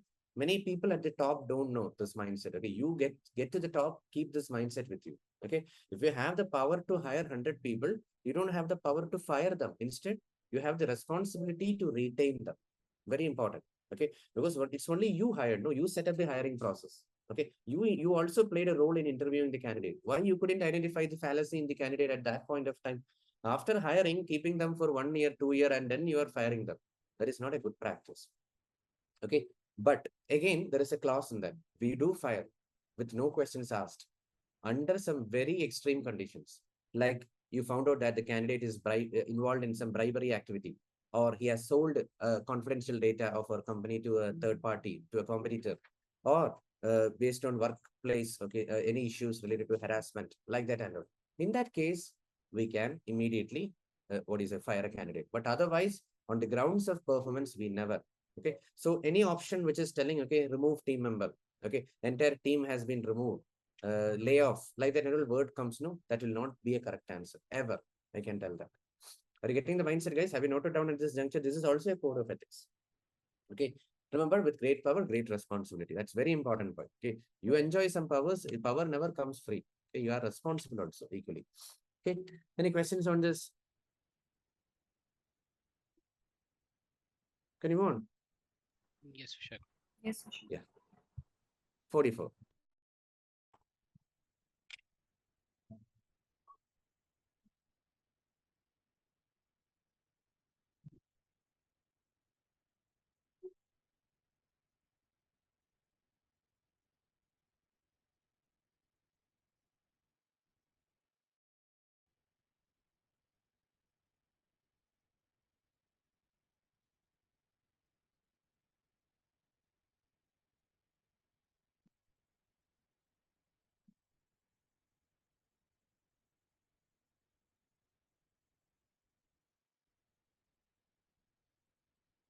Okay. Great. I can see a lot of people have answered it. But let me tell you, this is similar to a previous question, right? The mindset wise. So you should not have made a mistake. Okay. So let's discuss people who made mistakes, somewhere something is wrong. Do you agree, guys? We discussed a similar question, correct? No? So in a nuclear power project, the project manager, Leonardo DiCaprio, receives a cautionary note regarding a potential recurrence of a technical issue. What is that note? A cautionary note. What is that? Regarding recurrence of a technical issue that the team had previously encountered. Okay. So that is one concern. But the good news is that the issue has since been resolved and the project is progressing. So what is that? The team has resolved the issue. At this moment, the team have resolved the issue and the project is progressing. Now, what should Leonardo prioritize as the initial response to this warning? Okay, so two things. One is that the ongoing issue has been resolved. Okay, good news. Okay, now what is the second thing? There is a chance that the same issue will get encountered in the future. You will encounter in the future. Okay, so let's see what you should do at this juncture. Okay, A, ensure timely updates to the project's risk register. I agree there is a need for updating in the risk register. Either it is an update in the risk register or lessons learned. But what is the problem with A? It doesn't talk about the issue has been resolved and the project is progressing. See, predictive is crazy about documentation. Please listen. So if an issue has been resolved, what is needed? An update in the issue log is needed. Okay. So that is the reason this is not correct, because that is not mentioning anything regarding update in the issue log. Now check B. Ensure comprehensive updates to both issue log and lessons learned register. That is good, because I'm focusing on closing the existing issue. I mean, my team closed it, so I'm updating the issue log. And on the other hand, lessons learned register also needs to be updated, because there is a chance that it may come in the future. So B summarizes it beautifully. Is that clear? What about C? Ensure thorough updates to the lessons learned register. Again, it is biased only about this warning. It doesn't tell anything about closing the existing issue. That's why B is correct and C is wrong. And what about D? Inform the project key stakeholders about warning. No, I told you there will be day-to-day lot of issues coming up, lot of risk happening, everything. For everything, we will not go and inform these project stakeholders. Okay, please, there are right meetings, right cadence, right platform where you have to do that. Simply don't go and inform a stakeholder just like that.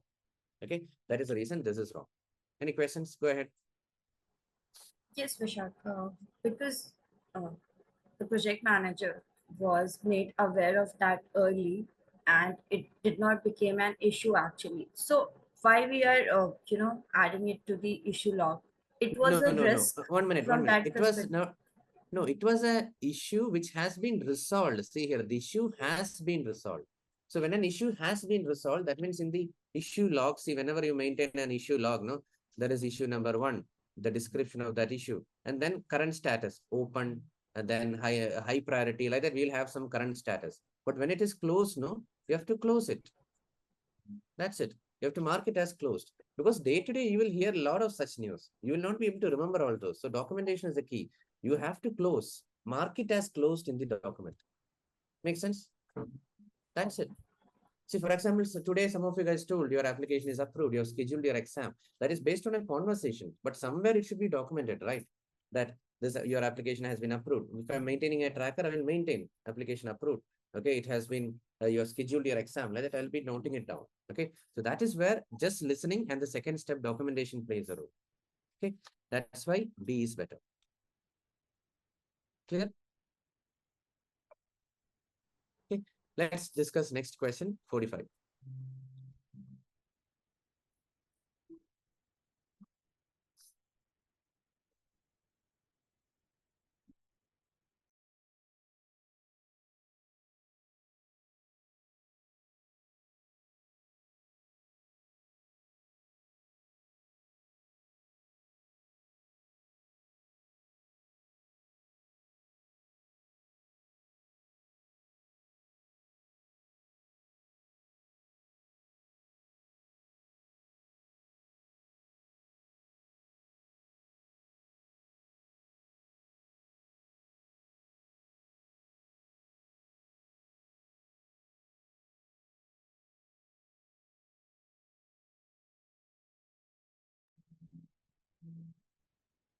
Okay,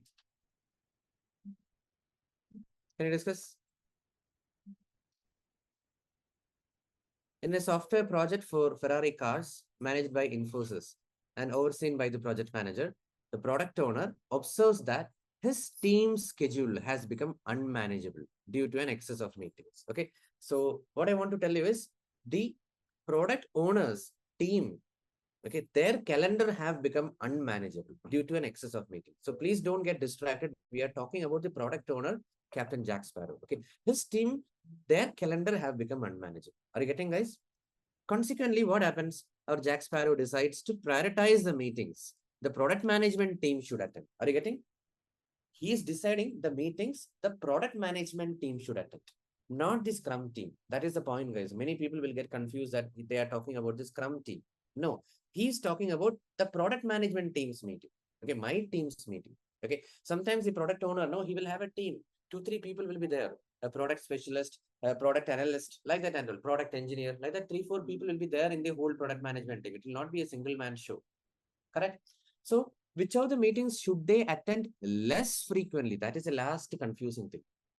So the question is asking which of the meetings are not much important for product management. From the whole question, what I can summarize, which of the meetings are less important for a product manager? Are you guys with me? So first one, you look at customer feedback sessions. Don't you think a product manager have to participate in that? Because He's like a sync between the development team and the customer, correct? No? So obviously feedback sessions, product management team should be there, correct? Now, daily scrum meetings. Do you really need product management team in the daily scrum meetings? Not really. So this is correct, not needed. This is wrong. Is that clear? When I said tick mark, that means their participation is needed. That is what I mean. So the correct answer, one of the correct answer is daily scrum meetings. Okay, product team is not needed. Now, consultation with product and marketing subject matter experts, definitely they should be there, no? How can they avoid? So it should be part of their calendar. Okay.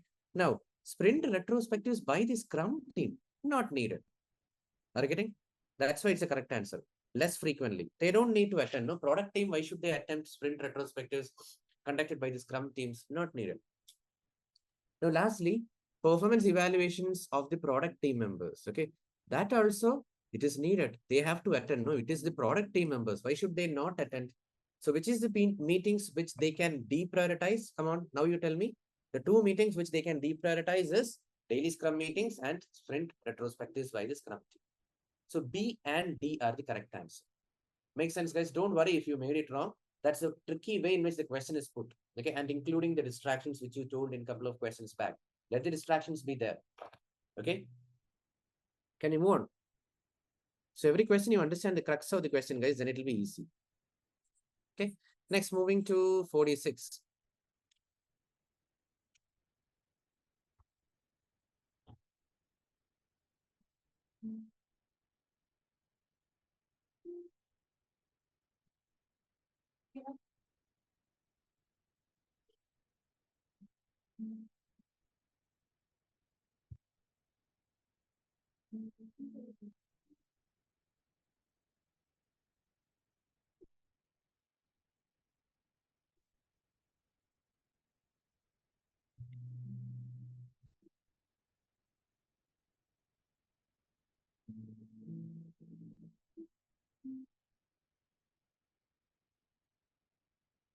Quick.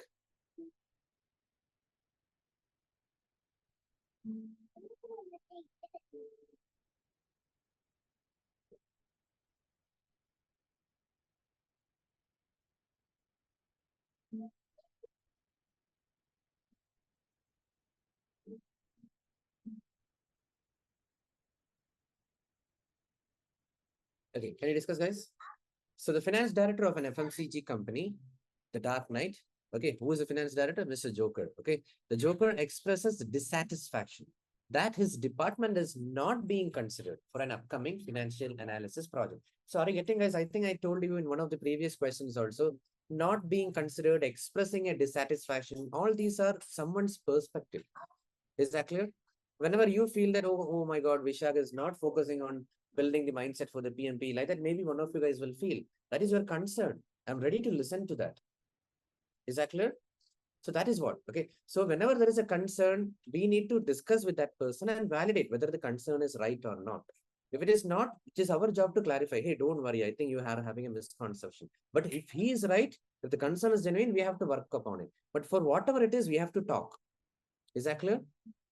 But let's read the remaining portion. Okay, first thing is he was dissatisfied. He's concerned that his team members are not being considered. I mean, their inputs are not being considered. Being a highly influential stakeholder, come on. The second statement is even more scary. His support is crucial for the success of most of the projects within the organization. So I cannot mess up with this guy. Is that clear? I cannot tell you go to hell. I don't care. I will not consider your team. Like that, I cannot tell. Because his support is crucial for the success of the project. Is that clear? Now, how should the project manager, Emma Watson, address this issue? Okay, so first one, arrange a meeting with Mr. Joker to discuss the financial management plan. This is a distraction option, guys. There is no concern regarding anything in the finance. What do you mean by financial management plan? First of all, such a term is not there. It is the cost management plan. There is no concern regarding cost in the question. Is it there? You just look at the question. It is just a word cloud which you have chosen. So there is no concern regarding cost. Only when there is a concern regarding cost, then I need to sit down with you and discuss the cost management plan. Correct? So as long as there is no concern in the cost, that option is ruled out. Make sense, all of you? Now B, present the org chart to Mr. Joker to demonstrate the project structure. How does that help, guys? Some of you guys have chosen that B also. What is the point? You just think, guys, people who have chosen B, How does that help? Sharing an organization chart, will it resolve in any way the dissatisfaction of this Mr. Joker? No, I don't care about all those. My team is not considered. He will keep telling the same. Is that clear? So that is not going to help. Now, C and D are very close, guys. I would say the closest answer to the right answer is C, but that is also wrong. I will explain why. Hold a discussion with Mr. Joker to review the requirements management plan. See, come on, I will tell you what do you mean by requirements management plan. Requirement management plan is a plan which is used. How are we going to gather the requirements? How are we going to document the requirements? How are we going to validate whether the requirements? It's more about the process of requirements. Okay, so that is not the concern here. I would say, scope management plan. There are different management plans, right? Scope management plan, schedule management plan, risk management plan, change management plan, stakeholder engagement plan, everything. So I would say requirement management plan is something which comes as a subset of scope management plan. Scope management plan is how are we going to manage the entire journey of scope in a project. Particularly speaking, requirement management plan is talking about how the requirements are getting captured. Okay, what do you want? Just like I told you, when you go to a restaurant, the way a waiter asks you what all items you would love to have served, and then when he's asking, no, that is the way they are gathering the requirements. But when the chef is focusing on how to cook it, that is overall scope management plan. Are you getting, guys? So requirement management plan is a subset of scope management plan, and here the concern is not that. The concern is why his department is not being considered. Their needs are not being considered. Okay. So what exactly I should show them, I should show them clearly, boss, this is what is the scope of the project. See this one. Whatever I've drawn on the screen is the scope of the project. My team will do only as per the scope of the project. Anything outside, you know what, Mr. Joker, it is considered as a scope creep. This is what I should sit down with him and make him enlightened. Clear? So what is the right statement? Meet with Mr. Joker. I love that. Okay. If there is a point of concern, we should always talk and sort it out. And review the scope statement. Beautiful. So instead of scope statement, even if there is WBS, even if there is scope baseline, all this would have been correct. Is that clear? Because that is where you clearly have an idea, what are we going to do? That I will show. For example, in this batch, if someone is asking me a question, Nisha, can you talk a little bit about Confluence or a little bit about MS project? I can, but I will not. Why? Because I will show you. See, you have asked, but there are a lot of participants in this batch. They have enrolled in my batch only because they want a motivation, a confidence building for the PMP. PMP doesn't get into any tools. We don't dive into any tools or techniques. Okay, it's more of a mindset building. Okay, if you want to learn more about Confluence, Jira, MS project, better you enroll in a separate standalone program. I will show that. Okay, this is what, okay, everyone would have received a mail from the respective institute that this is what we are going to cover. This is what Vishak is going to cover. So if I do something else, then it will be against the scope. It will be a scope creep. So I'm sorry. That is why I'm not considering your request. Like that, I will sit down and make you convince. Is that clear, guys? So that's why D is the correct answer. Any questions, please? Have you noted down this also? It can be WBS or scope baseline. Anything it can be. Vishak, So what Vishak, is, please go Yeah. ahead. yeah, so my question is for an like financial analysis project and project scope statement, how these are connected? It's not connected. That is the answer. Simply they have interplayed. There is Okay. no connection. Yeah. Okay. So don't try to make connections. That's the point. Okay. Yes. Next. Vishak, if this D option was not there and they had some different option, so since you said C is the closest, even though it's talking about the requirement management plan, which is the what and not the how, would we select C option then? No, we won't, because that is about what, okay? Why it is not considered in the project scope baseline, still it will be wrong. Because we are talking to the project scope statement or project scope baseline like that. So that is after the requirements are finalized, still it won't be correct. I told there's a closest option, but still I won't choose. Okay. Okay. Yeah. Makes sense, all of you? Can you move on? 47th? Hello. Yeah, quick. Yeah, Vishak, like I am little bit confused about, I'm still confused about option number B and D. I can. B is totally ruled out. What is the point? You answer me. See, what is the point in just showing the organizational chart to Mr. Joker? Organization chart is what in your company, who is the CEO. The CEO consists of who are all the direct reportees. And then those people have who all under them. How does that help?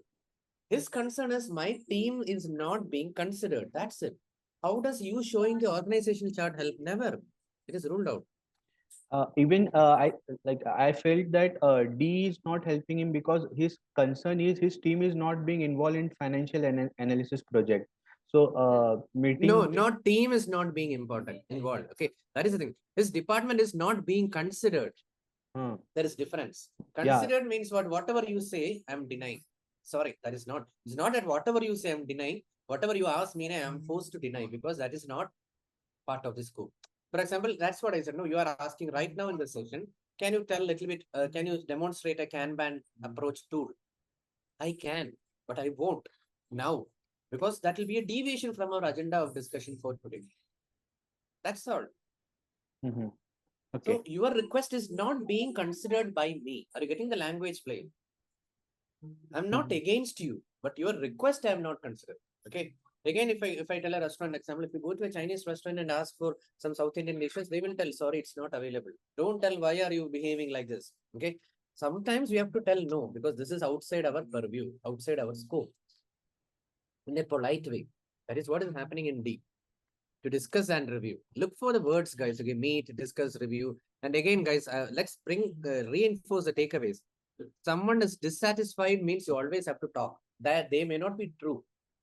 Is that clear? You have to talk and clarify. Concerned, dissatisfied, okay, worried about, like that and all. When it comes, no, then you should think about understanding more from that person.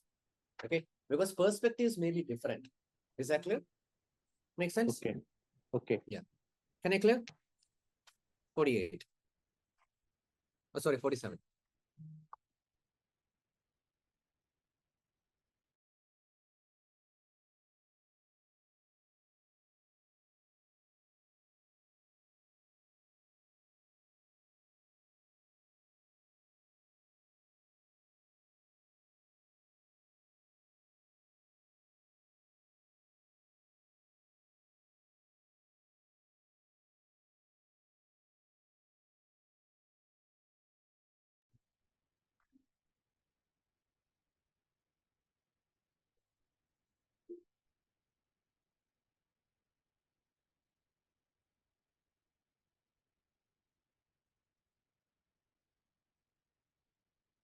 Okay, can you start? I can see people, you guys have started opting. The slow readers, please be cautious. You have to read a little bit fast. You have to be very careful. Okay, this much time only is allowed. Okay. 2 weeks before the commencement of a cryptocurrency project. Okay. That is the first disclaimer. What is that? 2 weeks before the commencement. That means the project is not even started. Have you noted down? The project is not even started. Okay. A key resource engages in a discussion with Kamal Hassan. Okay. One of the key resources is just having a discussion with Kamal Hassan, the project manager. Again, what is the discussion all about? See here, expressing concern. Are you noticing it? Second time we are discussing now. The previous question also had the same. Expressing concern, worried about, like that. Are you getting? So they may not be true. I'm not telling they are simply making an issue. They may not be true. Okay. So what is the concern regarding the complexity of the project deliverables? Now, what you should do? Imagine you are Kamal Hassan, the project manager. You just heard the concern from the team member. The project is not even started. So what you should do, guys, if the team member feels that the project is complex, what you should do? Don't read the options, guys. You tell me. If one of the key team members feels that the project is complex and he's expressing a concern way before the start of the project, what you should do? Please tell me. Discuss with that person. Just talk to him. Discuss, that is fine. Send that. Imagine after discuss, what next? Imagine you heard from him. What next? You may look for viability study. You want to be sure that this project is doable, like whatever concern this person is highlighting. Let's figure out what sort of risks there will be. The impact should be reviewed. Correct. That is very valid. Okay. So if the concern is being listened properly, the next thing is you have to validate whether the concern is genuine. Let's talk in a very general layman way. Okay. We have to validate whether it is genuine or not, the concern from that team member. Okay. So let's see further. Okay. Kamal Hassan now seeks to ensure the realism of the project deliverables in alignment with the organization's government structure. That all are blah, blah, blah. What I want to tell is the realism of the project deliverables means, like some of you guys said, the viability, the practicality, the feasibility. Are you getting, guys? 3 words I told: viability, practicality, feasibility. Okay. Now, which of the following actions would be appropriate? Please remember, I told you, what is that? Here they are checking baby steps. Is that clear? What is the first step he should do at this juncture? Everyone with me? Now let's see the option A. Arrange a meeting with the project's primary investor to address the resources concerned and potentially revise the project roadmap accordingly. So you people tell me what is wrong with A. Pick up the mindset. Don't tell your perspective. I want you to tell the exact mindset. Why A is wrong. Project primary investor Action need over not be involved. Analysis over action. sponsor. No. Mindset. Don't trouble sponsor. Yeah, not trouble exactly. Don't Do involve not trouble. sponsor. Okay, do not trouble sponsor. Okay. That is a mindset here. Okay, see, I know there is a concern. Maybe you need to reach out to sponsor, but have you done your own analysis? Okay, so 2 mindset is coming here. Some of you guys said, do not trouble the sponsor. I totally agree with that. Second thing, what is your homework you have done? Simply arranging a meeting, and will you go and sit in front of him? The primary investor, he's a very busy person. Come on, I told you. The sponsor will hardly have 10 minutes of time. Just imagine. So in that 10 minutes of time, what will you tell? Will you present the whole problem to him? He will ask, Vishak, what did you do? Like that. So what is the second mindset I want to bring in here? Why A is wrong? Analysis over action. Beautiful. Okay. Some of you guys are getting all the mindsets. See, if you remember this mindsets rigidly, no, then it's easy. Analysis over action. Don't jump into action. Because of these 2 reasons, we can wipe out A. Clear? Now, B, ensure that the resources concerns are duly recorded and documented in the project's issue log for review and resolution. Why B is wrong? Come on, the project is not even started. Are you getting, guys? What are we talking about issue log? 2 weeks before the commencement of a new project. Have you noted down that? 2 weeks before. So there is no question of an issue log arising. Second thing, I don't usually recommend this type of things, duly recorded. Do you remember anyone who have gone through my other videos? There is a mindset which I told. Don't choose any option where the PM is like a postman or a clerk. Is that clear?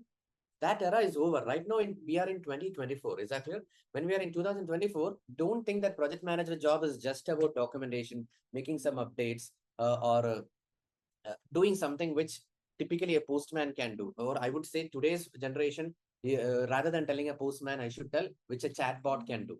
Is that clear? Recording things and all, it's very easy. Okay, these days, if based on the concern, it will beautifully capture an error log. Do you know one thing? Sorry, not an error log, issue log. That is where we are proceeding towards. We don't need project managers for just documenting. Is that clear? I'm sure, guys. Okay, I think it's already there. Okay, whenever we host meetings, based on the emotion, the way of conveying, the system can identify whether it's a risk, okay, whether it's an issue, and it can get automatically documented in the right log. We don't need project managers. Is that clear? Paraphrasing it, okay. For example, when some of you guys in this batch is talking, Vishak, I have a concern. Our crop cultivation will get affected if the monsoon season starts by June. So I'm really worried about that. Are you getting? Like that someone is telling over a meeting. Automatically a prompt will come. I'm not sure if it is there, where a prompt will come asking for the project manager. Should I capture that in the risk log? Yes. If yes, if this phrasing correct. On a preliminary basis. Okay. Later, even that question won't come. Automatically, it will be captured in the risk log. Is that clear? How it will be? Crop cultivation will get affected, may get affected because of the monsoon. It will also ask, do you want me to suggest a response plan, or would you like to initiate it with the team? Question number 2. Are you getting? The bot will ask us. Okay, so don't think project manager's job is just documenting or recording something. So remember my mindset, don't be a chatbot or a postman. This will help you to eliminate some option, guys. We are PMP certified. Okay, we have our own classiness, whatever we do. Okay, so just don't focus on this. Are you guys clear why this is wrong? Everyone? What I'm telling is not an exaggeration. If someone is more expert in this field, you guys can tell. Is there something like that, guys, which automatically captures in your interface? Based on the pulse, based on the dialogue delivery, it automatically captures a risk, an issue. Maybe it can happen, not far, guys, probably in 1 year or 2 years. Okay, just by attending the meetings, it will automatically capture. Okay, so what about C? Conduct a comprehensive risk assessment to identify potential threats and develop proactive measures to mitigate them. So I liked it. Okay, there is a concern, so we need to do a risk assessment. But it's not about just risk assessment, guys. The concern from the team member is regarding the complexity. Complexity sounds more like feasibility, practicality, all these things. Are you getting? You have to think beyond risk. Even if some projects are practically possible, but there may be some other risk, budget risk, quality risk, everything. Okay. So you have to think beyond risk. Okay. So the right word is feasibility, viability. Okay. Like that angle. So initiate a feasibility study to evaluate the viability of the project. Beautiful. Followed by a thorough examination and review of the findings. So that is where you are doing your analysis. Are you getting, guys? There is a concern from the team member. You are validating it, whether the concern is genuine or not. That is what option D all about. Okay. And usually, now coming back to our point, feasibility study is usually done before a project is kickstarted. Okay. Big projects. Okay. Metro rail project. Okay. Bullet train project, hyperloop project. For this type of projects, they do a feasibility study. They may spend an year, not an exaggeration, guys, an year only for the feasibility study. Once the feasibility study sounds good, they may dive into proper project. Okay. So that is why, what is the purpose of feasibility study? Just to see whether it will be feasible, whether it will be viable, practically possible. We have money, but everything may not be practically possible. Okay. So feasibility study will address all the concerns from this team member. Clear now, guys? Any questions on D? Why it is the correct answer? Quick. Vishak, just one question. So would the team be selected even before the feasibility study is done or after that? See, that is Usually. a slightly good question if he has asked. Slightly, it is a, I would say, properly Because I speaking. confused with the key resource part. I thought the team is selected after the feasibility is done. Exactly. That's what I'm telling. Actually speaking, a project team, including a project manager, okay? So in that case, no, I would say including a project manager will come to know about the project details only on the day of kickoff. You are right. Only on the day of kickoff, the project charter will be unveiled to the project team and project manager. Then only he and his remaining team members will come to know, oh yeah, this is what the project I'm supposed to do. Whether they will come to know. But here, in some cases, I will say we get a news, okay, we are going to do this like that and all. So it's fine.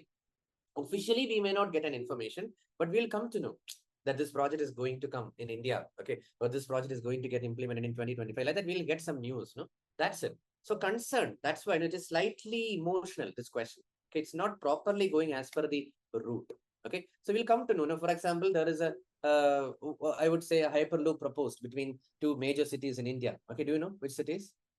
Bangalore and Chennai, or let's say Bangalore and Hyderabad, Bombay and Pune, something like that. If the hyperloop project is proposed, there may be a feasibility study happening. Okay, we will know. Okay, yeah, you will see some people doing survey of the land, everything, or they may be setting up a just 5 kilometer small tunnel to see how exactly it is feasible.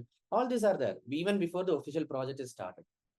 Okay, so sometimes we may start working.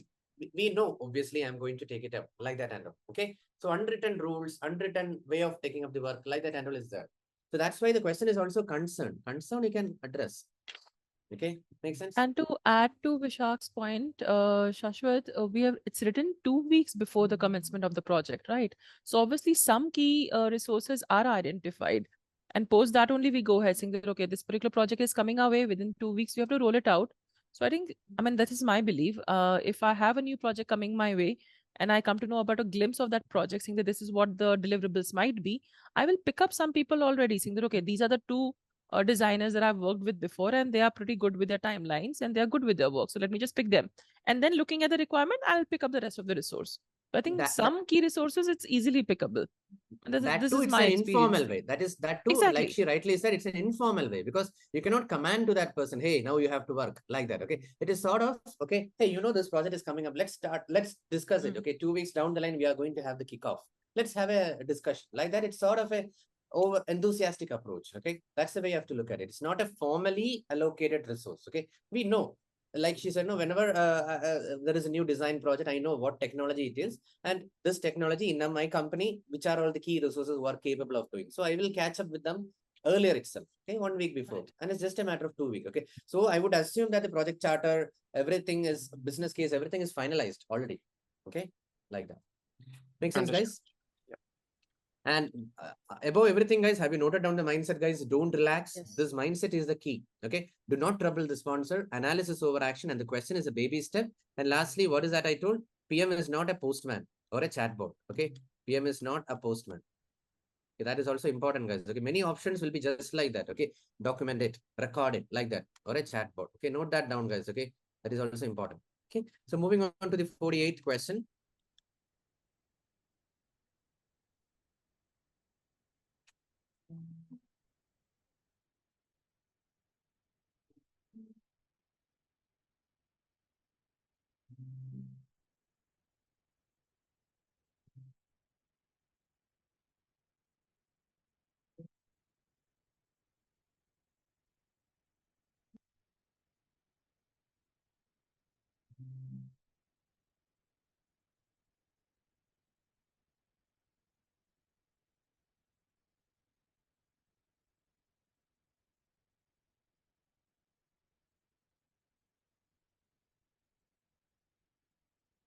Okay, can we discuss?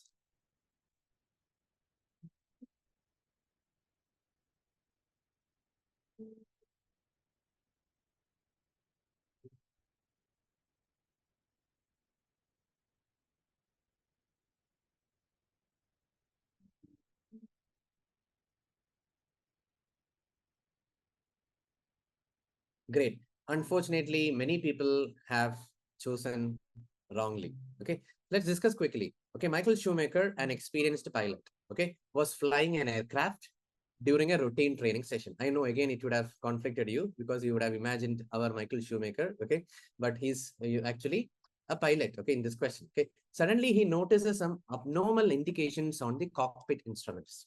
Okay, he noticed some indications. Okay, identify the risk, trigger, and issue. Is that clear, guys? So people who are totally comfortable with trigger and issue, for you guys, it's very easy. But if you're not comfortable, no, you will definitely make it wrong. What is a trigger, guys?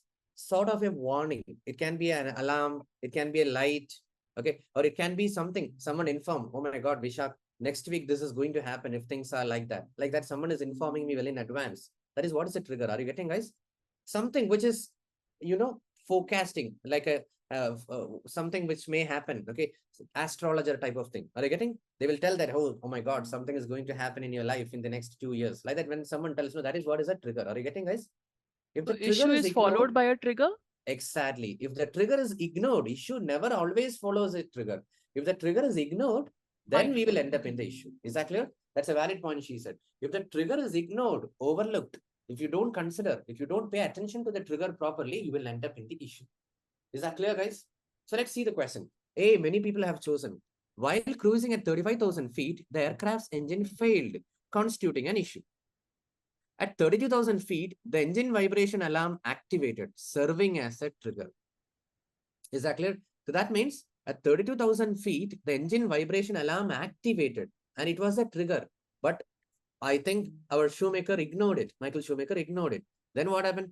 He ended up facing an issue at the 35,000 feet. The engine failed. So A sounds good. Is that clear, guys? Beautiful. Now let's see B. While flying at 35,000 feet, the aircraft's engine failed, which acted as a trigger. No. If an engine failed, no, it's not a trigger, guys. Come on, it's an issue. At 32,000 feet, the alarm activated, indicating an issue. No, alarm is just a warning. If you ignore the alarm only, you will end up in an issue. Are you getting, guys? Alarm word itself is like that. The situation is alarming. Like that, what does that mean? Have the issue happen? No. Pick up the English word. It is creating a concern. If you go like this, global warming, alarming situation, we are not that much troubled by global warming. But if you ignore now, our next generation will struggle, really. Okay, that is what it is. So B is ruled out. What about C? While flying at 35,000 feet, the aircraft's autopilot disengaged unexpectedly, serving as a trigger. At 32,000 feet, the engine oil pressure warning light illuminated, indicating an issue. No, warning light is a trigger. Is that clear? Disengagement is an issue. So don't get confused, guys. What about D?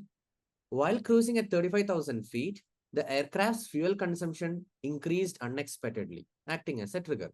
At 32,000 feet, the fuel gauge displayed a low fuel level, something which is displayed, warning light. That is not an issue. Instead, it is a trigger. Are you getting, guys? So what is the correct answer here? A. Don't get confused, guys. Okay. For every risk identified, you should have a trigger. Otherwise, how will you say it is risky? Have you heard people telling, oh my God, now it is risky? I don't think so. We'll be able to catch up the flight. Like that, when tell no, that means the trigger is activated. Okay, guys, make sense?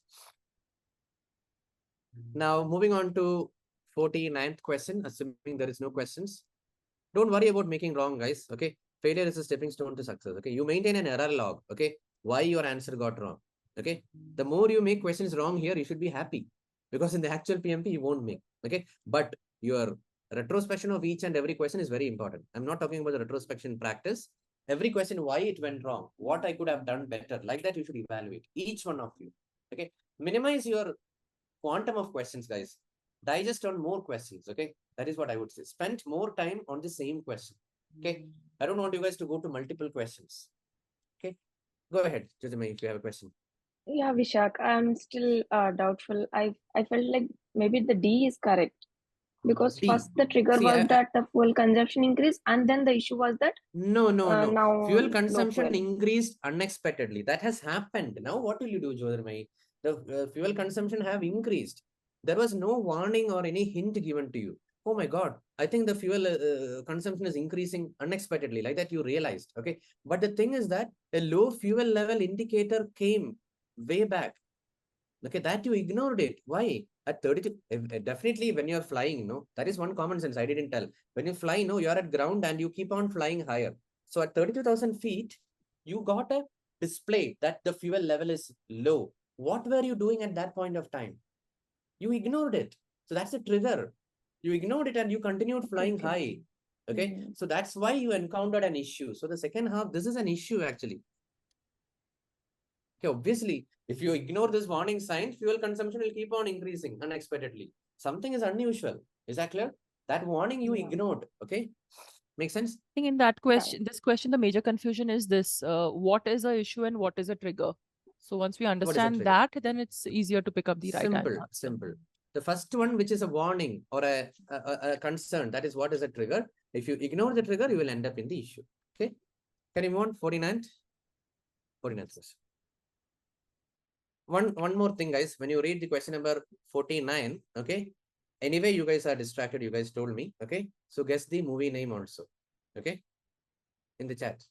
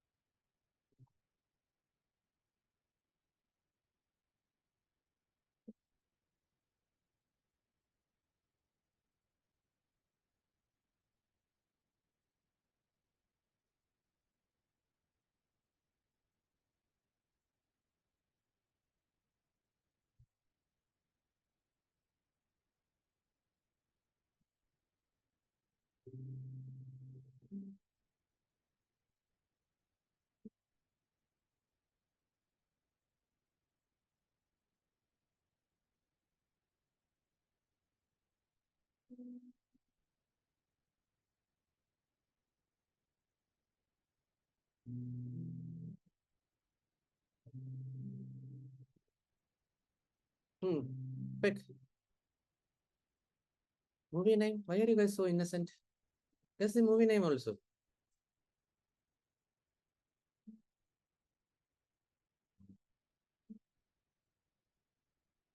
That is so sad.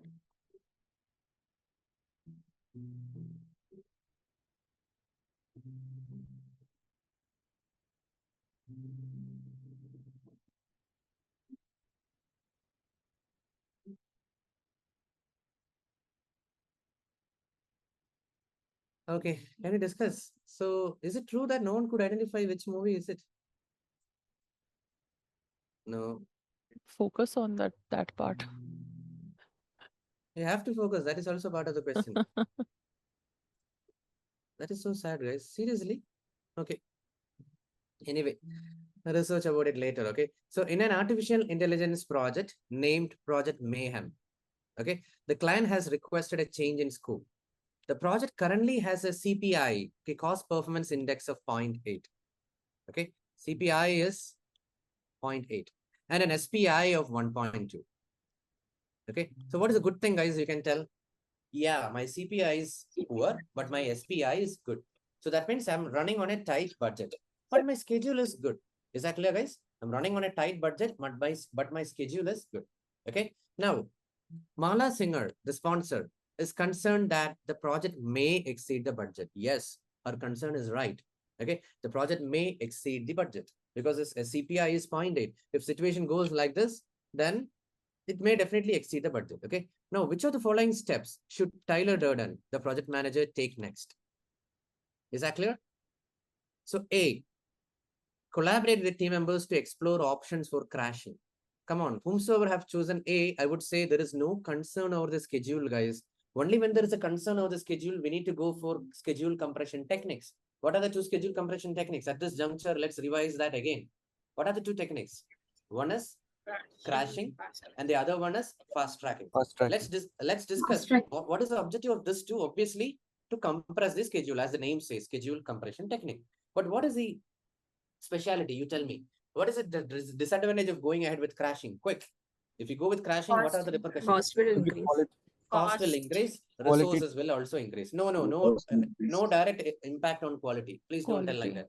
When you go with crashing, resources are needed more. So resources will increase. So explicitly, cost will also increase. Now, when you go with fast tracking, what is the repercussion? Check your notes and tell. Fast tracking. Come on, guys. This much time is unacceptable. Quality risk may increase. Can skip some trades. And What is that? quality compromise. Quality compromise. Yes, exactly. Risk is high. Risk increases.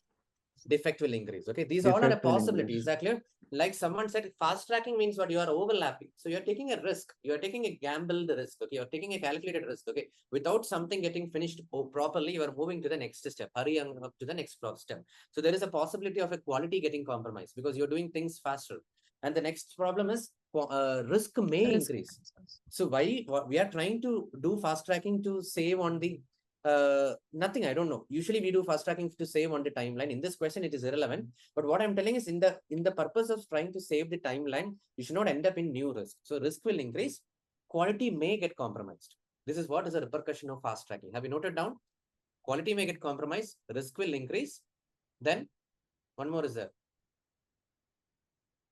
Defect. Defect may increase. Okay.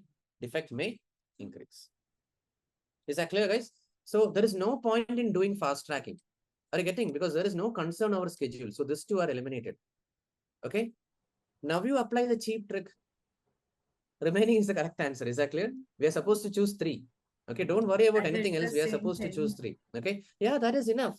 It doesn't matter. What do you mean by objective questions? You know, objective questions means what? Somehow you have to meet the objective. You can use any cheap trick.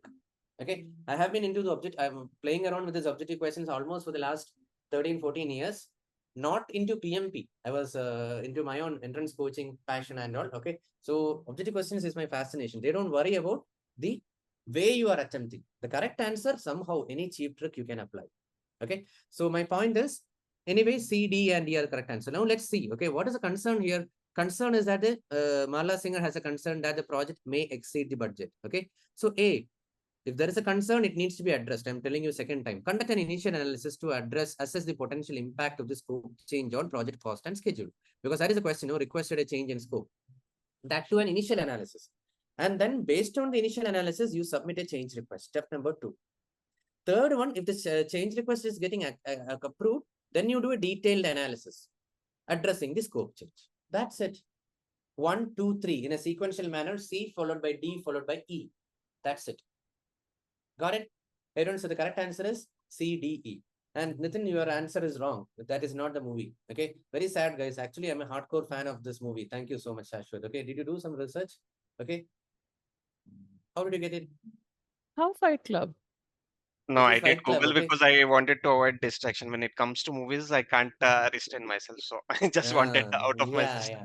This is one of the favorite movies of mine. Okay. You should. Okay. Project Mayhem is the I'll watch it project next which they are Sunday. doing. Okay. Yeah. Project I have watched it Mayhem. multiple times. Okay. Every time when you feel demotivated, you should watch Fight Club. Okay. You will feel motivated. Okay. Everyone has got a super personality. Oh, sorry. I don't want to break the climax. Okay. So, okay, guys. So please, this is from the Fight Club movie. Okay. Project Mayhem. And she's a character name is the heroine. Okay. Marla Singer. And Tyler Durden is the hero. Okay. Brad Pitt's name. Okay, guys. So please, okay. Moving on to question number. Hey Vishak, just a quick question. regarding option B, my thought process was since the project was ahead of schedule, so I thought of like project manager will put that project on the fast tracking mode, so that he can utilize that. No, no, no. Fast tracking is we are speeding up. Why do you want to speed up? It is not something which is already in good shape and schedule. We are putting in fast tracking. Something which is behind only we put in fast track mode so that we can catch up quickly. Okay, so don't get carried Vishak, away that. one more thing I wanted to Yeah. add. Even if, let's say, the cost or schedule was like very favorable for the project as well, even then the other three are like default options for any change request that comes in. Exactly. So there are two ways of attacking this question, just like Shashwat told. Whatever it is, the client has requested a change in scope. Even if this 0.8 and 1.2 are not there, this is a preliminary step you should do. Okay, no idea to get an idea, do a little bit analysis, and then submit a change request. If the change request gets approved, then you do the full-fledged implementation of the change request. Clear? So whatever it is for a change, this is the format, CDE. Beautiful. Okay. Thank you so much. So can we move on, guys, further? 50.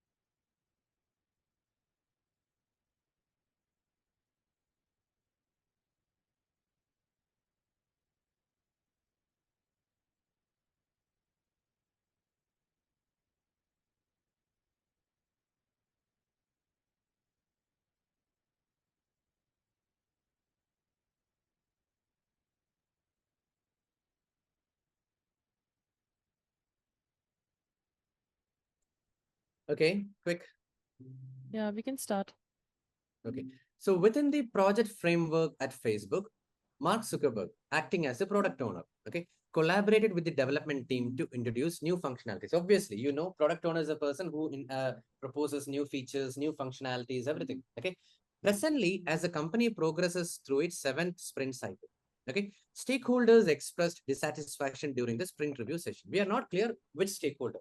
Don't assume it is always client. Okay, I told you, no, stakeholder is the right people who are there in the session. Okay, so they expressed concern regarding the some concern, dissatisfaction. Okay, I don't know exactly what is a concern. Subsequently, one of the key stakeholder reached out to Bill Gates. Oh my God, the project manager. Okay, seeking insights into the team's progress. Now I got the reason for the concern. Everyone with me? What is the reason for the dissatisfaction of some of the stakeholders? They are concerned about the team's progress. Everyone with me so far? Don't get distracted. Okay. Now, what should Bill Gates, the project manager, prioritize next? What is the next action from our Bill Gates, who is the project manager? Okay. First one. What is the pain point here? Concern regarding the team's progress. Don't get distracted. Now, A, assess the effectiveness of the stakeholder engagement approach. No, effectiveness of the engagement is not the concern here. Okay, stakeholders are very well engaged. That's why they are expressing dissatisfaction. No, engagement is a way to listen to the pulse of the people. Correct? Are you guys engaged? How will I know? Engagement can be good or bad. Are you getting? I engaged you in a wrong way. That also, but I want some reaction. Okay, I'm getting it. Okay, you guys are dissatisfied. So there is no question or doubt regarding the engagement. Now, B, review the communication tactics employed. Again, it is wrong. There is no issue with communication. They are expressing. What do you mean by communication? Even if you don't like someone, are you articulating it very well? If the answer is yes, you are communicating it properly. Are you getting? I don't like you. I don't like this dish. Like that, when you are articulating, that means the communication is proper. Are you getting? So there is nothing wrong with communication or engagement. Now see, communicate the ongoing progress utilizing tools like project dashboards and burn down chart. I liked it, guys. The team's progress can be clearly measured or tracked. if there is dashboards. Okay, while I was with EY, Ernst & Young, for some clients, we have delivered dynamic dashboards and all. Okay, so every week, not every dynamic like every hour and all, every alternate days, we like from the Excel itself, the dashboard will pick up data and it will show what is the metrics in the project, like that. So the senior leadership team in those client-based organizations, they would always check the dashboard to check the progress of the team or the project. Now, another key thing which you can use to check the progress is burn down chart. Have you forgotten? Burn down chart. What is the progress? Okay, you can see. So this sounds very good. Now, what about D? Engage with Mark Zuckerberg, the product owner, to evaluate pending tasks in the product backlog. I will tell you why this is wrong. Come on. This is the backbone of Agile, guys. I want to tell you something. The count of pending tasks is not a measure of team's progress. I repeat again, the count of pending tasks is not a measure of team's progress. Why? Because in Agile, we welcome changes. I want all of you guys who didn't choose the answer D, you have to look at my session recording. What is that? Feature chart, like that I have explained on slide. Do you remember? So in a feature chart, what happens? If you remember the graph, the product owner can add new changes, delete some changes, add new changes. Okay. So if the product owner added some new changes, obviously the pending task will increase. It is not the fault of the team. Are you getting? So don't measure the team's performance just by looking at the pending task count. That's why D is wrong. Everyone with me? And what about E? Provide stakeholders. What is that? This dissatisfied stakeholders. You provide them with some updates regarding team's velocity to offer a glimpse into their productivity. Yes, they are concerned about the team's progress. What do you mean by progress? Are you studying properly for the PMP? Are you progressing? Are you productively using your time? Yes. So what is the right tool which we can check? Right metric we can check? Team's velocity. What do you mean by velocity? Number of story points delivered in a sprint. It should be stable, consistent. It cannot drop. If it drops, no, something is wrong with the productivity of the team. Very clear.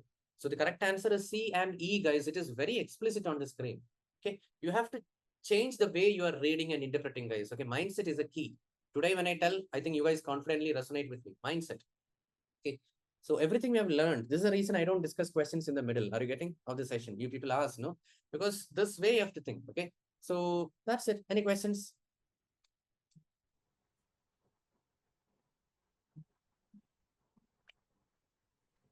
Why so silent? All good? No, I think D and E was the confusion here because the moment it said product backlog and I think I connected team progress with that. That if That they're is the not problem. happy, so that See, was my error. There should not be any confusion. If it was sprint backlog, no, I would have confused. But product backlog, there is no need of confusion. See, I will explain again, guys. Okay, this is what is the number of tasks added to the product backlog. It can go up and down. It can go up next time. No, the product owner deleted a lot of features. It can go up. It can go down. That is the beauty of Agile. But my team, my fantastic team, will be consistently working. They got nothing to do with this product backlog update. Are you getting, guys? That's why I'm telling, go through the recording of the feature chart. Okay. That is the beauty of Agile. We don't restrict the product owner. Hey, don't make changes in the product backlog. Let him make, no. Initially, there may be 100 features. Maybe he added 30, 40 features next. He deleted 20 features next. Let him do. Whatever in the product backlog, he can play. That is his freedom. Okay. But the sprint is being decided based on the priority given by the product owner. That may not be disturbed. Is that clear? An ongoing sprint may not be disturbed. He cannot add new in the middle of the sprint. That is very clear. Everyone listening? In the middle of an ongoing sprint, he cannot add new features, new task, new stories, whatever. Are you getting? That is not correct. That's against the Agile framework. So if that was sprint backlog, that would have been the right answer then? You could have picked that up? Still, evaluate the pending task. Still, why don't we? Then it will be confusing. No, 3 answers you have to choose. Okay. But the keywords are burn down chart But and I think in that case also E would be the appropriate option because Correct, we are talking about how to convey the progress. We just want Progress. the progress. We Yeah. don't not looking for a resolution for it. Not only that, how much spending will not give a measure of the team's progress. See, today, not today, guys, today it's very late. On day 1, I'm telling 500 slides remaining. Will you be able to know whether I'm ahead or I'm behind? You will not be able to know. I may be knowing, but you will not be able to know when I say 500 slides remaining. Maybe ideally in other batches, 600 slides will be remaining. In your case, only 500 slides are remaining. So I will know. So a measure of the pending task or the work remaining will not give a direct image of the team's performance anywhere. Okay, we should always tell number of slides completed. Correct. because remaining may be a huge or maybe only little is there. Okay, we cannot attribute clearly to team's performance. Make sense, guys? Also, Vishak, the D option was a little bit confusing because in the question they mentioned that the stakeholder expressed dissatisfaction. So you had mentioned earlier, right? If it is dissatisfaction, disappointment, or something like that, Concerns. a concern, Should it will, engage. yeah, you should engage with them. So D option was like engage with Mark Zuckerberg. So that But one that problem is there. causes One problem is confusion. there. Engagement is good, but you are Huh. engaging with the wrong person. Okay, engagement is not for product owner Zuckerberg. Okay, engagement is for some other Okay, stakeholders. Okay, that's a valid catch, but don't engage with the wrong person. Okay, so you have to engage with the understood. key stakeholders, and it is fine. Engage with the stakeholders. Okay. Anyway, she picked up the mindset, guys. That is good. Okay. And dissatisfaction, apprehension, worried about. Okay, like that. When it comes to, you need to validate. Talk to the people. Validate. Analysis over action. Okay. So that is the thing. Okay. See, and one more thing, the mindsets will play contradictory sometimes. I told you, right? One mindset may not respond correctly for a question. That's what, like our parents have taught us. I told, no, they taught us a lot of things, but we don't behave exactly like a robot. No, we also lie. I told you, right? Yesterday, the previous quiz also, we also lie, but that doesn't mean our parents didn't teach us, hey, you should not lie. Some cases we have to lie. So the mindsets are always sometimes contradictory. 5 mindset, no, one may be contradictory with the other 4. But you have to pick up. That's a maturity you have to show. Life lessons like that we tell, no? Life lessons cannot be rigidly implemented. Okay, you have to little bit tweak here and there. Same as the case with PMP questions. Got it, guys? Questions are scenario based. Okay, let me tell you, it's not as easy as in the previous PMP style. Okay, earlier it was ITTO based. Okay, now it is not like that. Okay, so question number 50 over. Okay, so we'll start with question number 51 on the screen. Okay, please read the question. Okay, and you guys can type in the option. Indiana Jones is serving as a Scrum Master on a military project. However, his team members are engaged in multiple conventional and unconventional missions simultaneously, following both Scrum and predictive methodology. Okay, the soldiers assigned to the Scrum methodology projects are encountering difficulties in maintaining the current velocity due to workload, and the stakeholders express discontent during sprint review meeting. Okay, what should Indiana Jones, the Scrum Master, should do next? Is that clear, right? So he's managing a team which consists of both a predictive and agile methodology. Okay, Scrum and predictive methodology. Okay, now what happened? The Scrum team is finding some difficulties. Okay, in maintaining the current velocity due to workload. Okay, and the stakeholders express discontent during the sprint review meeting. What should Indiana Jones, the Scrum Master, should do next? Okay, so A option is transition to Kanban methodology. Okay, so Indiana can implement limits on work in progress. Okay, guys. So first of all, I want to tell you have to focus on something, guys. You have to focus on the keyword, however. Okay, so however always, if you have listened to other recordings, you will understand. However always gives you a mindset drift. Okay, so something happened and then something else bad happened. Like that, that is the purpose of however keyword. Okay, so let's say the first half is positive or neutral or positive, and the second half is negative, or vice versa. Is that clear? The first half is negative or neutral, and the second half is positive. That's when we use the word however. Is that clear, guys? However and but. Note down this. Okay, why I'm telling, you guys will be wondering why I'm telling this. Okay, because I have to tell this, because then only when you read fast, no, when you see this keywords called as however and but, you will slow down a bit. Is that clear, guys? So anyway, what is the pain point here? There are 2 teams, one Scrum team and one predictive team. Okay, the Scrum team is struggling with maintaining the current velocity. Okay, so what should Indiana Jones, the Scrum Master, should do next? Okay, so first one, transition to Kanban methodology. So Indiana can implement limits on work in progress. Okay, so that is what I want you guys to think first. Okay, so A option. Okay, let's discuss each of the options. Okay, transition to Kanban methodology. So Indiana can implement limits on work in progress. Okay, so I liked it. Okay, guys, which one? The first one. Okay, why? Because it is suggesting a solution, and at the same time, it is also telling how that solution will help. Are you guys getting? So what is the current problem in the question, guys? Difficulty in maintaining current velocity by the team. So if the team is having a difficulty in maintaining the current velocity, what can be done? You can suggest a Kanban approach, okay? So that we can put a limit on the WIP. Everyone agreeing with me, guys? we can put a limit on the WIP. Okay, so that is what this is beautifully telling what should be the solution, and also it is justifying why the solution will be. Okay, so I liked A. Are you getting the mindset which I'm approaching? Now, B, shift to a Scrum Ban methodology like that it is there. Let me tell you, don't think that this is a cooked up term. There is properly a term called as Scrum Ban. That means whenever you apply Kanban within a Scrum framework, that is what we call as Scrum Ban. What is that? Whenever we apply Kanban within the Scrum framework, that is what we call as Scrum Ban. Okay. Now that is perfectly right here because the team is struggling with the existing Scrum framework because they are not able to maintain the current velocity. So what happens if you come up with a Kanban? It will solve the problem of team not able to maintain the velocity. Is that clear, guys? So sounds perfect. Okay. But why this is not a correct answer is because it is not elaborate enough to convey how it is solving the problem. Okay. So between A and B, I liked A over B. Is that clear, guys?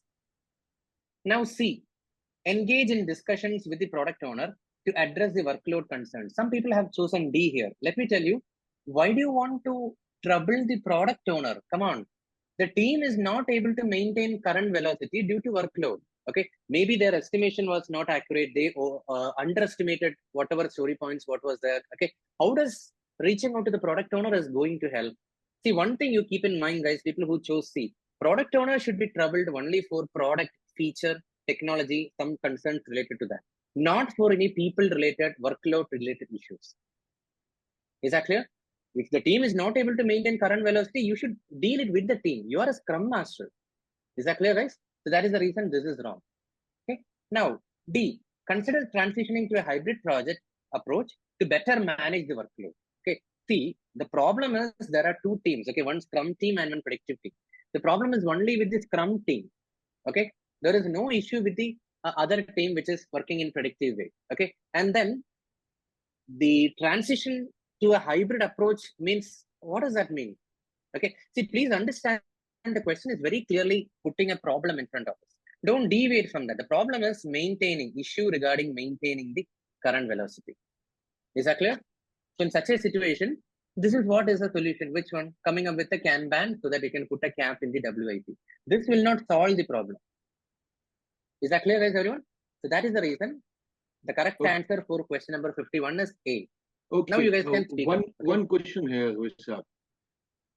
In this scenario, leaving apart this scenario, is it a viable option for a PM to change the methodology like the option D, which is mentioned here, but consider transitioning into hybrid project? I think that is something which is by the rules or ethically it should not be done. Once you have started I would say it is not exactly like a switching the gear or something. So don't think like that. A hybrid project approach means what? Because I would tell something. Okay, I started my career in manufacturing. Okay, so there sometimes I have applied this Scrum methodology. Okay, the team will assemble in the shop floor and then we will discuss what are all the tasks to be done today, what tasks they were supposed to do yesterday. Like that, and all a daily stand-up meeting used to happen exactly in the production shop floor. Okay, so I would say the project approach was on a high level predictive, but I used the Scrum framework. So I would say I was following a hybrid project approach in that project. So it is fine. I started in the middle of the project because there were too much of communication gap happening. So what we did, every day, let the team meet for 10 minutes in the shop floor. Shop floor means the production line. Okay, like that we propose. So I would say it's a hybrid approach which I implemented in the middle. It's not a rigid restructuring from predictive to agile to hybrid. Don't think like that. Agile to predictive like that. It is just an introduction of some good practices. That is what it means. But why I'm telling still it is not correct because it is not addressing the pain point. It is very vague. That's why I didn't write like it. Okay. Good. Yeah, thank you. Yeah, good. Pallavi, go ahead. So my question was, even though they changed to the, let's say answer is a Kanban methodology, the workload is still going to remain the same. The number of people are going to remain the same. So how does that help in maintaining the current velocity? Unless and until you don't divide the complete work into both the groups, the current velocity will not be maintained, right? Because they're able to get to the work. First of all, you don't have to divide it to the other team. The problem is only with one team. Okay. And second thing, whenever I would say in your case also, guys, okay, I'm not sure how many of you guys have enrolled in multiple programs. Okay. Let's say you are enrolling in PMP. Okay. And parallelly, you have enrolled in Six Sigma. Also, you have enrolled in SAFE certification. And also, you have enrolled in CSM certification. Just imagine. Okay. So currently, your plate is full. And do you really think you will be able to, let's say you take 1 year or 1.5 years, you will not clear all the 4 certification, I'm sure. Are you getting the point? What ideally I'm you should getting do? the point, You should but clear I'm one still not certification able. of a point. No, I get the example that you're giving me, but I'm still not able to understand. Like, if we keep the work within the same team, the number of people has not increased, the work has not reduced. So just by switching to Kanban, which is nothing but like a board that shows you all the work, how is it going to Correct. reduce the workload? That is what I'm telling. It is not going to reduce the workload. See, what I'm telling is it will give a better visibility. See, what do you mean by velocity? At the end of the sprint, this many story points have been delivered. Correct, no? So what happens at the end of the sprint? If you ask, it's the same example I'm repeating so that everyone in this batch will understand. It's a domain agnostic example. Okay, if I ask you, where are your PMP preparation? Vishak, almost 60% done. What about your SAFE preparation? I'm studying. Almost half I've done. Okay, what about Six Sigma? I've studied 90%. I'm not confident for the exam. So have you cleared anything? If I ask you at the end of the sprint, you will tell no. But ideally, what should have happened? You should have chosen. That's what I'm telling. Whatever you are doing, okay, you should have chosen the priority. So this is what you are going to do in WIP. Okay, and this is what is once it is done. That is, it should have happened. But One more point. but the One main more crux point. of the problem is maintaining the current velocity. Pallavi, sorry to interject. One more point here. What I think Vishak, he explained this to us, I think yesterday or day before, wherein when you'll have these options, 4 options, it will not perpetually solve the problem, but we'll have to choose out of the available options which are there. That is also right. I selected D as an answer, but based on Vishak's explanation, that makes sense that, okay, out of these 4, the A is the most prominent one which should be opting out for. Though it will not solve the problem, but exactly. So this is what very we valid have point. on in hand, which we have to choose from. That's the point. Exactly. So, I have a Pallavi, the question. point which I want to confirm is, other than A, what else you felt, which is the correct answer? That is what same thing which Vipul is asking. Okay, so here's my logic behind picking D, right? The D. main No. issue. D. See, we are not even clear. No, No. I'm telling See, you why hybrid. I picked D. I'm telling you why I picked D. So Pick the D, main problem at hand is maintaining the current velocity. The velocity needs to be maintained, and they already have too much of work to do. And so as a PM, what is it that I can do to make it better? Just creating a Kanban board and looking at what everybody has on their plate is not going to really solve the problem. So how are you going to solve the problem is by putting the entire team together, hybrid and and predictive, Scrum and predictive, and making it a hybrid project so that the work gets divided equally. Oh my God. No, it will be a messed up situation. It sounds very easy when you tell it. Okay. But you literally tell, okay, how do you mix a predictive team and a agile team? And secondly, there are a lot of loopholes in this hybrid project approach. I will tell you, first of all, it is not mixing up. Okay. I will please listen, guys, everyone. That's why I thought I have clarified. The hybrid means what? Half of the team can be predictive, half of the team can be agile. That is one possibility. I don't rule that out. Okay, Pallavi. Another possibility is within a bigger framework. Okay, within a bigger framework, listen, let's say the whole project is predictive. Okay, little bit portion of that it is going in agile way. Or within a big agile project, little bit portion is going in a predictive way. Like that, and all, when you think, that is what is a hybrid. Okay. Otherwise, simply if you put whatever you said, no, that is not going to work. I'm sure. Because there are some, because I have delivered a training in MG, okay, Morris Garage, okay, automotive company. So there they said that the whole new product development team is divided into 2. They work independently. Okay, the same thing. Okay, one team is working on the controls, the electrical components, the software updates. It's an electric car, MG Motors, right? Morris Garage. Okay, so I was delivering training for the electric cars. Okay, so they said one team dedicatedly works for the software updates, but another team works just for the car hardware update. There is no mixing. If they mix, no, it won't make sense because that team is more software oriented. Okay, their working style is more into sprints, next version release, like that and all. But this team is more into, oh my God, the engine has to be assembled like this, the panel has to be kept like this, okay, and the whole seating arrangement have to meet with automotive regulatory compliance like that. They are baking there, okay. So mixing them doesn't make sense, okay. So that is why we are dividing the whole project team into two. So bringing them again back into a common pool is not a solution. Okay, in this juncture, I would say. And secondly, hybrid word means, please understand, it is not clear what exactly. Okay, this is a very diplomatic keyword to better manage the workload. Okay, I don't like that. Okay, but this is the backbone of Kanban. I'm telling you. No? See, again, one more thing. I think no one told that. Okay, this may not solve the problem. Okay, this is my mindset. I'm introducing the mindset. Okay, see, Pallavi and everyone else, listen. Who knows? Do next means what is the mindset I have told? Can you guys tell? What should Indiana Jones, the Scrum Master, do next? What is the mindset I have told in other recordings? Anyone knows? What? How? No, not that. Other than that, something else. Progressive. No. If you have gone through the video, you have to tell. Mindset videos. My quiz videos. Why? Steps. No, steps. Now, do you have a hint? If you have gone through any of my questions. What steps? Manoj, are you waiting to raise hand to ask something? Or answer something? You can tell if you know. No answer. I don't know what to do next. It's what my guess is like to Next step, solve the issue. It's not Go ahead. necessary. Someone A say. solution to solve it. Yes, exactly. What is that mindset? I want that keyword exactly. Someone to tell. The next Get idea if no idea. step, but not necessarily with a solution for the problem. That is correct only, Jayashree. What is that mindset I'm telling? In Get 2 words, get I've told. idea. Get idea. No idea to get an idea is there. Other than No that, idea to get it. Yeah. Progressive not that. something. Other than that, Why? How? What? Analysis for action. okay. I will tell you guys baby steps. I thought you guys will know it. Baby Okay. step. See, baby steps need not necessarily solve the problem. Please listen. But one thing, guys, please be careful. Others are telling a lot of mindset. That means they have gone through analysis over action, Simon Sinek model. Okay, no idea to get an idea. I really appreciate your enthusiasm. But here the mindset is baby steps. What should the PM do next?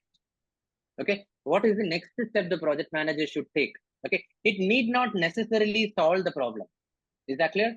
That's what I want to again answer to you, Pallavi. It need not solve the problem, but this will at least give me a visibility where is the bottleneck. Okay, that's it. I'm not here to find out an exact solution, but what is the first step? Everyone listening to this mindset, guys? Again, I'm confidently telling it is A because of the beauty of the option as well as it is a first step, which is a baby step. Everyone listened? Clear? Yeah. So, okay. So I'm 1 minute. I'm introducing a new mindset, guys. This is very important. What should the PM do next? What is the next step? Like that, when it comes to it is called as baby steps. Please listen. Remember it. Okay. Vishak, Yes. I have a Go question ahead. here. I mean, just to clear my mindset, how can limiting a work in progress can address the problem? See, the problem, that is what, guys, we are deviating from the topic. I will tell you one thing. What do you mean by velocity? How many things we have done? In a layman language, I will tell. How many things we have done in a sprint? Okay. So what happens on the last day of the sprint, when I ask you guys, you have almost 50%, 60%, 90% done a lot of things. But when I ask you, did you duly, properly complete something? Nothing is there. You have done progress in a lot of things. Are you getting guys to are you listening to my example? PMP, Six Sigma, SAFe, everything you have enrolled. You are putting little bit effort in everything. But after 6 months, when I ask you, did you clear any of them? You are telling I'm little bit into something, but I'm not getting confident for anything. That is the problem. So Kanban, when you put, no, it will put a cap. What did I tell, guys? People who have been having PMP in their long-term career plan, okay, Yeah. now you guys can move PMP from to do to WIP. Is that clear? This is what I told during the session. Do you remember? Now it is to do. Okay, from to do, we can move it to WIP. And once you clear, you should move it to done. Then you should take Six Sigma. Is that clear, everyone? So please get the mindset, guys. Don't worry. But Vishak, Any questions? realistically, is it possible to change the framework when we are in the middle of something? Does it? Is it realistic? Kanban is a poor guy. You can use it anywhere. Where are we changing the framework? Kanban is just a visibility board. You can use it anywhere. I told, no, in your life also you can use. Please, guys, you have to unlearn. Otherwise, it will be difficult. In your refrigerator, you can keep a Kanban board, PMP. It is in WIP. Oh my God, I attended Vishak's training way back in April.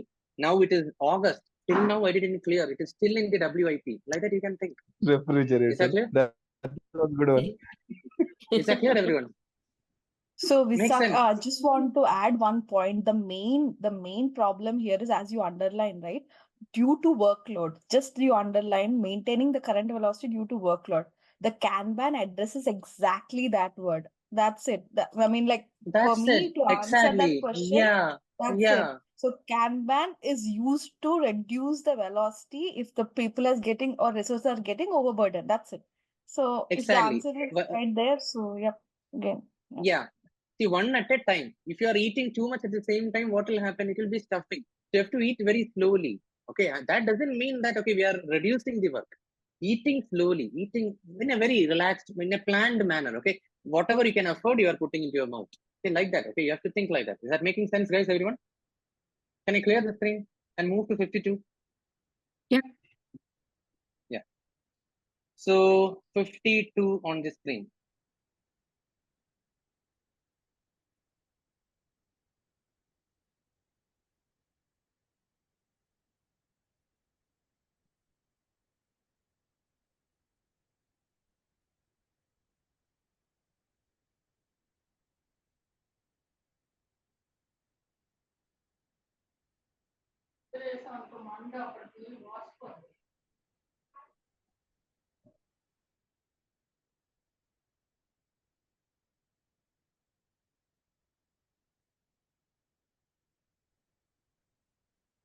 Okay, quick.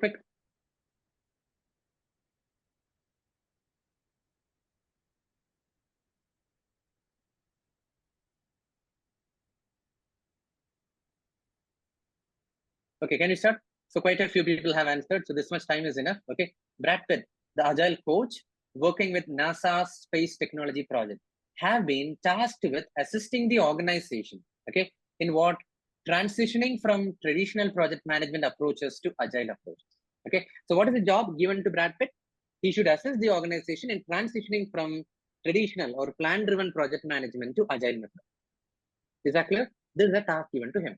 During his initial assessment, Brad Pitt observed that team members possess varying levels of knowledge regarding different agile methodologies. Are you listening, guys? What is the pain point? What is the problem statement in the question, guys? Please listen. My team members are having varying levels of knowledge. I know a little bit about Kanban. I know a lot about Scrum framework. I'm an expert in extreme programming. Like that, and what people are telling. Are you getting the feeling, guys? They know at different levels, and that too different methodologies. Is that clear?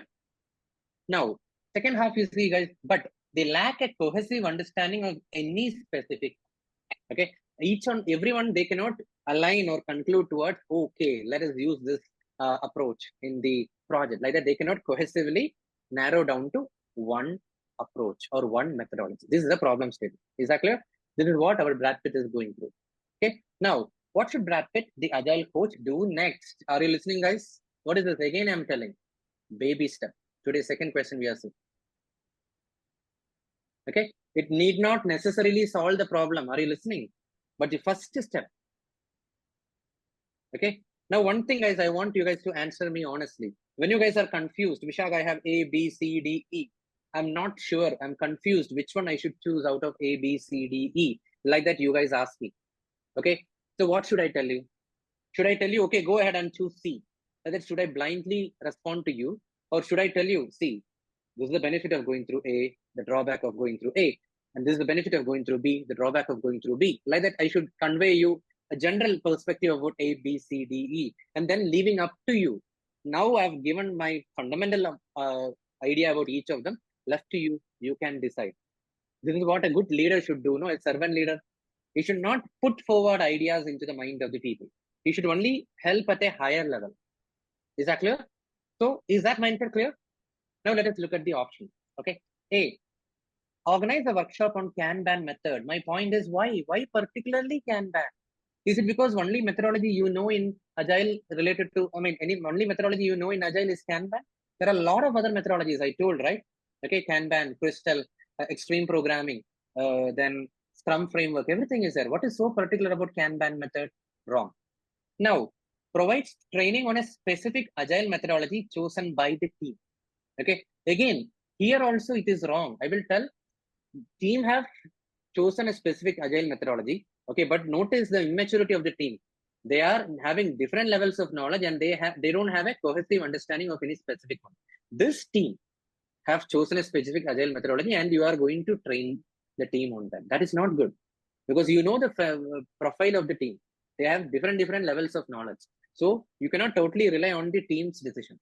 Okay, so that is why this is wrong. And that too specific agile methodology. Now see, conduct training sessions focused on the fundamental principles of agile methodology. This is what I was telling, guys.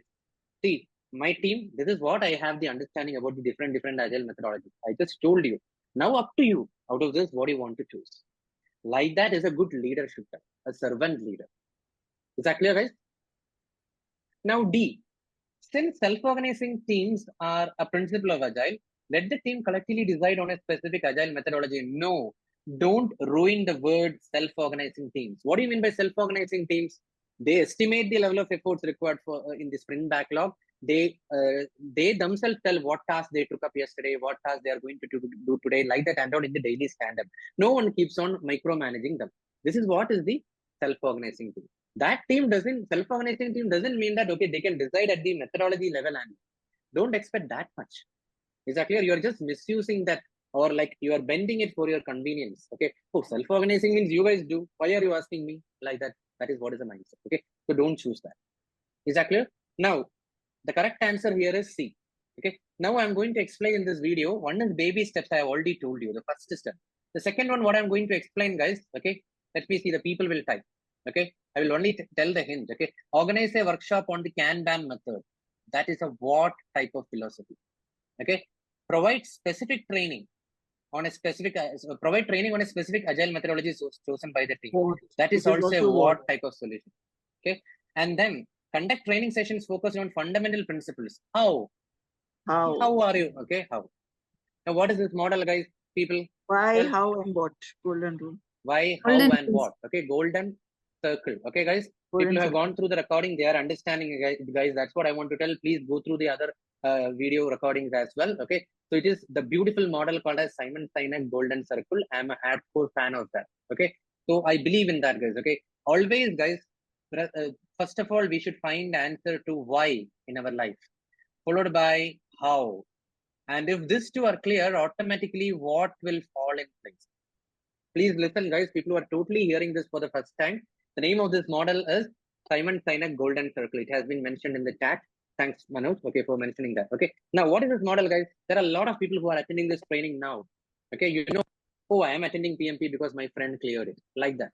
They don't have a clear idea. They don't know why they are attending this training. Is that clear? So those people are not going to clear PMP. They will simply, next time another friend will suggest CSM, they will enroll in that. Is that clear? So those people are simply following what advice from the people. Okay. But some people who have a burning desire, I know, guys, okay, on the day one I saw them, okay, Vishak, I want to clear this exam as early as possible because I have so and so goals. I have so and so expectations. Like that, you have a strong desire. Okay. So those people who have a strong why, they will listen to me carefully. Oh, Vishak told how to study for PMP. Are you getting, guys? They listen. I don't have to spoon feed them. They listen and they know how to. That's why some of the participants have gone through other videos. They have a strong desire. Their why is strong. Are you listening? And that why have driven them to go through the how strategies, which I have told during the session. And finally, what they will get, if they follow my how strategy properly, they will definitely clear PMP. But people who ask, what should I do, Vishak, to clear PMP? They're clueless. Is that clear? They just want something spoon feed. Okay. They will not do anything, guys, in life. Okay. So are you getting, guys? This is what is the Simon Sinek model. Very important. If you guys want to understand more about it, please research about this in the YouTube. You will get it. Okay. His video. Okay. Now what I'm telling is organize a workshop on Kanban. That is a what? Because it is a specific suggestion which the Agile coaches give. Everyone clear? It's a specific suggestion as per the Simon Sinek model. Second one, B. Again, the word specific is something which is very specific. Why do you want to suggest something specific? Okay. And D is out of context. That is not because of Simon Sinek. But what I want to tell, A and B I eliminated with respect to Simon Sinek Golden Circle. D is that clear, guys? also this one specific agile method. Last sentence is last specific agile methodology, correct? Yeah, Okay. again, But the problem is let the team collectively decide. So it is more of shifting the responsibility. PM shying away. Okay, that is the mindset. Okay. Make sense, guys, all of you? See, I'm shying away from the responsibility. Okay. Now I will tell one more example, guys. If you guys are not clear with Vishak, in what I'm agile telling, guys, methodology itself, that self-organized team will be there in the agile methodology, right? it will be there. Yeah, So, then self-organized agile methodology can be take a decision their own, right? So I collectively told, did team you also lose can decide. connection? Did you lose connection? I explained, don't pick up that and ruin agile like that. I told 5 minutes back. Was it a drop in connection in between? No. So I told very clearly, no guys, I will repeat again. See, self-organizing teams doesn't mean you ask the team, hey, you are self-organizing, go and decide the way you want. That is not what is self-organizing. Correct? No, I told, no guys. Self-organizing means they attend the daily stand-up meeting. They update what they took up, what task they are going to do today. Like that. That is what. They estimate the level of effort. Don't just misuse that word. No, You but are also self-organizing, in you this guys do question, everything. if you read this, varying the level of knowledge, it's saying the knowledge That level is a of agile problem. is That is there. a problem. Within that Varying team, levels of, again, I think you lost touch. I think, see, what I'm telling is someone knows little bit about something. Someone knows little bit more about something. Someone is very expert in something. That something is not a one single thing. Please listen. Somewhere you have lost again. Okay. Please listen, guys, all of you. Ganesh is having a little bit expertise in Kanban. Okay. Jayashri is having very much expertise in Scrum framework. Okay. And John Hill is having expertise in, let's say, behavior driven development and test driven development. Okay, and finally, Geeta is having expertise in DSDM, Dynamic System Design Method. Is that clear? What I'm telling is different agile approaches. For the PMP, we have only Kanban and Scrum framework predominantly, but there are a lot of other methodologies. So, little bit understanding of different things. Some people are more expert. How will the team decide? They want to narrow down to one specific one. Please don't get distracted from the pain point of the question. They lack a cohesive understanding on any specific one. Okay, Ganesh is telling something. Jasmine is telling. They are not narrowing down, guys. Come on. Are you getting? Confirm, Ganesh. Yeah. Yeah. So any questions? Quick, shoot. So I was telling something, guys. Simon Sinek model, is that clear, everyone? What, and how? Okay, so what I want to tell about this is, guys, one more example I will tell. After you guys clear PMP, some 2 weeks, 2 months down the line, people will message me. The message will be like this, guys. Vishak, what should I do next? What do you expect me to respond, guys? Which certification I should do next? Are you getting, guys? So those people, they are clueless. Whatever, okay, friends are telling, whatever someone is telling, they are ready to follow. Okay, but what do I expect them to answer, guys? What should I answer to them? Can I tell, hey, you go for safe certification, or can I tell you go for a risk management professional? I cannot tell. But how will I respond? My response will be more of a how approach. See, how to approach, I would say, you focus on, if you are more into IT domain, I would recommend go for SAFE or ACP. If you are more into consulting, if you want to climb into risk management and all, I would suggest risk management professional. If you want to continue more in project management, I would recommend program management professional. Like that only I can tell. Okay, so it's more of a how. How are you planning to go about? You let me know. I will guide you accordingly. Is that clear, guys? Quickly raise hand before I move to the next question. No questions? Beautiful. So Simon Sinek model also clear, no? Why, how, what? Don't just jumble it, guys. This priority order is very important. Okay. There are a lot of questions. Okay, what our friends here they can do, no? They can create a list of mindset and map it to the questions and then share it with you guys. Or in the video itself, you guys can tag. Okay, this is a mindset like that, and all you can put in the comment. Okay, once I upload. Is that clear, guys? So moving on further. Question number 53. I can make list the mindset. Sure. Okay. And you can put in the comment of YouTube, okay, so that will be helpful for everyone. So 53rd, guys, I'm moving on. Hope there is no questions. 53rd.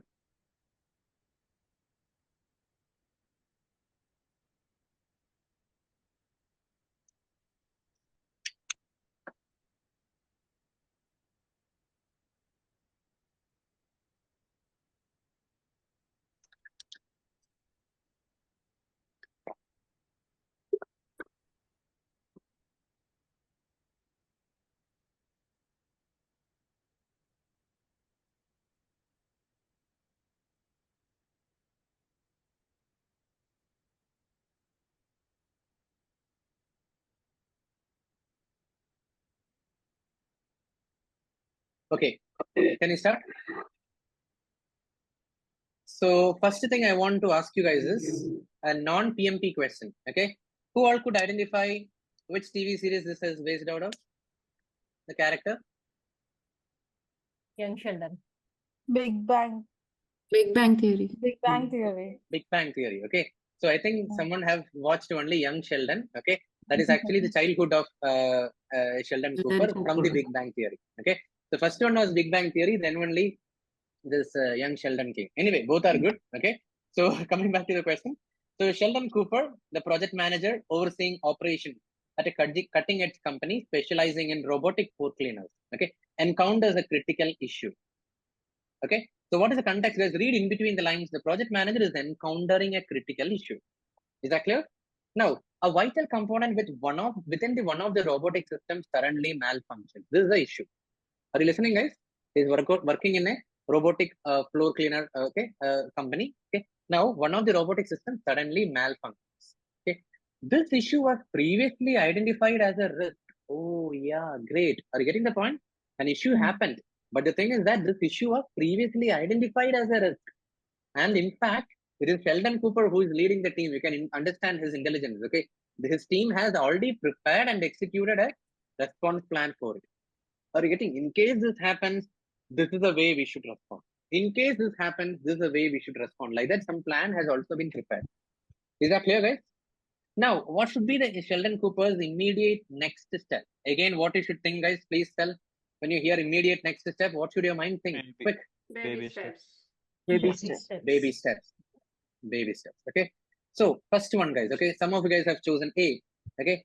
Update the risk register to document the response and its outcomes. See, whomsoever chose, no, they are somewhere behind the time, like what do you say, time period. Okay. Because some time travel have happened. Okay. So the risk response has been prepared and executed also. Documented. Okay. Now, what is the point? Now, what is the point in documenting the response and its outcomes? It is very late. Okay. That has already been done. Is that clear, guys? Now, B, arrange a meeting to conduct a comprehensive review of the risk management strategy. Why? What is the problem? Why are we wasting our time in reviewing the risk management strategy and all? The problem statement is very simple. An issue happened, but this issue was previously identified and a response plan was written. Okay. Now you have executed also. That is where we are right now. Okay. Now some of you guys have chosen C, perform a risk audit at this juncture. That is also wrong, guys. You know what is a risk audit? It is just a review of what is the current risk of the project. For example, how many risks out of 100 risks, let's say 100 risks are identified. How many of them are high risk? How many of them are medium risk? How many of them are low risk? Like that and all, you categorize and you bucket, no? That is what we call as, and project it to the senior leadership team, no? That is what we call as risk auditing. Do people remember I also told about bubble chart? Bubble chart is also a way of risk audit or risk reporting. Is that clear, guys, everyone? That's it. So that is not the problem here. Let's not deviate from the question. What is the question? A team has prepared a risk response and it has been executed. So at this juncture, remember my baby step, guys. What is my baby step telling? Conduct a technical analysis to evaluate the performance of the implemented risk response strategy. Something which you guys have implemented. Is it effective or not? Like that, we need to validate. Is that clear? Something which was implemented, was it effective or not? So undoubtedly, D is the correct answer. Any question? Quick, shoot. I think nothing is there. So moving on to 54th.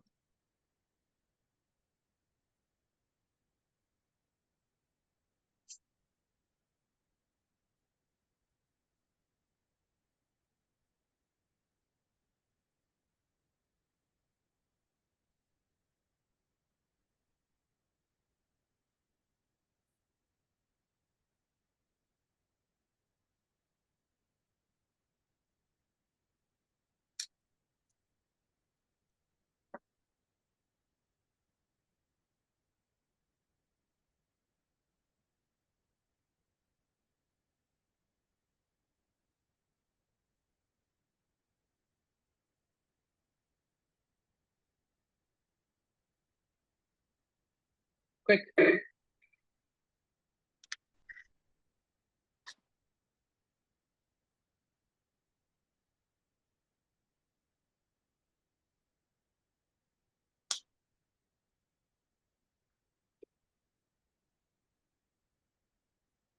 Okay, can you start?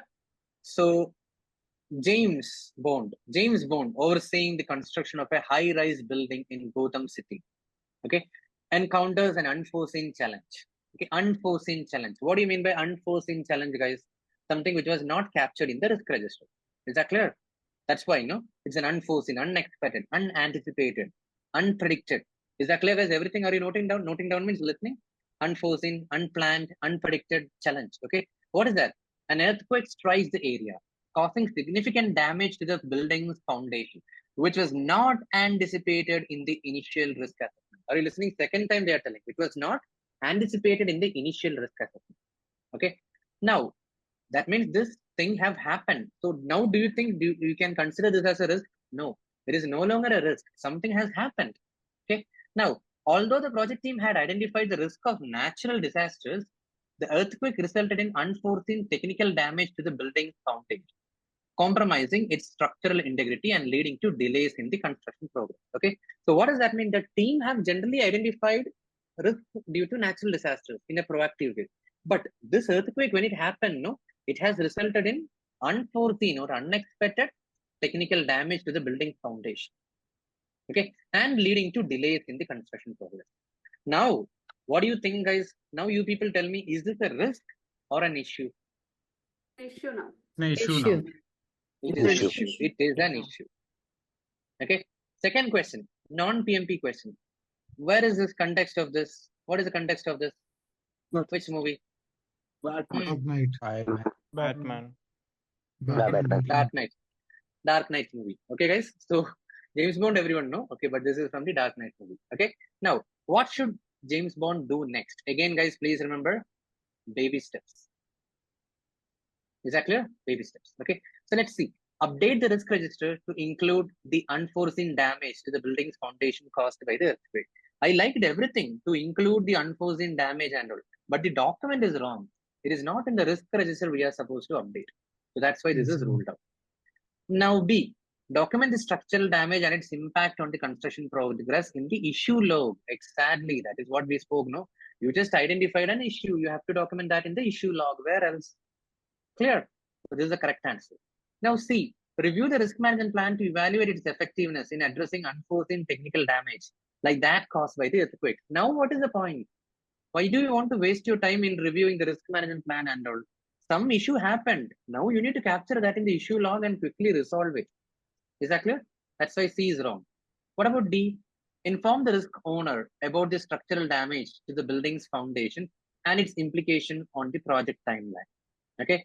Now, what is the point in doing that? First of all, it is not a risk, guys. Come on. It is an issue.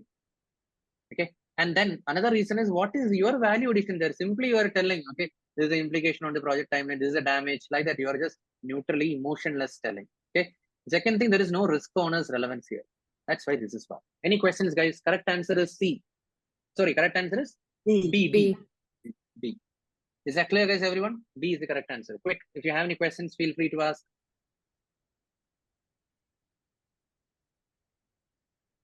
Okay, so I'm clearing the screen. Now moving on to the 55th one. Quick.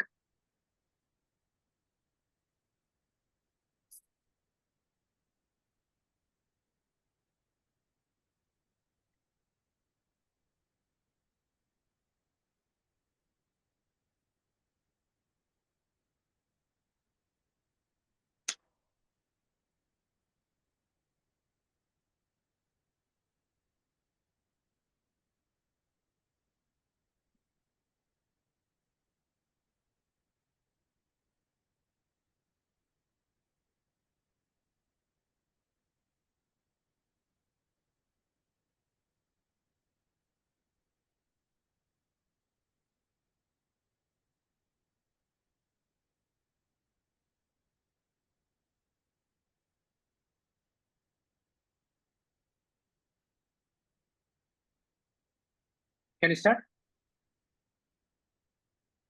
So, Mr. Bean is overseeing a large-scale construction project to build a series of Baker-style houses in the Gotham City. Again, we're connecting it back to the Gotham City. Okay, so who is leading the project? Mr. Bean. Okay, each house is expected to follow the same design and dimensions. Sounds good. Okay. So first hint is, guys, it's a construction project. Second thing, each house is expected to have the same design and dimension. Good thing, no? So that sounds like predictive will work very well. Okay. Now, what did I tell you guys today? Look for the keyword however and but. What did I tell? They changed the mood of the whole sentence structure. So first half when I read, I was happy. Oh, follow the same design and dimension. So it's good. Like that I was happy. Correct? But let me see what happens after the however sentence. Okay. However, the project sponsor, James Gordon, the commissioner of Gotham City, insists on installing advanced security systems in each house, a feature unprecedented in Mr. Bean's construction projects. Are you getting the pain point, guys? The sponsor is telling something extra. What is that extra? Advanced security system. But Mr. Bean's construction, in his construction career, he has never done in the past. Is this much clear, guys, everyone? What should Mr. Bean do next at this juncture? Are you able to connect, guys? Baby steps. Clear? Okay. So what is the pain point here, guys? He don't have much expertise on installing advanced security system in each house because he has not done in the past. Okay. Now, A, let's see, guys. A, continuously review the lessons learned register. Okay. Let me tell you, guys, it is very well told in the question that Mr. Bean, this feature is unprecedented in Mr. Bean's construction project. So what is the point in looking at the lessons learned? It won't have. That's a hint. Is that clear, guys? Now, B, implement a concurrent approach to construction, progressing in parallel, and update the lessons learned register continuously. Okay. This is wrong, guys. I will tell you, because when you implement the construction in parallel, you know what happens? If some mistake happens, no, it will be very difficult to rectify. You know, this advanced security system in each house, Mr. Bean have never done this in the past. So imagine he's progressing in parallel for every house.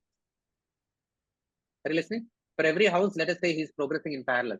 So if some mistake happens, no, for the entire series of houses, you have to rework on it. That's a very stupid idea. Are you getting, guys? A concurrent approach when you don't know something is a very silly idea. So we should not do that. Is that clear? Now, I will move to C. Follow a sequential approach to construct the Baker houses and arrange retrospective meetings after completing the construction of each house. Wow, that sounds good. So what will Mr. Bean do? Anyway, this thing he don't know which one advanced security system in each house. So first he will construct one house, including the advanced security system in that house. And he will observe, oh, what all mistakes we did as a team so that we can do a better job in the next house construction. Okay, so first one over, so they will have a lessons learned or a retrospective after the construction is over, and then they will improve the way they were working in the second construction project. And then further, they will become more expert in the third. So it is good to have some retrospective meetings after completing construction of each house. Sounds very good, guys. C sounds very good. Okay. Now D, utilize an incremental life cycle for building the Baker houses and schedule retrospectives on a bi-weekly basis. Two things, guys, why D is wrong. First reason, when do we go for incremental, guys? Please tell me. In Agile. Don't tell in Agile. Scrum. Yeah. Don't tell Agile, Scrum and all. When there is a new feature, Non-predictive projects. Non-predictive. Early go to market. Early to market. Early go to market. Early go to market. Or speed is the goal. Are you guys listening? Whenever the objective is speed or early go to market, that's when we go with this incremental delivery. Such a tension, such a pain point, is it there in the question, guys? Is there a hurry pain point? Is there a need for going early go to market? Is there a need to do it in a faster way? Nothing like that. Then why you guys are jumping into incremental delivery, guys? Connect with the examples I told during the session. I told about Zoom. I told about WhatsApp.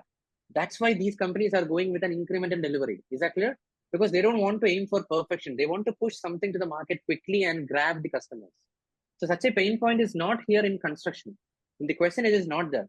And secondly, when you apply this incremental delivery in construction, you know how it sounds? It's sorry to say, it sounds very stupid. I will tell you the reason. Imagine you are giving a house, okay, to the customer, and you are telling, hey, customer, you can go and sleep. When the customer is stepping into the house, he sees that the flooring is not done.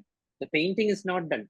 The first coat of cementing is also not done. It's just a skeleton of the house. And then you are telling, hey, you go and start occupying. You can sleep in the bedroom. You can cook in the kitchen, everything. Tomorrow, my team will come and do the flooring. Next week, my team will come and do the painting. Like that you are telling. How weird it will be, guys. Are you getting? So increment and delivery will not work in such cases like construction and all. So my point is this, guys, unless there is a sensitiveness for early go-to-market or speed, you should not choose this. Is that clear, guys? Now, another reason why I'm ruling out D is bi-weekly basis. That is as per the Simon-Sinek model. What?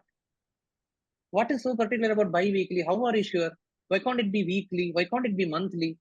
What is so particular about bi-weekly? Are you getting the Simon-Sinek model? I'm just telling, okay, tomorrow you give the exam, you will pass. Why? What is so particular about tomorrow? Are you getting the point, guys? Makes sense, all of you. Okay, so that's the reason this is ruled out. Okay, slowly you will understand, guys, okay, how the Simon-Sinek model is working. Don't suggest anything specific to the team. Bi-weekly meeting, suggest that a presentation report will be shared, a 4-slide presentation will be shared, an Excel spreadsheet will be shared. How are you sure an Excel spreadsheet will solve the problem? Are you getting the question I'm asking? How are you sure a bi-weekly retrospective will solve the problem? What if a weekly is needed? What if a monthly retrospective is enough? How are you sure? Okay, so don't suggest something just like that. That is the reason this is wrong. Are you guys clear, everyone? Please ask questions quick. Visa, can it also, I chose C. The main reason I felt is the requirement of advanced security system came in as an additional requirement, something which was not there in the scope. Is this also right? Not necessarily. Each house is expected, but the sponsor insists on installing additional security system in each house. We don't know whether the sponsor insisted before the scope baseline is finalized or after the scope baseline is finalized. We are not sure. So I cannot authoritatively tell, okay, Bhavani, that means this is after the baseline is finalized. Okay. Only thing is I know is Mr. Bean is not done in the past. Okay, that I can tell. This thing Mr. Bean have not done in the past. But C option does not say that the houses, individual houses, when they are constructed, they are constructed with. It is there, no. Each house, it is there. Each house, yeah, that's there. But sequential approach means what? One after the other. One after the other. That's fine. Yeah. But it does not suggest or give us a hint of an idea that they are also installing the advanced security systems in there. You are thinking too much. Okay. See, what is that we want? We want to choose an answer. No. See, ultimately, construct the Baker houses, which includes everything which is there in the house. Okay. Do you want to specifically write that? Not needed. Why are you particular about that? Construct and give a house means which includes everything which the sponsor have asked. There is no doubt in that. No need to explicitly state that in the option C. Okay. Okay. Makes sense. Yeah. Go ahead. Next question. Yeah, Visak, is it safe to assume that when you don't have a prior experience and you're doing something new and you have to do a prototype, it is okay to choose sequential approach?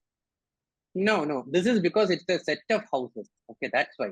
When you're doing first time, no, then why do you want to go? See, sequential means what? 1, I will do. 2, I will do. I got like what that. sequential is, but when you don't have a prior experience, that means you cannot. Why do you want to go for sequential? That's what I'm telling. First time you are going to launch a vehicle to Mars. Okay. Why do you want sequential approach? It won't work because only one vehicle you are doing. And that too also you don't have any prior experience. So don't generalize that context. Okay. This is because I have chances. Okay. Imagine I have 10 batches. Okay. I want to become perfect in the 10th batch. So I can experiment right from the first batch. But if I'm doing only one, I don't have prior experience, then sequential won't work. Clear? Here it works because it is a series of houses. Make sense, all of you? So, Pallavi, to answer, to slightly restructured, let's say Bean has been given a task of building only one house, a giant mansion. Okay, he has not done in the past. So I would suggest in that case, to get a confidence, you should go with a prototype, 3D modeling, structural analysis, something like that, rather than going ahead straight into the construction. Is that clear? So lack of experience or lack of familiarity doesn't mean always you have to go with sequence. That is what I wanted to clarify. You can go with a prototype, you can go with a simulation, something like that to start with. Make sense, all of you? Yep. Yeah. Now, 55 over. Hope there is no questions. Now moving on to 56.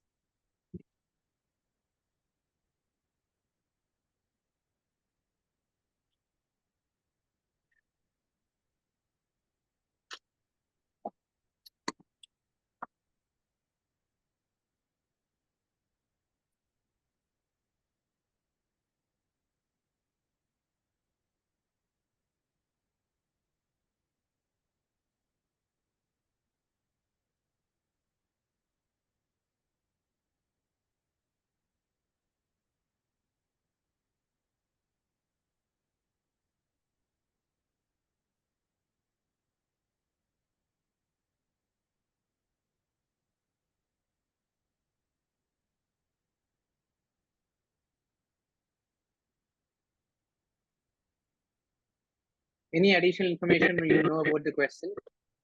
That also you can type. Hope you understood.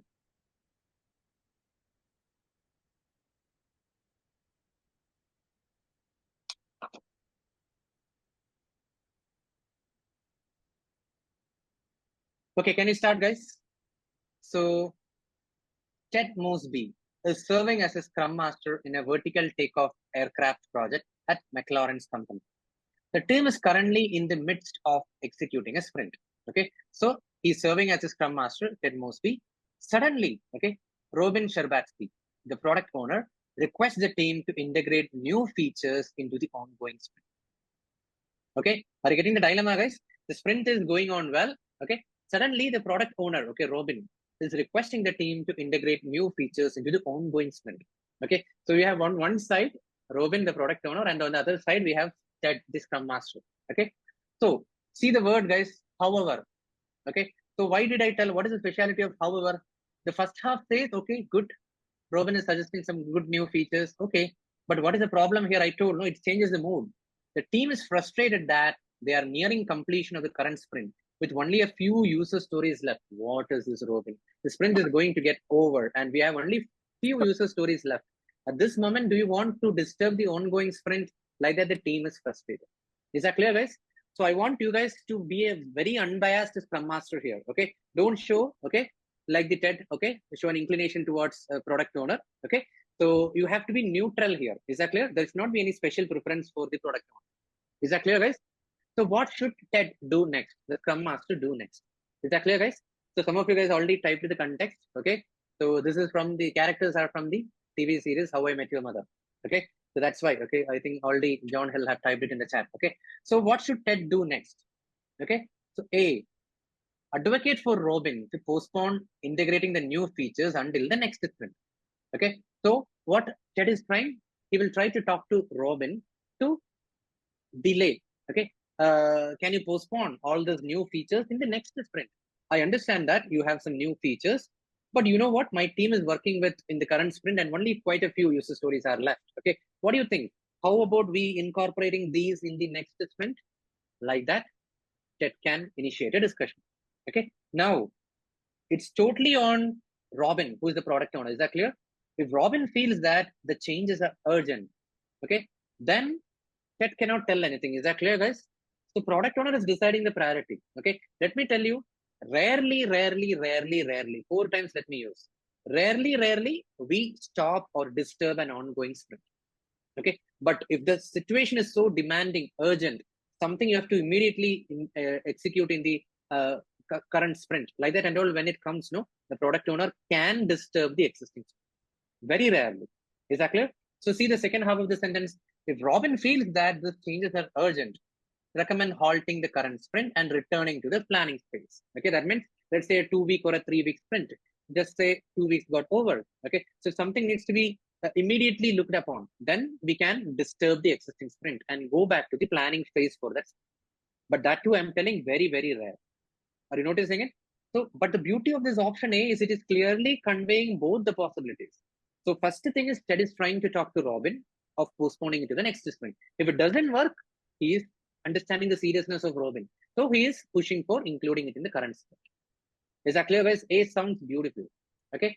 Now B, encourage the team to remain flexible and adapt to evolving requirements, aligning with the agile principles. No, don't do that, guys. Okay. Agile doesn't mean, okay, you can disturb an ongoing sprint based on the whims and fancies of the product owner. I repeat again, agile doesn't mean you can disturb an ongoing sprint based on the whims and fancies of the product owner. That's why I'm repeating again, rarely, only we disturb an ongoing sprint. So don't create a wrong practice of asking the team to remain flexible and all. This is not what agile means.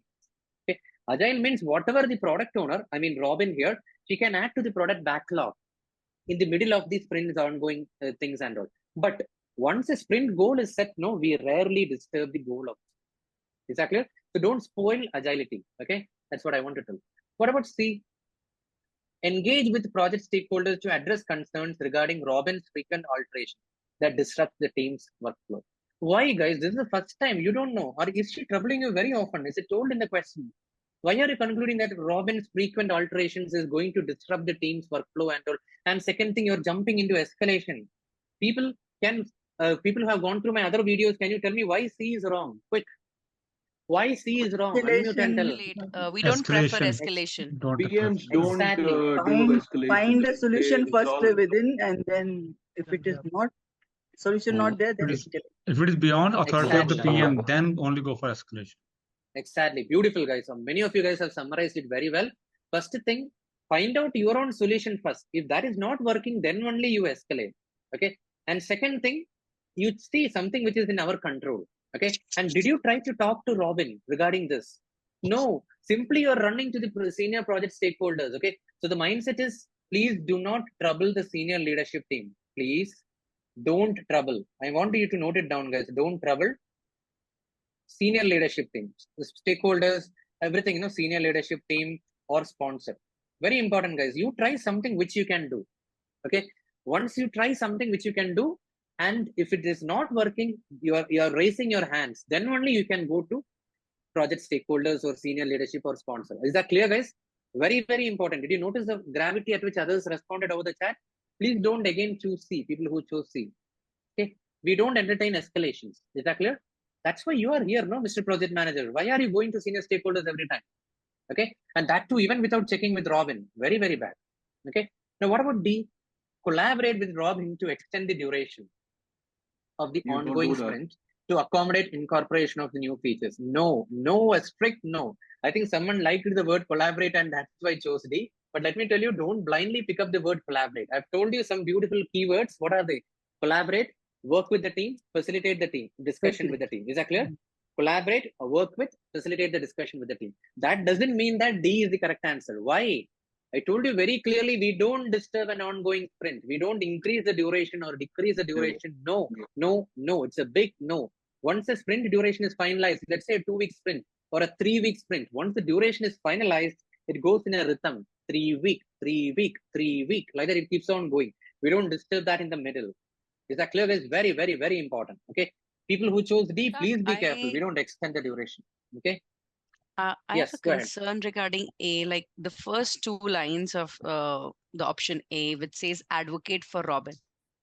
So when we are advocating for Robin, that means that we are talking our team, like No. to the team. No, I got, you are picking up the grammar. It is not to the team and all.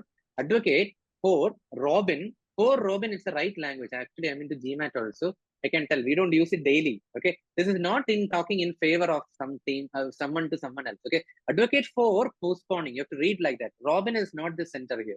Advocate for postponing the integration of the new features. That is the pain point here. Okay. Okay. And Got it. I agree. I would have agreed with you, Swati. That's a valid observation. Okay. Advocate for Robin to the team. Like that, if you would have mentioned, no, then I would have agreed. But it is not like that. Here, the advocacy is not for Robin, but it's for postponing the integration. Okay. So that's why I understand your point. Okay. So don't worry. Thanks. Anything else, guys? Quick. Move on. Can we move on, guys? So this encouragement I want, guys. I want you guys to keep on telling the mindset. Okay. Let others realize. Okay. So they are going through the other videos like that. Okay. So please don't trouble the senior leadership team. And second one is don't pick up words, collaborate, facilitate. So that's the correct answer. Okay. And what is the next thing? Baby step. Okay. It should be neutral. It should not be biased towards anything. Is that clear, guys? That's very important. You have to imagine in the shoes of Ted Mosby, guys. Then only you will get it. Is that clear? Otherwise, you will not get it. Anyway, there is a dilemma here. What should I do? Let me talk it and sort it out. Okay. So clearing on, guys. One more thing I would say. I think people know that mindset. What is that? No idea to get an idea. How many of you agree with that mindset? Because from the question, you don't have an idea. Okay. No idea to get. This is another mindset, guys. Okay. You note down all these mindsets. From the question, you don't have an idea. But from the answer, you are getting a better idea by talking to team. By talking to Robin. I'm sorry. Okay. No idea to get an idea. Please note it down, guys. Okay. And I'm compiling it. Yeah, I'll send it to the group. Yeah, great. Now 57.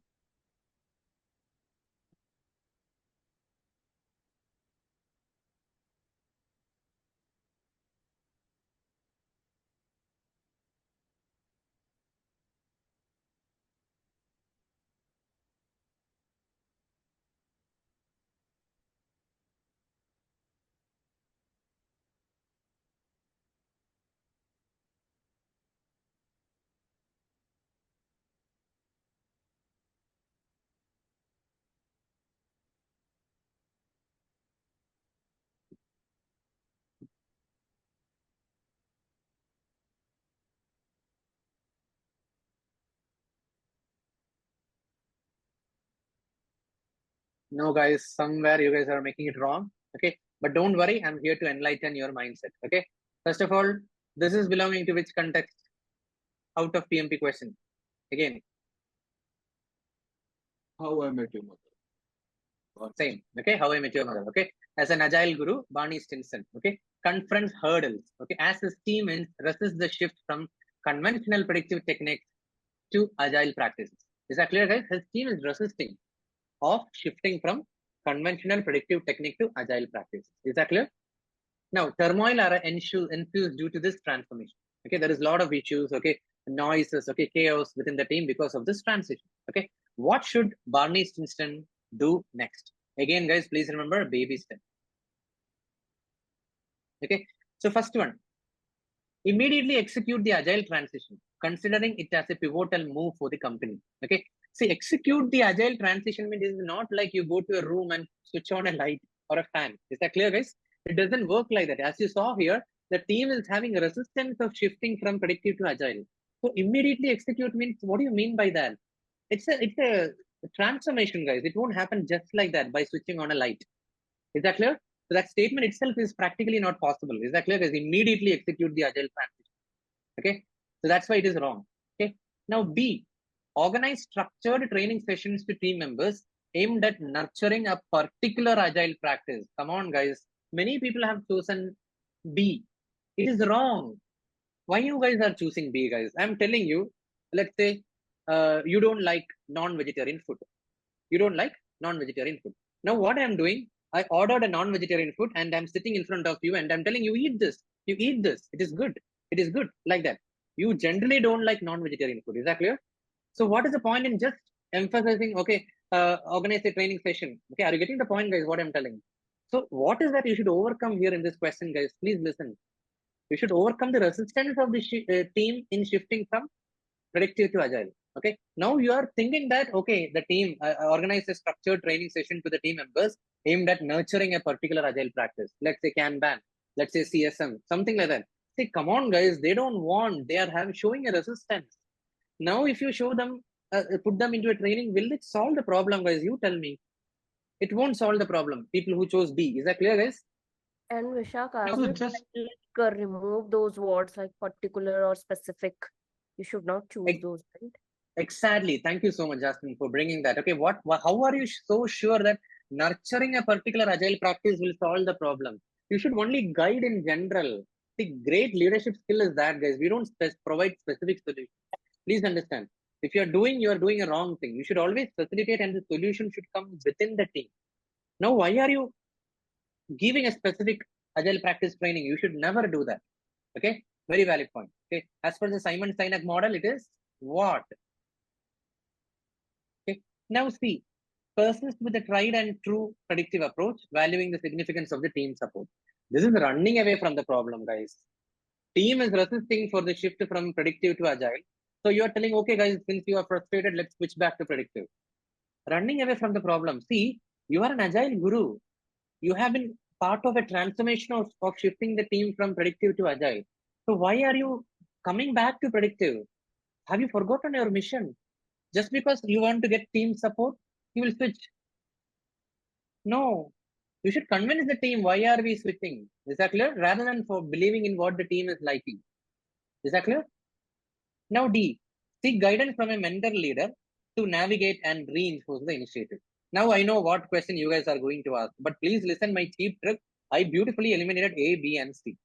So anyway, you have to nail down to D. That is one technique, guys, okay, which I have. Least worst approach, okay? If nothing works, this is the least worst approach. I'm not even reading D. Is that clear? Least worst approach. Now let us read D. Seek guidance from a mentor leader to navigate and reinforce the initiative. What's wrong with that? See, one mindset I want to tell is, please don't think that I know everything. Get rid of that ego.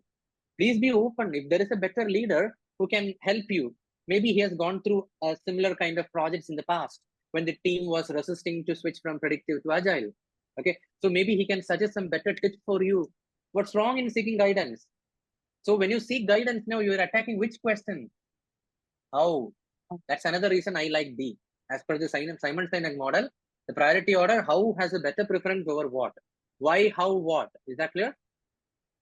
I liked it. Okay, D. And Any questions? elimination Quick, shoot. technique also, yeah. Eliminate the worst question. Elimination. That's what I said. Least worst approach also works here. Okay. So can I clear the screen? Any questions, anyone? It's difficult to choose between B and D. Between B and D. Yeah. See, Because that here's is what I'm something telling. we are Sanjay, reinforcing, right? We are that is what reinforcing no, and suitable on them, that, right? that is why I told no, Sanjay. See here, generally you don't like non-vegetarian food. Okay. Now what I'm telling, how to eat fish, like that I'm organizing a training. How will you like it? Come on. That's what I'm telling. The team is resistant towards a shift from predictive to agile. Now you are telling, tomorrow I'm going to enroll you in a specific agile training. How it will help? Team will it solve the problem of resistance of the team? Sanchit, you tell. It won't solve. That is what I'm trying to tell you. No doubt, B is eliminated. What is the Like confusion in B? training can solve it. Training can help them to understand the advantages Will it of. happen? You don't keep lingering around because you chose B. When you don't like something, when you put you in a training in that, okay. No, 1 minute. It's a baby When you don't, no, please listen. No, what I'm telling. When you don't like something, when I put you in a training related to that, will you like it or not? As the first step. You won't like, guys. Come on. Start accepting. You won't like it. First of all, I need to convince you some way or other. Okay, see, this is a broader options of agile. The world will be so beautiful when we switch to this approach. But that I should somehow reduce your resistance. Putting you into a training which the overall practice you don't like, it is not going to help me overcome this resistance. There's a turmoil, guys. Come on. Yeah, here even though we are reinforcing the initiative to the registered team, what we are trying to seek a good way of getting this implemented or initiated through already um, implemented practice. That's what I think. Because there are two things from here. Seeking guidance from mentor, that is one thing we can think of, like PM shying away. And then again, same thing, like in reinforcing it to the team. So two things are negative, but then we are not doing it. We are trying to find out whether there is a proper way of getting this done through a previously implemented solution. Exactly. You're just reinforcing or you're just directive or forcing upon the team. See, come on, guys. If the team is having resistance, B will not work. I can tell it 10 times. There is no confusion with B. Okay. Yes. Next. Go ahead.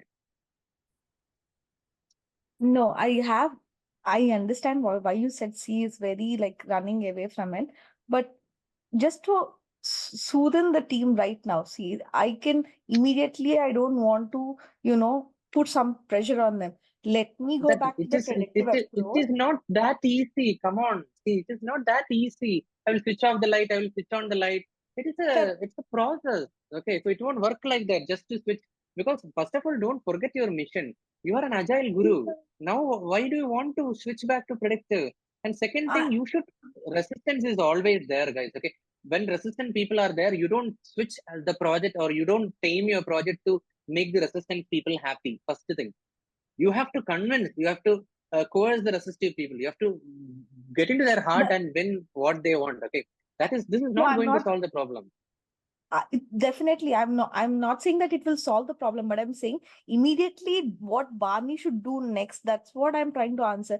Just try to put them back in predictive and see next would be seeking a mentors so that I can able That is to what come up I'm with a telling, plan, guys. It right? is not that easy. It is, you tell it as if there are two buckets here, one predictive and one agile. It is somewhere in the middle. It's a mindset thing. You can't just do that. How will I tell? It will not The happen like team that. will It's a be whole left into the transformation. comfort zone of Okay. predictive approach. It is not like, okay, I like red color, I like blue color, so red light, blue light switched on, off, like that. It doesn't work like that. It's a whole journey. It's an immersive journey. And second thing, it is again, you have been given into a mission. You don't want to pacify the team and then go back to the previous approach. That is not what you should do. There is a better option. No. So that is what I'm telling. Why are you clinging around with C? There is a better option, which is D. And as per the Simon Sinek model, it is how. What's wrong in checking with someone? I don't find anything wrong with D. You people find out anything wrong with D. Think like that. I have enough drawback for A, B, and C. No wrong with the D is an absolutely right option. But trying to soothe the team, that's all. But yeah, maybe Yeah, I'm completely not ignoring the fact, but yeah, I'm just trying to Fact. understand the team. Yeah. See, So we should choose an option which is organization, not. it's Also, this guy is an agile guru, and if he's telling to take predictive, he'll be let go. Go home. Exactly. Exactly. Once he go back to home management, no, he will get scolding. Okay. So let's not do that. Okay. It's enough premises are given in the question. Okay. Yes. Next. Anything else, or can we move on? 58. Can move Quick. on. Yeah. So every question, guys, I have a request. I know you guys are going through this is what you guys are going through a transformation right now. Please. Okay. I want you guys to be enjoying that journey rather than sticking to your traditional mindset. Your traditional mindset. Is that clear? Not in the question. We have a traditional rigidity. Oh, this is not possible. That is not possible. In my company, we don't do like that. That type of mentality you have to get rid of. PMI mindset is different. This is the reason I don't expose you guys to quiz before. Now, do you understand? There is a reason behind it. There is a specific mindset you have to go through. Okay. If you get that mindset right, PMP is easy, guys. Okay. From today, let me promise you guys again, in 2 weeks, you can clear. Within 2 weeks. 10 days is enough. Okay. Why 2 weeks? 14 days. 10 days is enough from today. Okay. Provided you have a study plan. What study plan? Don't ask me. Is that clear? Simon Sinek model. You have to come up with how. I can only tell you how. You should come up with your own study plan. Okay. I have told you, what is the study plan? How I have told you. Now you have to work upon it. Some people have already worked upon it. They can help you. Okay. So is that clear, guys, everyone? This model is beautiful, guys. This is going to transform your life if you go through Simon Sinek Golden Circle. You'll be a better person if you blindly follow that model. Okay. Now, can you move on, guys? 58.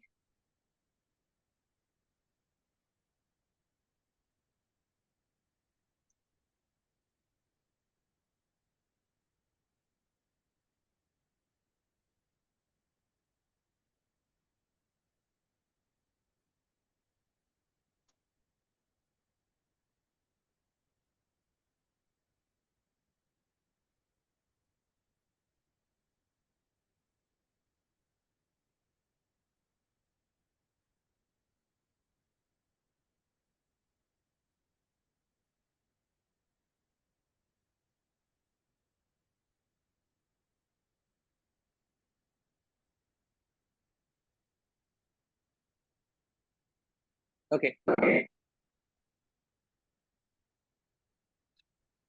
First of all, non-PMP question. Guys, can you go on mute? It is echoing back.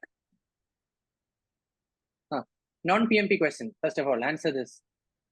Whatever I have underlined, what you can remember, recollect. Quick. However. There is a sentence, however. No. Whatever I have highlighted here, non-PMP question. Okay. What you can understand, what you can recollect. Come on, guys. Why the batch is so dry? Friends. Huh? Friends. Friends. One then of the this episodes when Brad Pitt was there. This one. This is How I Met Your Mother. And this one. Troy. No one here.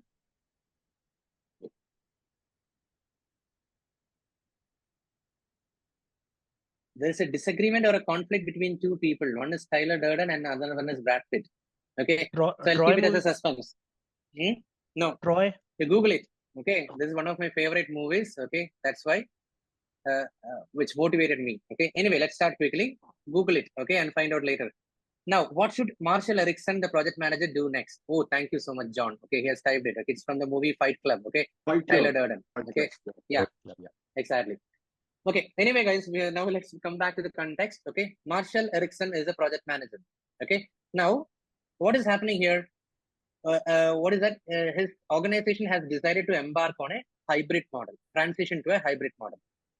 Okay. Now, however, I told you, look for the keyword. However, during the initial sprint review, it becomes evident. What is that? It becomes evident. There is a disagreement between two team members. One is Tyler Durden, and another one is Brad Pitt.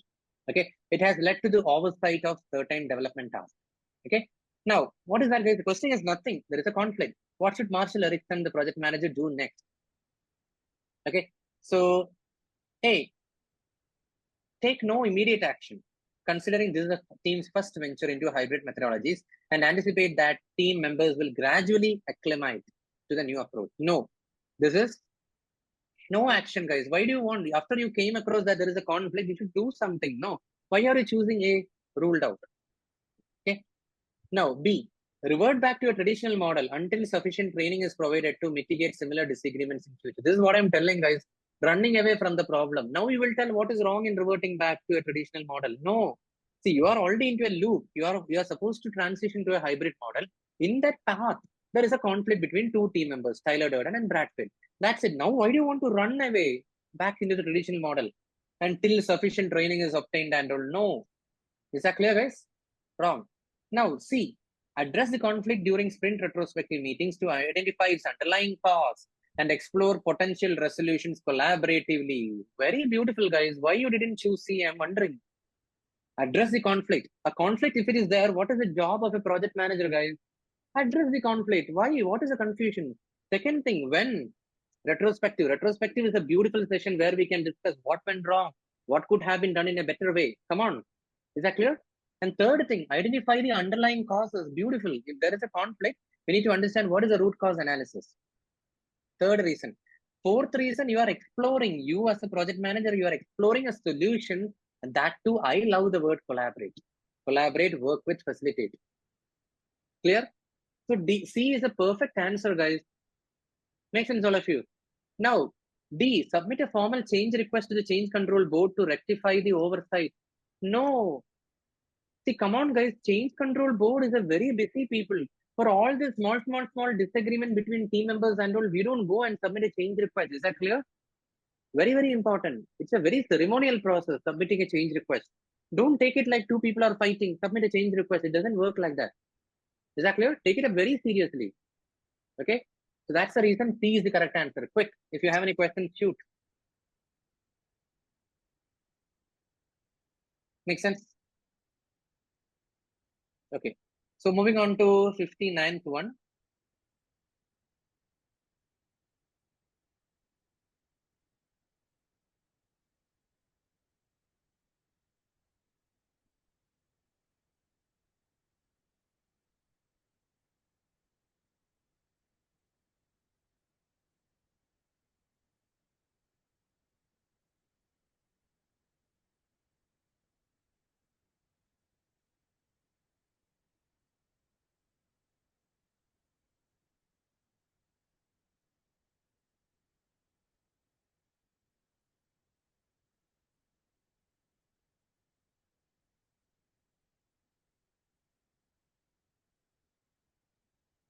Quick.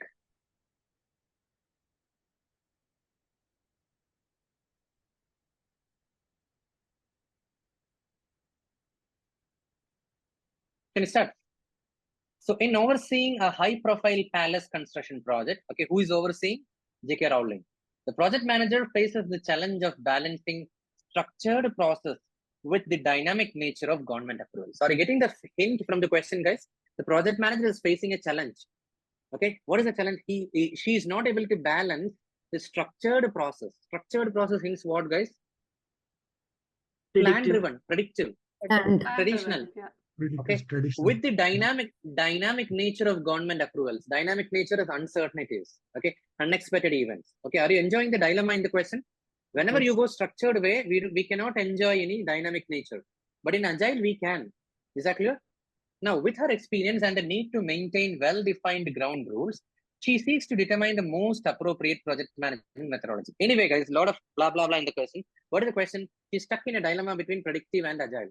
Okay, now predictive is working well, but where is the confusion? Where is the mess with respect to the government approval? Dynamic nature of government approval. What should J.K. Rowling adopt for this intricate project, complicated project? Okay, so A, utilize predictive approach for the construction project. Don't forget, guys, it's a balance, it's a structured process. Which one? The construction project. So let the construction project go as per predictive. And let us apply Agile methodology for managing government approvals. Beautiful. This is what is taking your hybrid approach. Is that clear? Let the construction project go in a predictive way. Only for the government approvals, let us go with an Agile approach. Does that sound beautiful, guys, all of you? Any confusion? Because predictive is plan driven. Okay, where you have a structured process, you can go. That is what they told, no construction. And whenever you have uncertainties, dynamic nature, Agile works very well. They told dynamic nature of government approvals. So agile approach works beautifully. A. Now B. Opt for agile methodology for both construction and government approval process. No, no, no. For construction, they have already told it's a structured process and it's a construction project. Why do you want to switch to agile? Not needed. Okay. Agile is not needed for both. Only for the government approval it is needed. Now see, employ an agile approach for the construction project while applying predictive methodology for managing government approval. This is the extreme opposite. Construction, they told it is already structured. Why do you want to go for agile here? And predictive for government, again extreme. Whenever there is dynamic nature, no, predictive won't work. That's why C is wrong.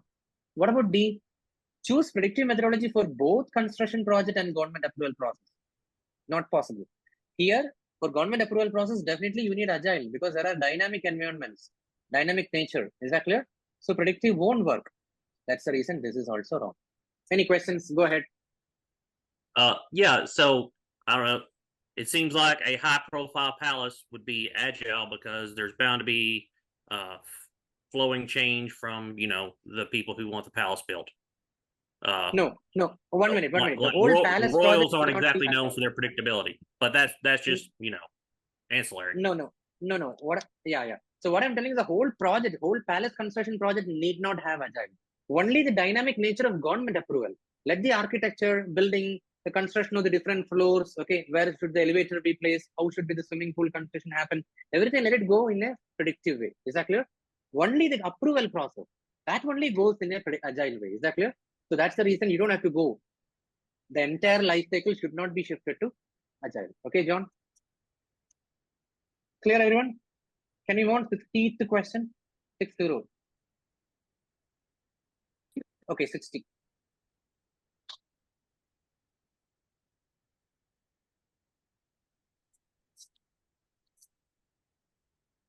Oh, question is gone. Screen became blank.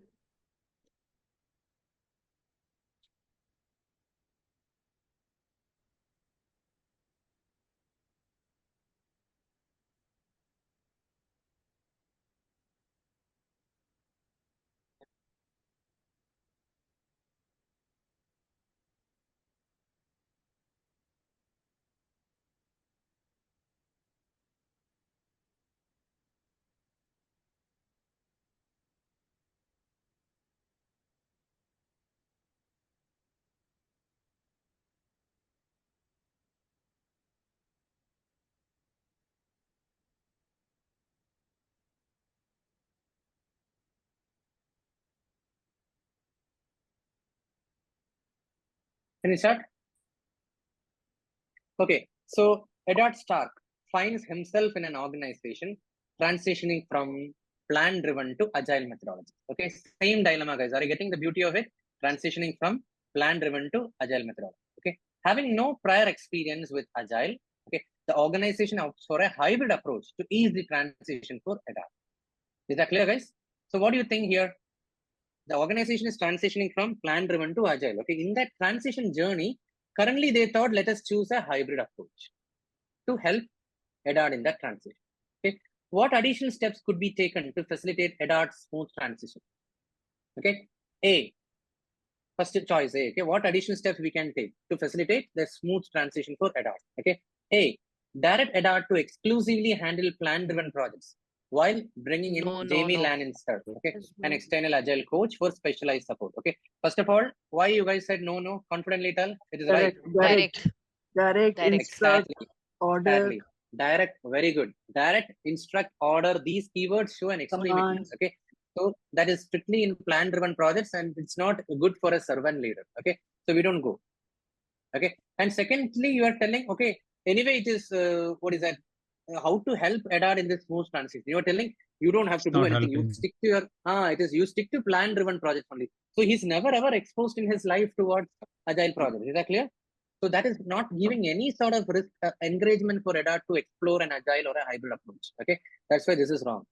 Now D, contract Jamie Lannister, an external agile coach, to provide specialized support to Edard during the transition. Okay, I liked it. Hold on, I liked B. Don't jump into the conclusion. It is not the correct answer. Okay, but usually one PMP mindset, I will tell you. Okay, we don't believe that the solution is outside. Listen, I'm eliminating B. Yeah. Okay, The solution is never outside. Okay, you know the climax of the Alchemist movie, Alchemist book. I'm sorry. Whatever you are searching in your life, no, it is within us only. We don't have to think that the solution is outside. Okay, many people, they ask me a question after the training gets over. Vishak, what else we need to go through? What else they need to go through? They are not realizing whatever I have given you is more than enough. If you go through all the sheet videos, that is more than enough to clear PMP. You will ask, should we go through any other quizzes? My answer is no, but you are not believing. Is that clear? So just like that, don't think the solution is outside. Point number one. Point number two, even if the agile coach is contracted, who will pay for her? Is that clear? Who will pay for that resource? Simply you are telling, let's hire an agile coach, external agile coach. Are we on budget? Do we have the bandwidth to hire additional resource? Okay, we are not sure. That is the reason B is wrong. Is that clear, guys? People, are you listening? Why B is wrong? Now see, appoint Edad as a Scrum Master and expect the team to adapt independently, as agile teams are self-organizing. Just like you told today. See, don't ruin the word self-organizing, guys. Come on. Okay, see, self-organizing, I told you very clearly, the team will themselves estimate, they will update on the daily standard, what is that they have taken up, something like that. Don't ruin the word self-organizing. Self-organizing means anyway, it doesn't matter, the team will do everything, no? Is that what is self-organizing? No. Okay, see, how you have to help Edad somehow. This is, you are not doing anything. You are telling that anyway, the team is self-organizing. You know, what additional exposure is Edad needing in this smooth transition like that? Is that clear, guys? Now, what is D? Provide a comprehensive training to Edad on the agile methodology. Okay, so that is what you can do. A comprehensive training, which is focusing on the how. I told, no, as per the Simon Sinek model, let him go through the training. Okay, which is generic training, and then he will do whatever he finds good, relevant. Okay, in the transition. Don't specifically spoon feed him. Is that clear? So I liked B option because of the word a comprehensive training to Edad on the agile method. Okay, so please understand. B is eliminated because of the cost factor. Yeah. B outside. Solution is option not outside. B is eliminated because it has got a cost factor which is Cost not and solution Don't think. Why are you assuming always it comes for cost factors? You want some training, I will give you free of cost. People, can you go through? So why are you assuming unnecessarily things? That is what I just have to give you the credentials. There are a lot of training available with me. Exactly. That is no. Don't worry. Why are you thinking training is always associated with cost? That is the mindset I'm trying to bring in. Okay. So no, is that but clear? contracting, no, hear me out. Contracting Jamie Lannister, that is, you are going to an external service provider to provide the support, right? Okay. Okay. Now the point is that it's an external coach, external third party, whatever you may call it. It is going to bring in cost. So I believe you are eliminating that because it is not factored and it is a cost which is impacting the budgets. So that's why Cost we is have not the only reason. Cost Okay. is not the only reason. What was the other reason? Who can tell? So Cost is what I not the think only here, solution is not outside, it is specialized, inside. Solution is not outside. I Solution is wonder not if outside. there is a specialized support. So this will be only one-time support No, not only to that. Edad. Not only that. Not only that. It is external. Okay, see, that is the mindset I'm telling. After attending this much training, there are people I'm telling based on the experience. What else I need to go through? Okay, is this enough? Like that, they will ask me, what is the point of asking that? I'm not getting it. I'm telling that this is enough. Okay, now if you keep asking me 5 times, okay, is this enough? Oh, is this enough, Vishak? Like that. What else? I don't know. You go. That is what I'm telling you, the mindset. Okay, first of all, you believe in your team. Okay, unless you have explored every possibility of exploiting maximum from your team and maximum from your organization, don't believe that the solution is outside. That's why I told you the climax of the book Alchemist is that. Is that clear? Don't think that the solution is outside. Solution is within us. Within us. That is why External is the keyword. Keyword. That is the reason. Usually. Okay. Take the help of external. Okay. So that is not good, guys. Okay. That means we are not believing in our team. We are not believing in the organization. Okay. Training is okay. I would say many trainings are there. Okay. You just have to go through the recordings. Okay. It is not always tied to a cost factor. Okay. So elimination is the key, guys. Is that clear, everyone? Any questions? Quick, shoot.